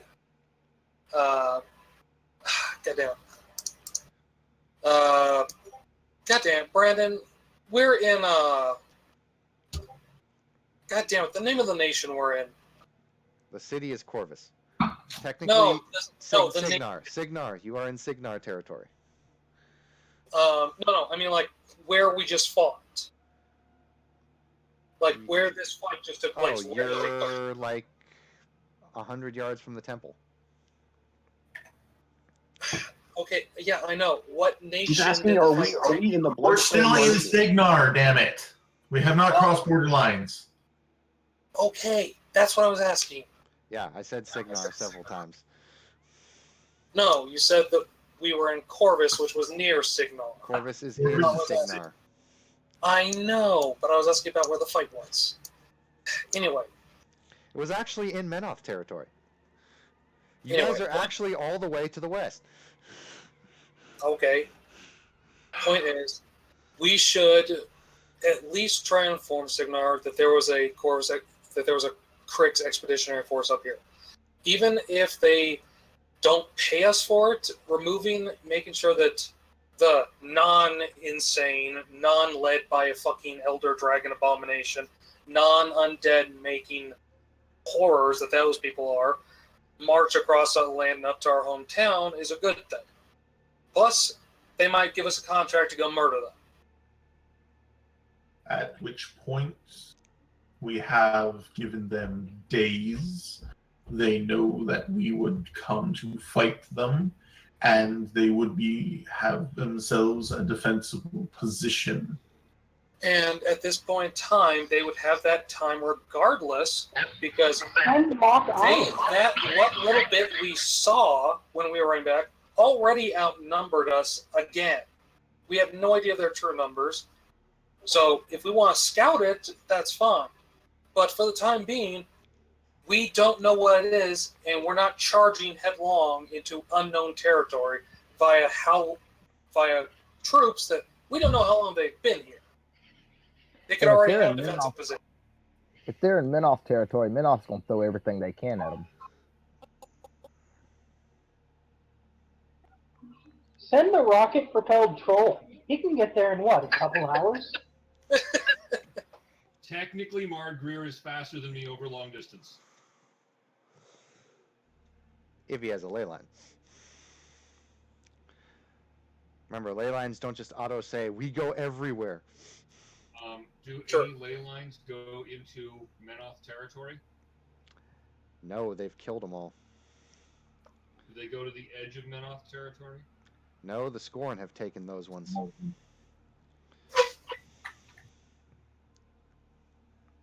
Menoth bad. Most of the places that the ley lines exist are in the wilds, up near Rule, through Eos, and through territories of the Circle. In most if I'm not mistaken, the Protectorate of Menoth abuts on the wilds. They don't like the wilds. That was not the question. I don't know flying fuck how they feel about the real estate. If Marg Greer can teleport down into that region and then start saying, hey, there's a Krix force here, here, here, and leaving behind information and maps, and then wanders off into the wilderness and disappears, what will they do? Will they go like, oh, I don't like the wilds. Let's ignore that Krix force. No, if they were told about Krix, granted, if it's in Signar territory, they'd probably be like, Signar, can we just like march through here and go kill them or whatever. But if it was in they would bring down a holy crusade on them. Yeah, if it was in neutral territory, holy fucking crusades, man. Which is my point. If there's a ley line that goes vaguely near a Menoth outpost on their wilds border, then Marg Greer can go, I'm there, I report, I do my little song and dance, I give them a fucking document saying here's what it looks like and their numbers, and then, poof, and look, Tower of Judgment and all of that entire mountain range is along the fucking Bloodstone Marches. Are there any ley lines there? I will show you where the closest ley line he can get is. So you should go with him, Ian, and he can ride in the saddle after the ley line transportation.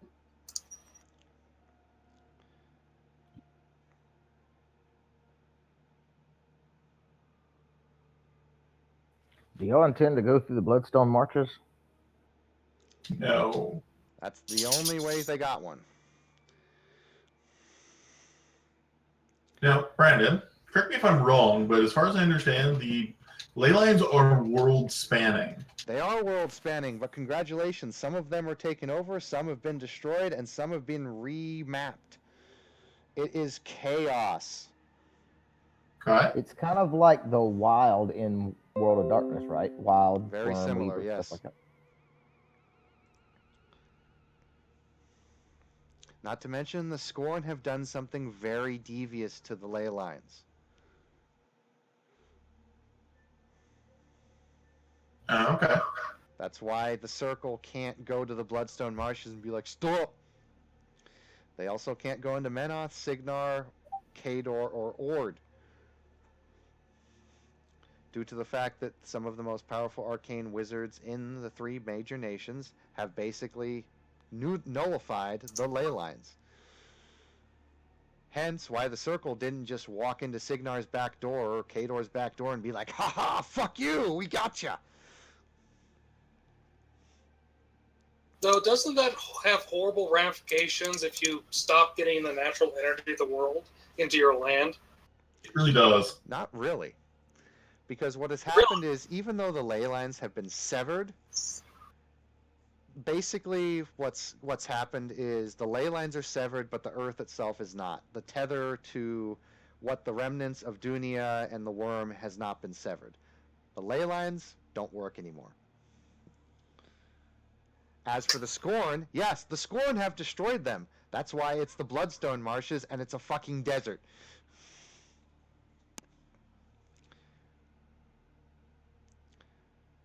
That's why. Oh, have fun with that. Yeah, literally, the Scorn are the only things that live in the Bloodstone Marshes. Why? Because they're fucking badass. Alright. Or fucking idiots, depending on your point of view. Yeah. Huh. Gee, I wonder why the Scorn are constantly trying to get new territory. Maybe theirs sucks. Because they destroyed it. Pretty much. Alright, so yeah. You two go and actually perform the warning, give the evidence, what have you. The rest of us will... Crap, if we've got a major Crix force down here that we really can't afford to be here, because they're just going to march up. This is exactly where we want to be. War is opportunity. No, I meant in the sense that we don't want to have our main base essentially out in the open, next to what could be a major Crix encampment. They just roll over us. War is opportunity, but not if you die. War never changes. Yes, it fucking does. God damn it, that line is so stupid. Weapons change, tactics change, war does not. Yes, it does. No, it doesn't. War changed quite a bit from when genocide consisted of wiping out the neighboring 2 villages and, dropping nuclear bombs on cities. War changed. Listen to the words that I just said. Weapons change, tactics change, war doesn't. It did change the entire face of war. War, the basic concept of war, never changes. So who is going? I believe Mard and Ian. That was the plan. Would you like me to accompany y'all in case, to make it through any wilds or anything like that? My wolf is pretty good at the reason we're sending the people we are is one of them can move faster than the speed of sound, and the other can teleport. So, unless you can keep up with one or the other form of movement, then you'll slow down what is meant to be a lightning storm. For the record, 35 miles an hour is not faster than the speed of sound. It's just faster than you fucking lizard. Oh, 30? Is that all you do? I thought it was a lot faster than that. Running flat out, I do 35 miles an hour. I may be able to crank it as high as 40 with the spells that we discussed, but it's more or less the fact that Iron Kingdoms assumes everybody else is running at human speed, and human run speed gets to about 3 to 6 miles an hour on average over rough terrain. It's really not good. And the human speed limit on ideal tracks, ideal conditions with the best human around was what, 27 and a half, 28 miles an hour? Yeah. Keep in mind, fucking, what am I saying? Ian could hunt down Usain Bolt on an Olympic field and murder him with the bastard running away screaming in an adrenaline-fueled terror. So I'm very, very fast by running standards. I was thinking more Mach Chow. But then there's also... Brandon wouldn't be able to field an army against us. But then there's also the issue of sustaining that over long periods of time. I do have a physique of 9.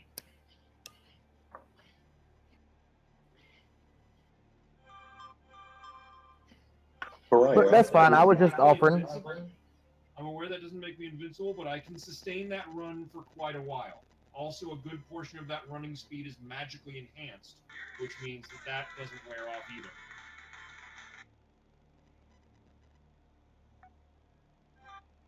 Brandon, are we near the temple? Yes. In which direction? Towards or away from the main force? Away from the main force. Okay, then Gerd suggests that the people who are staying should hold up in the temple, and Temple is not disabled, and it is not a place that you can consider for safety.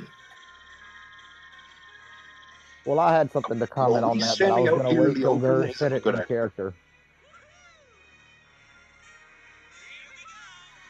A trap-filled ancient temple holding a Cirrus goddess is not something or a place you want to stay.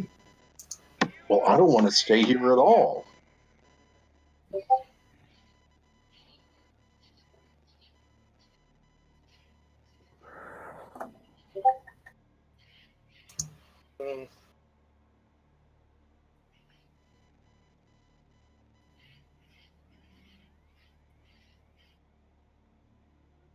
Could I possibly bring up something like,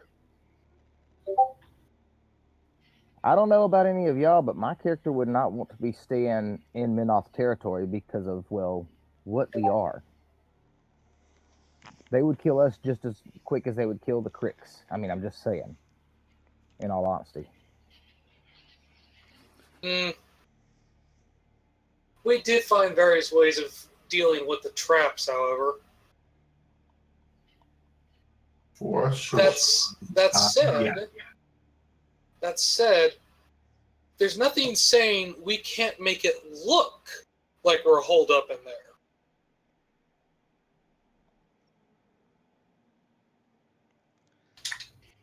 I might be misunderstanding. Where's this tower you're talking about? What is this?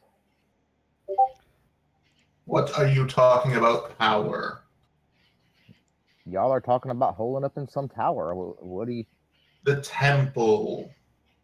Well, the what giant temple? What steel structure 200 feet away, and he points to it. I'm not staying in Minoth territory. Y'all can, but I will be leaving. We are not in Menoth territory. Brandon just said we were. You're not in Menoth territory. See the map? You guys are here, slightly over to the forest area.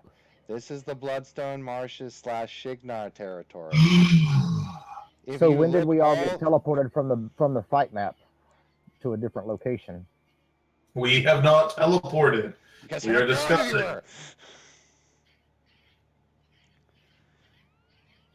Okay, I'm lost because he said that the Crix force was in Minoth territory earlier. He was saying it as a joke because we kept saying, "Where are we?" Well, I took it literally because that's where he said we were. That's why I'm like, no. Literally. Guys, you're in Corvus. You're about 20 miles outside of Corvus. That's where you are. Okay. Now, there is also the matter of this temple. If that force was here, that means they know about this place. This could very well be the reason they're here for it. Now, given what we know of this temple, the technology within, and from what I have discovered, indicates that there is a goddess trapped or sealed within this temple. Is that something you really want to have in the hands of the Cricks? Well, why do you think I said to go to the temple? So you would rather fight, rather than an open battlefield, you would rather fight them in the halls of a trapped laden temple that is not kind to us or them?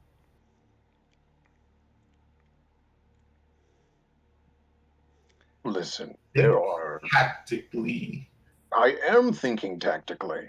What if there's an enemy that's more powerful than we can face? There then must in any situation but us running away, we are dead. Whoever built that place clearly built it for the most powerful of people to approach it. Not just some idiot who would wander in. Well, actually, in all honesty, San's logic is slightly better because you're outnumbered, and taking on an outnumbering force in open battlefield is usually not the best of ideas. Funneling them into smaller areas and taking them out one by one while allowing the temple to maybe do some of the dirty work for you is an idea. Just have to be careful. I have to agree with Sans on that one. The problem with that idea is, though, is that just the exact same things that will take them out in the temple are designed to take us out as well indiscriminately. Yes, but you're saying Mark Greer, who is going to be leaving, by the way, is saying we should all stand here in the open swamp. We are discussing ideas and options. Okay, yes, but Mark Greer wants us to stand in the open swamp and let them just walk over to us. Okay, hold on. Let's at least be a little fair here. I'm fairly certain he's not saying, let's stand down here and go, here we are. What we can do is make the best of both options here. If we can make it appear that we have entered into the temple and they go in, they're dealing with all the traps and all the issues that will attack them. If we are elsewhere and have covered our tracks and have made up here, like I said, that we've gone inside to take cover, we can hit them with the flanking positions while a good chunk of their forces are already inside and have to deal with it. Pin them between the metal walls ourselves and all the traps within. Yes. Thus, we can fight them. Yeah. Because as it stands, we can't face them in an open battle, and we're not mobile enough to pull off guerrilla strikes. Well, okay, I take that back. Ian and Gerd are mobile enough. The rest of us are kind of not. My standing stones, I can teleport you each a considerable distance very quickly. Because, one of the abilities of the standing stones, again, teleportation through shifting stones. If you are anywhere within 30 feet of it, then I can instantly place you, or they can be instantly placed, blah, blah, blah, you, and the stones can be instantly placed anywhere within 40 feet. Right. Just to be clear on something, those have to follow along generally the ley lines, or can they be placed anywhere? No, this is happening anywhere. This is not the ritual. Oh, okay. This is them just going blink, blink, blink, blink. He's still got to place the stones, though. True, but we do have to place the stones beforehand, but... strapped to the back of my three men, as they have been, they're pretty mobile. Okay. Basically, they're stand still. The standing stone is now set. Okay. Send your men out to various locations, and we could theoretically pop back and forth like fucking lightning. What is the casting time for the use of those that effect? Turn. I believe it's 4 minutes. No, it's each turn. The teleporting? Yep. Are you sure? The short range teleport is every turn, Brandon. Okay.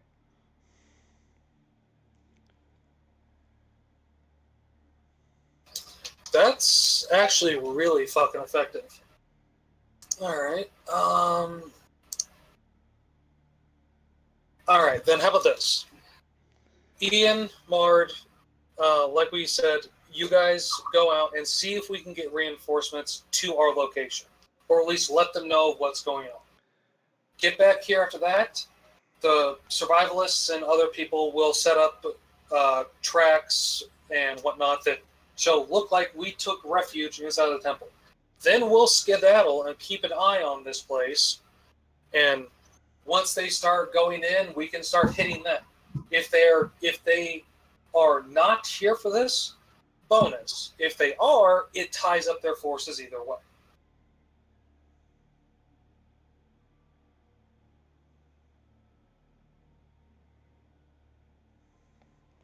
And what do we do if they enter the temple?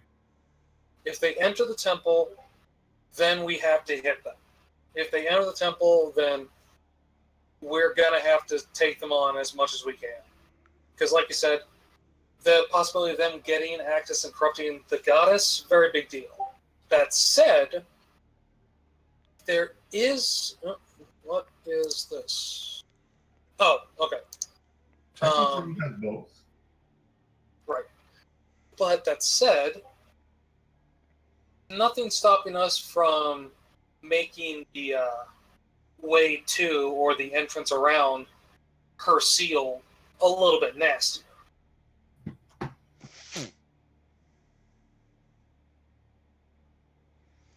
So I take it that's a plan. Would you guys like experience?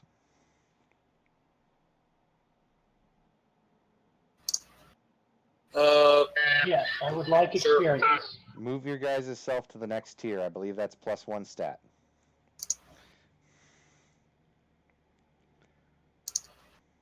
Before we leave, there's one thing that we will do.